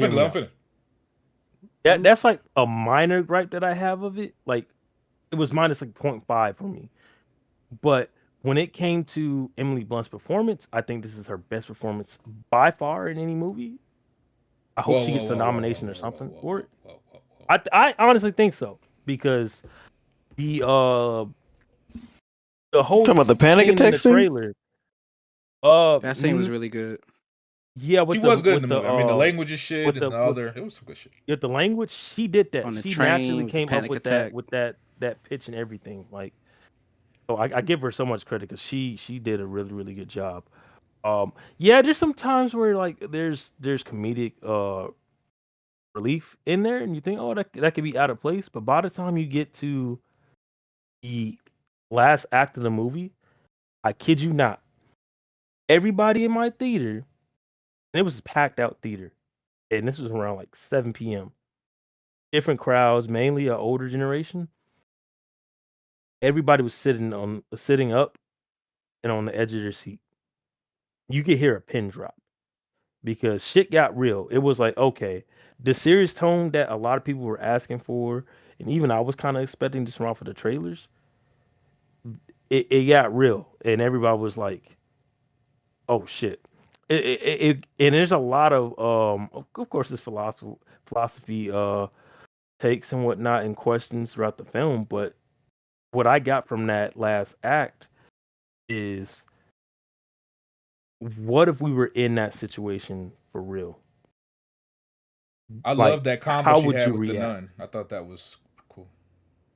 And that was great. And by the time you get to that last 20 minutes, the last act, it hit and it resonated with me. And I'm like, damn, what the fuck would we be doing, and how would you feel? Not even on like a religious aspect, but like morally and like you know what I mean? Like, what would you really even think? What should even matter at that You know what's point? funny? Hmm? Imagine that happen. Can you imagine going to work the next day? Like, nigga, aliens exist. I ain't going to fucking work. Like, what the fuck? Yeah, like that changes everything. Nigga, I'm not doing shit. Oh, and the last gripe that I had with the film was the oh, there's another. I don't want to spoil it, but there's an aspect of the So they're film, like another.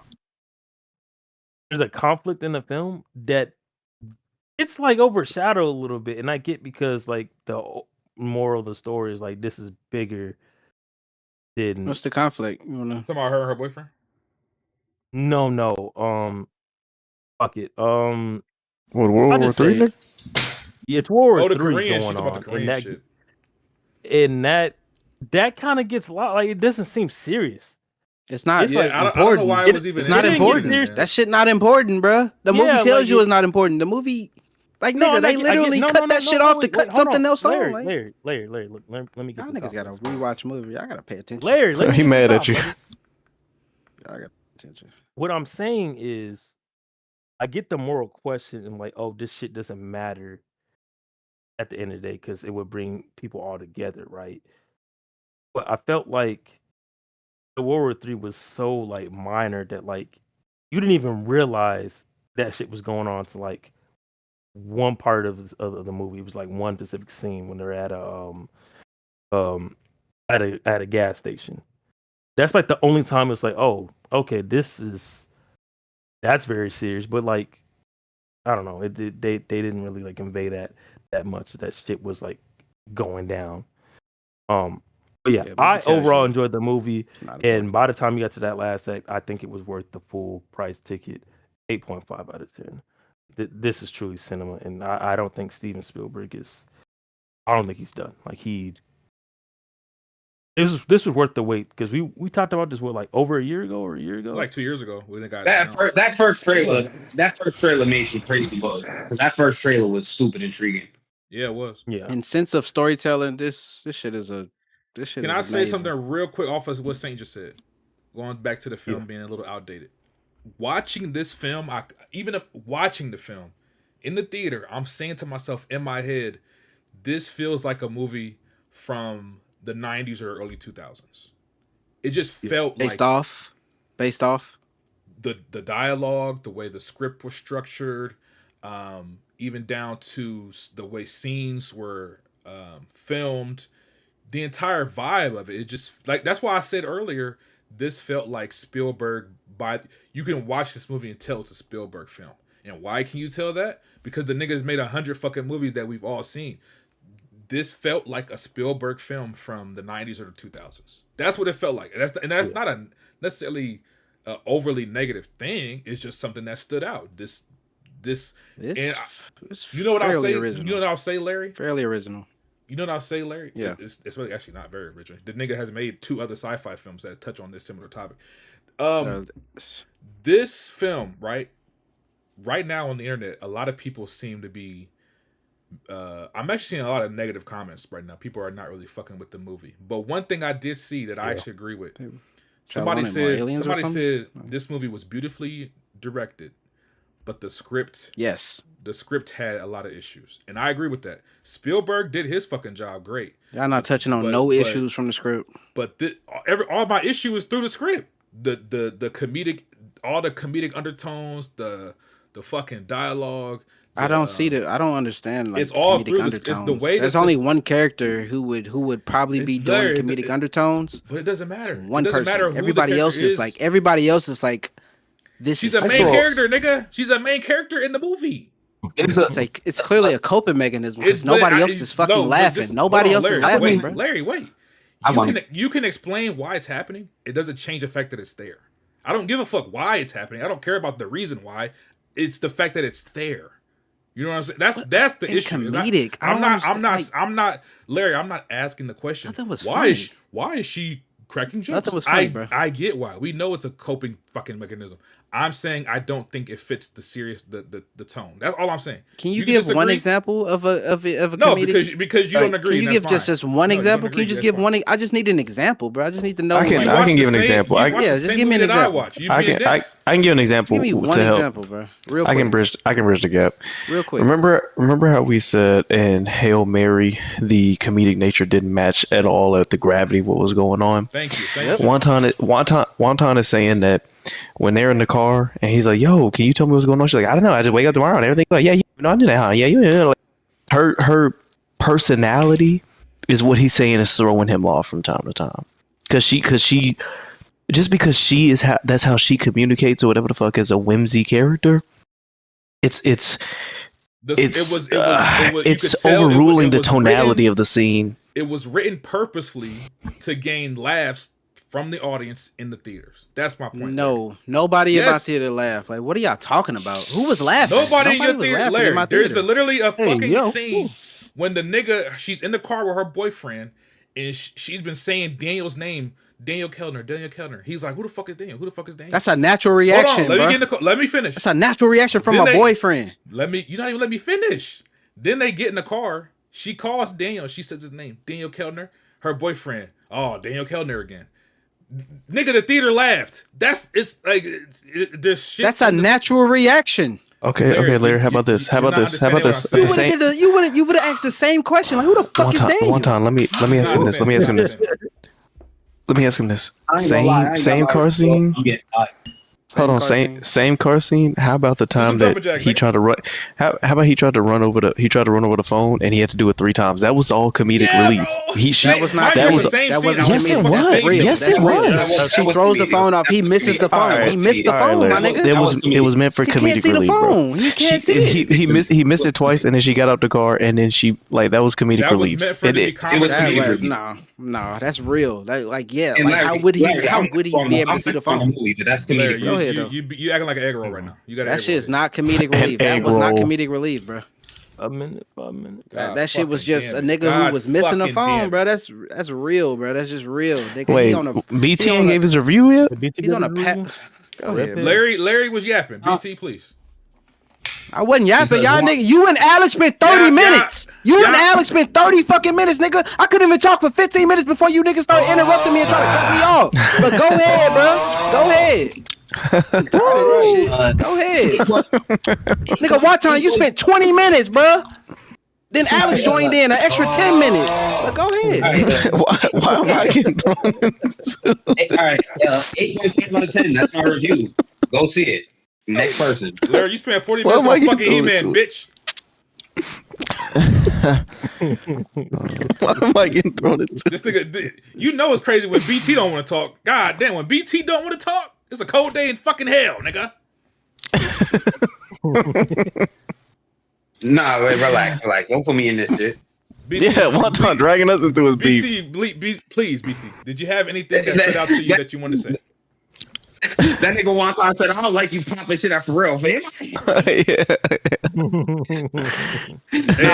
look, wait, 4-hour pod, by the way, 4-hour pod. Salute. Listen. I say I really do love this movie. I'm closer with Larry than you guys. I will say with the comedic beats, it was boiled down to one character. It was Emily Blunt's character. Now, there were intentional comedic moments with Emily Blunt's character, but I will say it was reflective of who her character was and the situation she found herself in, because she had no idea what the fuck was going on.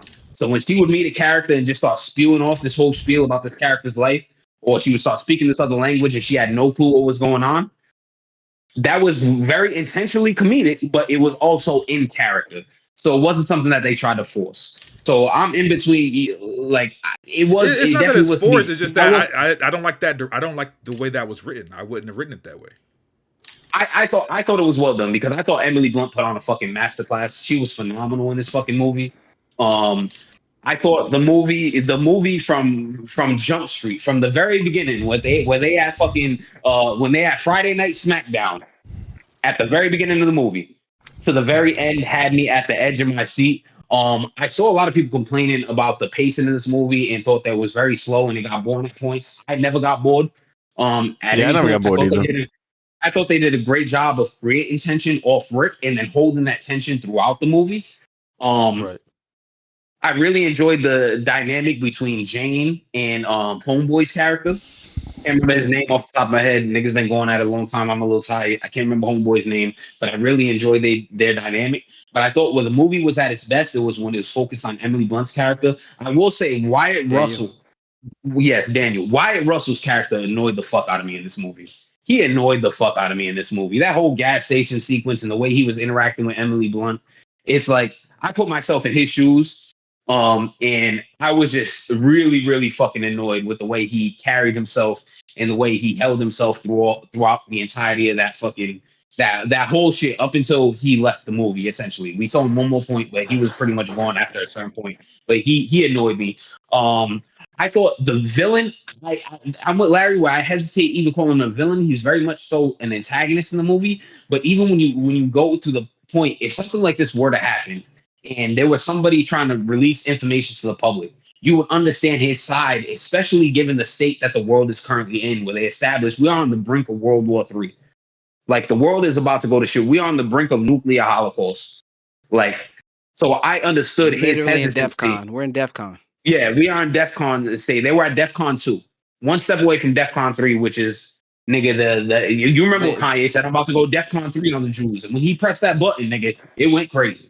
So, nigga, why don't I don't? Did y'all not hear it when it was like when Domingo said, "Bro, you was doing this for your wealth as well," or not even Domingo, but the Daniel was like, "You also was doing this for your wealth and the power." It wasn't just, "Oh, I just don't think the world is ready." That nigga was making money off of this whole governmental contract for 30 years. It was selfish. He was torturing shit. Y'all saw the clip. He was torturing shit. Nigga, y'all niggas got your shit off. Can I get my review of niggas talk about yapping? Let me get my shit off. BT, you be going for 30 minutes, BT. Like this, like this nigga was a good guy trying to do a good thing. You be going for 30 minutes. Larry went for 10. I went for 5. One time went for 40. Nah, I'm talking 2 minutes. Nah, but he said 2 minutes. I thought it was very well done, very well paced. I will say I was actually shocked at how emotional I got in the last like 20 minutes of this movie. I didn't cry, but bro, I felt that emotion. I felt that shit in my chest. Like it felt like something real. Like I was sitting here experiencing this shit. Bro. Like it felt like this is what's coming. Like I'm about like like I'll experience we'll experience. Bro, that shit hit me in my soul, and I was shocked at how emotional I found myself getting. Not to the point that I cried or anything like that, or I was coming to tears. Okay to cry, it's okay to cry. No, I'm the first nigga to tell you I cry. I'm just saying you keep. I didn't cry, by the way. I didn't cry, brother. It's okay to cry, brother. Come on. No, that's it. That's it. Really, like when they were going through the montage and everybody's watching along and everything, and even the moments. Damn, I don't want to spoil it. It's hard to say, but there's a moment in which they go to a warehouse, and even that whole sequence in which Emily Blunt's character is finally kind of seeing what happened in the role that she plays in this whole grander scheme of things within the world. Like all that shit really, really hit home for me for some reason or another. That really, really made me emotional. I'll say my biggest gripe with this movie outside of the CGI is like the last 30 seconds. The last 30 seconds and the final frame of the movie really was just like when that shit ended, I was just like, oh, and I was the only person in the movie that's like, there was multiple people in the movie that was like, this script there's a lot of issues with the script, really. Think about it. Because people wanted to know. People wanted to know. At the very least, we wanted to know what was said. Right. You know what I'm saying? And y'all know what I'm talking about when I say what was said. It was clearly an introduction. Like we don't care, Larry. It was clearly going to be an introduction, bro. It was bad. It was going to be an introduction. She's a translator. It was bad. But what I'll say is this movie kept me on the edge of my seat from beginning to end. There was it made me care about the outcome of what was happening with these characters. Even the character who is the antagonist in the film, I wanted to kind of understand his point of view and what was happening. I found myself understanding to a certain extent. And then the way that his storyline kind of wrapped up in that last kind of final 5 to 10 minutes of the movie and everything, where he kind of comes to an understanding, or not even an understanding, but just realizing that it is what it is. This has to kind of happen. Even that moment, yeah, I thought was a really really good moment. Realizes like there's no stopping it, he gives up. Like yeah, no and it was again, Emily Blunt really, really smoked this shit. Like she was, I loved Emily Blunt in this movie. I went in the movie, guys, as I'm watching the movie, like halfway through, I had to pull my phone out and go. And it's like I found a moment where I could pull my phone out and say, "Yo, this is an Emily Blunt masterclass." She was incredible. But all in all, man, a very, very, very good movie. One of my top 5 favorite movies of the year. I have it rate. I have Obsession and Good Luck, Have Fun, Don't Die as my 2 best of the year, but this is right there with Send Help and Project Hail Mary. This is an 8.5 out of 10 for me. Both of those movies are 8.5 out of 10. I thought it was shot well. I thought it was very, very well acted, and I did not expect the emotional beats to hit me as hard as it did. But all in all, somewhere falling between my 3rd to 5th best movie of the year. I'll have to rewatch it again. It wasn't very heavy from a thematic standpoint, but it posed some very interesting questions. Like there wasn't like, so, Alex is an allegory man. There wasn't like some big allegory or something like that to try to uncover empathy. Or decipher. But it was very fucking, they posed very, very interesting questions throughout this movie. And I think that made the ending get that much harder because as you're watching all this play out in the final fucking 10, 15, 20 minutes of the movie, you find yourself asking those questions and putting yourself in the position of these random people that you haven't seen throughout the movie because they're just literally everyday people, characters in this world. You put yourself in their shoes and you're experiencing this along with them. And I really thought that resonated well. So 8.5 out of 10, great fucking movie. I'm going to definitely see it again. But yeah, I the CGI, some issues with the writing, and then the actual ending itself left something to be desired. But all in all, great movie. Love it. One of my top 5 of the year. Thank you, BT. Love you too. We're going to get to Red Peg. I just want to say... are we doing a spoiler discussion at some point on the show? Let's do next pod. About this movie? Yeah. Absolutely not. Absolutely not. Okay. What's the spoil? What do you mean, the movie? Larry giving me flashbacks to Romulus with this movie. Like, what's the spoil? Red Pig. A lot, Red bro. Pig. A lot. Are you alive, brother? Red Pig is dead. Dead. Rest in peace. Fell asleep with the hot dog in wasted. While y'all here, did y'all like this movie more, less, or about the same as Project Hail Mary? I'm just curious. I like it more. Project Mary, it's too much levity, way too much levity for the situation. For the situation he's in, way too much motherfucking levity, nigga. I agree. I gave both movies an 8.5 out of 10, so I like them both equally, but for very different reasons. Like, Project Hail Mary was just kind of a fun, kind of something I could laugh at, just a fun journey to go along with. While I do feel like the complaints that Wonton had about this movie, I had about Project Hail Mary. That situation just didn't feel like they took it serious enough, but it was still a very, very fun watch that made me laugh and got me emotional once again. I didn't think I could get emotional for a fucking rock, but I got fucking emotional for a fucking rock. It made me shed tears for the rock, actually. Speaking about shedding tears. I like both movies for very different reasons. I'll have to rewatch both of them. I've only seen both of them once to say, but right now they're on even footing, and I like them both for very different reasons. Wonton, how you feel about Hail Mary? Based off that movie, you should give that movie a 2. I said the same thing. I didn't like Hail Mary as much because it was too goofy, but I still liked parts of the movie. This movie, this Disclosure movie was goofy as hell. The best part of the movie is the last 30 minutes. They should have carried that tone through the entire movie, and it would have been a 9.5 for me personally, but it wasn't. So, I think I like Project Hail Mary. Also, the alien. Not to cut you up, say my bad. The alien reveal in Disclosure Day was absolutely horrible. I was expecting something much better. It had no weight for me. Plus, they spoiled it in the trailer that I saw, so there was that. Saint, I'm sorry. What did you say? Saint? That's what y'all need to understand. It ain't about. No, I was saying I think I like Project Hail Mary a little bit more. I think the writing's a little bit better for me in that movie, and it doesn't have like a tone shift or anything like that, or a genre shift like this one does. I don't know. My biggest gripe with that movie was the film was too long, and that's even with them editing it down. Red Pig, I want you to do your review, but I had asked them. Is he still here? Yeah, he right there. Yeah. Red Pig, I asked them what they like. What did they like more, Hail Mary or Disclosure? Oh, Hail Mary. You like Definitely Hail Mary? Okay. Oh, Red Pig. I remember Red Pig loving Project Hail Mary. He did. He loved it. Like He to the point that niggas was. He was glazing. He was glazing. He said it was better than Interstellar. Yeah, he said it was better than Interstellar. Yeah. So it's pretty. Yeah, definitely it is. Go ahead. Yeah. Go ahead, Red Pig. Pretty finish us off. Pause. Let's go ahead. Last review. My bad. This movie, I say Spielberg is back. This movie will be very, very, very, very polarizing to the masses. I can't wait to see with like the casuals and shit. I can't wait to see what they think about this movie. But I thought this movie was gorgeously shot. I didn't have that big of an issue with the CGI. I know a lot of people like y'all was complaining about the train scene. I thought that scene looked pretty good. No, the train scene didn't bother me. It was anytime they showed the fucking aliens or the animals. Oh yeah, I didn't mind the alien. How real could it get? I mean, come on, you wanted to make an animatronic like ET or some shit? That shit looked horrible. But yeah, this nigga wanted him to have Thanos level detail. I will say, yes, nigga's $150 million movie. Fuck. I will say this is a thrilling sci-fi blockbuster, nigga. This just reaffirms that like Spielberg's like when it comes to storytelling and his ability to childlike sense of wonder out of us is still alive, brother. This movie definitely did that. The last, like y'all said, the last like 30 minutes of this movie is fucking outstanding.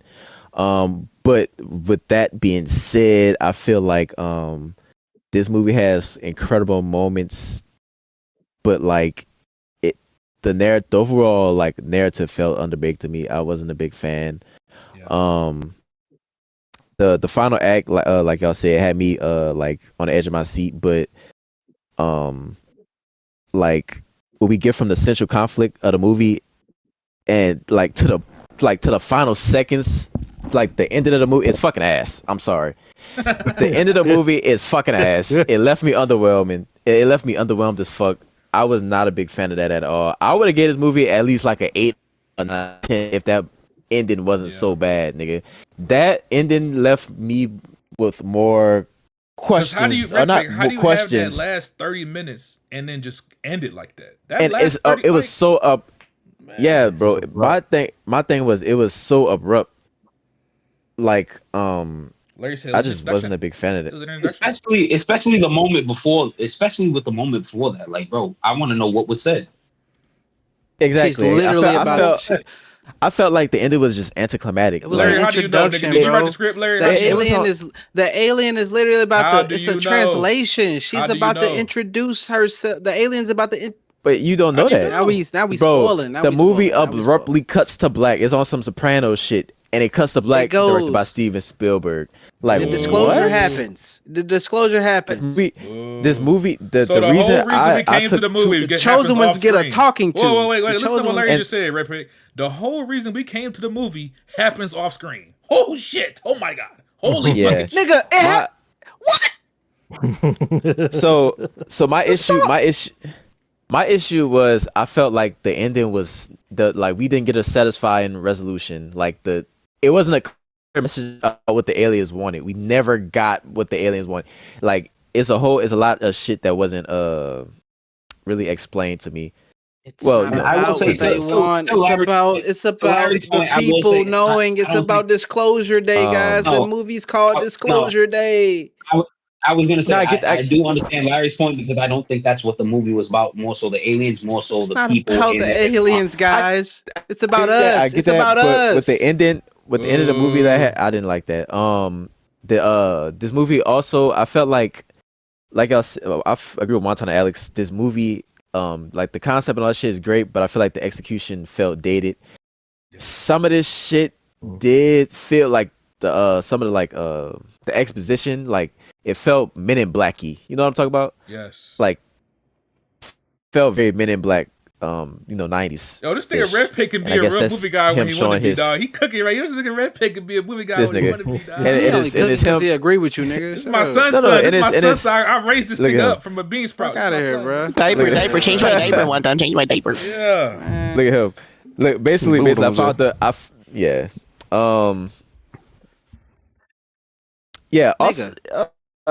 Also, I I felt like Spielberg. Well, it's a blockbuster, but I felt like with this, I feel like he could have delved deeper into the religion aspect of it. He poked at it, but he didn't really dig deep into it enough for me about how the people reacted. I like that This combo. felt I like like that combo with the the people. I like that.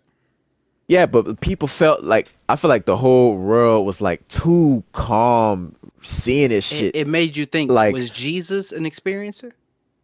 Well, we but didn't yeah, see I get that. We didn't see the world. We just saw the world watching. We didn't really get Exactly. necessarily That's why I'm saying I felt like the ending. That's why the ending is so ass to me. It just had me wanting more. I would have given this movie at least a 9 out of 10 if it wasn't for the ending. Like, I really enjoyed this movie. What'd you give it? I give it a 7. I give it a 7 out of 10. It's still a good movie. It's a great movie. Points. It lost 2 points. Can I might let me ask you this. Somebody Let me ask you literally this. leaned over to their partner and asked, "Is she Jesus?" If you're saying that, and if you already said this, and never mind, I'll rewatch the episode. What could they have done at the very end to make you feel like this is a 9 out of 10? Like, what ending would have sufficed for you? Yeah, I mean, I don't know. It's a lot, I think. That's a lot. I don't know. I just did. I feel like the ending was just so. It just left me like what is it the movie wanted? It was also it was abrupt. It felt anticlimactic. It just wasn't a satisfying resolution to me. And we didn't get a clear message about what the aliens wanted. Okay, so why did they do what they did? So let me ask you, Derek. If they had showed, they had fully showed that, continued that scene, the alien translates, or she translates for the alien and says, "Hey, this is what we're here for. This is why we came here originally. This was our goal," and they say all that and they kind of wrap it up. You would have liked that more. Yeah, I feel like it would have been a satisfying, conclusion to this story. I think if you think about it, the movie, and again, we kind of reaching spoiler territory. That's another movie. But the movie really ends right when we're all curious. Okay, what happens next? What is this thing about to tell us? And we don't really get to see that or hear that. So I think that's what. So I mean, the movie is literally disclosure. It's the fact that it exists. It did. Yeah, thank you. Proving. Yeah, I feel that it actually exists. That's the movie fine. set But out. he's just saying what he would have wanted out of the movie. I see what you're saying, right? We should have named the movie Disclosure Day and the Next Day. That's what we should have named the movie, right? No, I mean, it was still that day. I mean, it was still.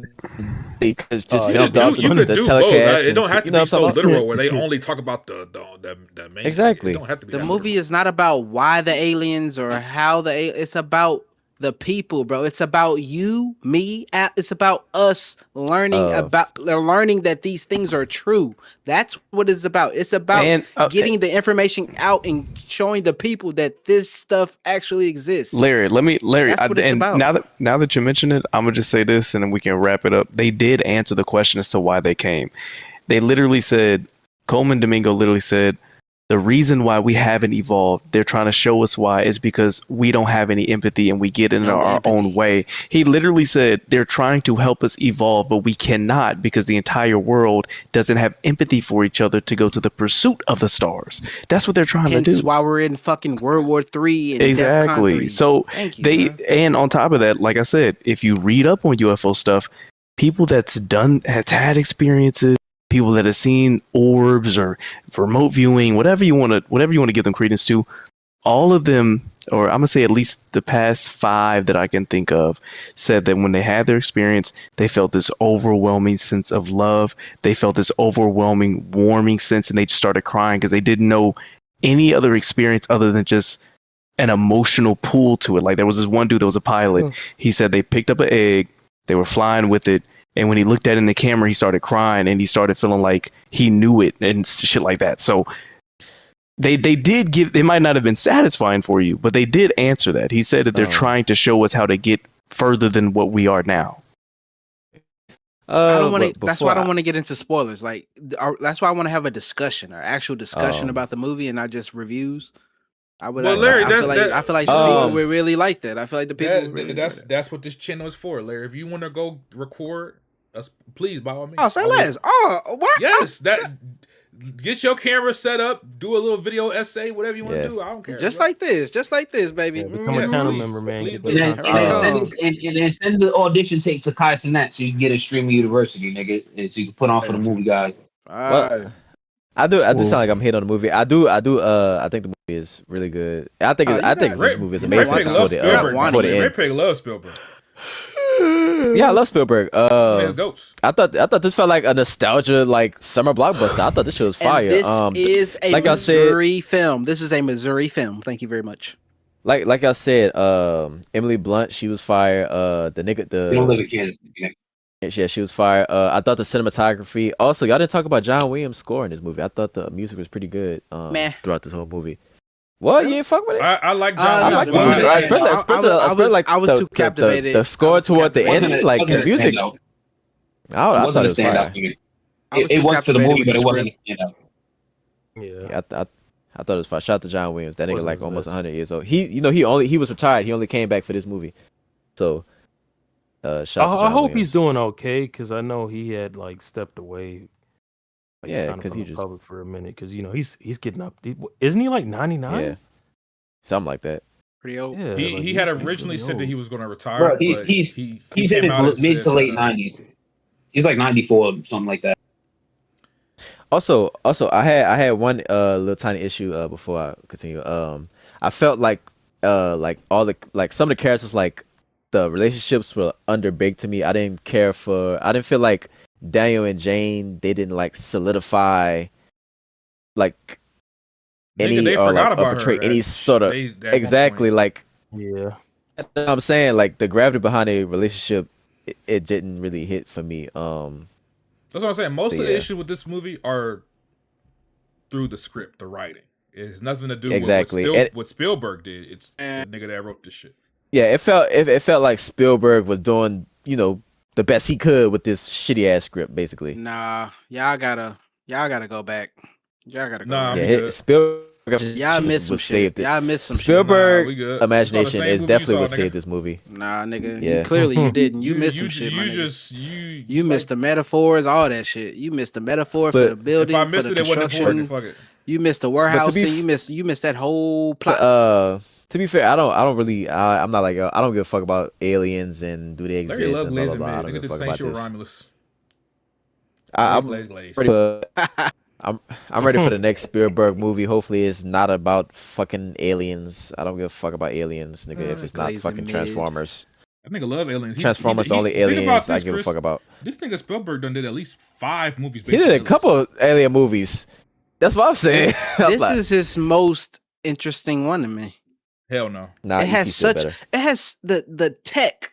The nigga, tech this shit in ain't this better movie. than E.T. This shit ain't better than that's what I'm saying. E.T. movie's still better. There's these devices that they like, bro. Oh my god, I want to get into it. I just want to dive. I want to dive. Y'all know what I'm saying? Like, y'all don't know what I'm saying because y'all weren't listening. Is this? Do y'all think it's better than like? Is Super 8 his? No, that's JJ. Super 8 by him? No, that's JJ Abrams. Oh, okay. Oh, my bad. Felt like Super 8 didn't. You know that JJ Abrams is a Spielberg. He's the son of Spielberg. Okay. It felt like they didn't. Not literally. It felt like it. JJ Abrams. Let's get the fuck about it, man. Yeah. We going. This is a 4.5 hour pod. Beautiful. Alex done dipped out without saying peace. Fuck him. Mafia dipped out. Fucking an hour or two ago. It's almost 3 in the morning on the East time zone. We getting the fuck up. And what you can't do is blame this on me, Money. I did not ramble. I was not yapping today. You have right not start at 9 again. Right now. How about that? Nigga, I asked y'all when to start. Y'all said you wanted to start this time, nigga. Yeah, whoever chose 9, I'ma kick you. I literally asked y'all. 4 niggas said they wanted to start at 9. I'm a Spartan kick you in your I'm glad back. y'all said. I'm glad you picked because Remy to see the movie. Alex had to do Saint. I don't know what Saint was going on. He probably had to get some box or something. Fucking Mafia Quad had to go to Arby's, and then me, I had to get lit. You always getting lit, nigga. Put the bottle down. Nigga said Mafia Quad had to go to Arby's. Before we dip out, this is something that I've noticed, and I'm included in this. The reason why niggas yap and ramble, y'all don't write y'all fucking reviews. Y'all coming off the top freestyling. Y'all freestyling like fucking Jadakiss and Cameron. Nigga, write your fucking review so it's structured and you can hit your points and get in and get the fuck out. Write your fucking reviews, nigga. And it's especially easy. Hold on, wait, I'm not done. I wasn't done. It's especially easy to write your review when you only seen 1 or 2 fucking movies, man. If like you a nigga that seen 10, If you, I just said I'm included in this. Yo, Buck, I just said I'm included in this. I'm included. Me too.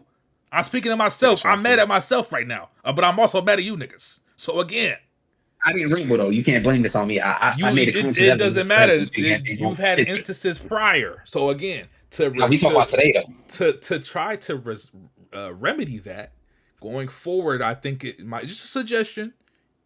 I think we should write our fucking reviews, please. Spell remedy, nigga. No, just do bullet points if you want to. Bullet points, nigga. Because when we be rambling, nigga, this was a 4.5 hour pod. We should have been done 2 hours ago. I ain't gonna lie, we should have been done. I don't know where the time went, but you niggas nigga, can talk, it went to boy. you, nigga, because you niggas can talk. Wani, you spent 25 minutes talking about a movie you didn't like. Larry was fucking Spielberg, nigga, goddamn, nigga. Nah, this whole prod was when niggas don't you love how I found a reason to bring up James Cameron? Don't you love how I found a reason to bring up Avatar? Oh my goodness. Hey, Wonton, I just want to say, niggas in the movie guys said how many times you think Wonton will bring up Interstellar during the Disclosure Day review. I gave the over under at 3. It came in under. You only mentioned it twice. Yes, sir. You won $100. Bro, this nigga bring up Interstellar every pod, bro. It's literally one of the greatest movies of all time and one of the best sci-fi films ever. So anytime there's a sci-fi film, it gotta be compared. I agree. We getting the fuck up out of here. Peace out, y'all. Everybody have a good Saturday and Sunday. Have a good weekend. We will see y'all in 2 weeks. A-Town down. In 2 weeks, I think we're getting Toy Story, fucking Supergirl, some other shit. So yeah, we'll see y'all. Oh, we finna yap. We finna fucking yap. I'm ready for Wani to get on your niggas' ass about Supergirl because I already know a couple niggas in here gonna come in here gassing up Supergirl. I'm gonna go see it, but the movie does not look good. I would just say that the trailers do not look good. That newest trailer was fire though. Okay, Wani, do not let Larry and Saint get. Larry finna come in here and glaze. Larry finna come in here and glaze. All right. No, nigga, Saint finna come here and give it a 10 out of 10. Just because Corn Sweat shows up. Corn Sweat gonna show up for 2 minutes. He gonna say 10 out of 10. I see it now. I like Supergirl, but I'm not like a crazy fan of Supergirl. What the hell? You're a fan of James Gunn's universe, nigga. You gave Superman a 10.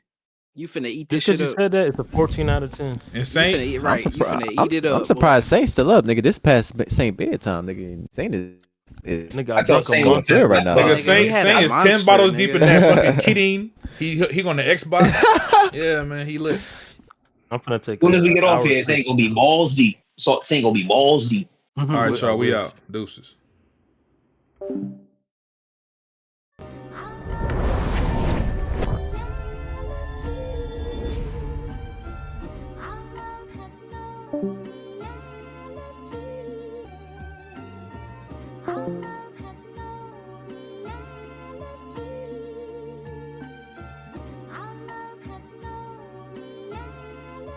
Yo, Creano, this one,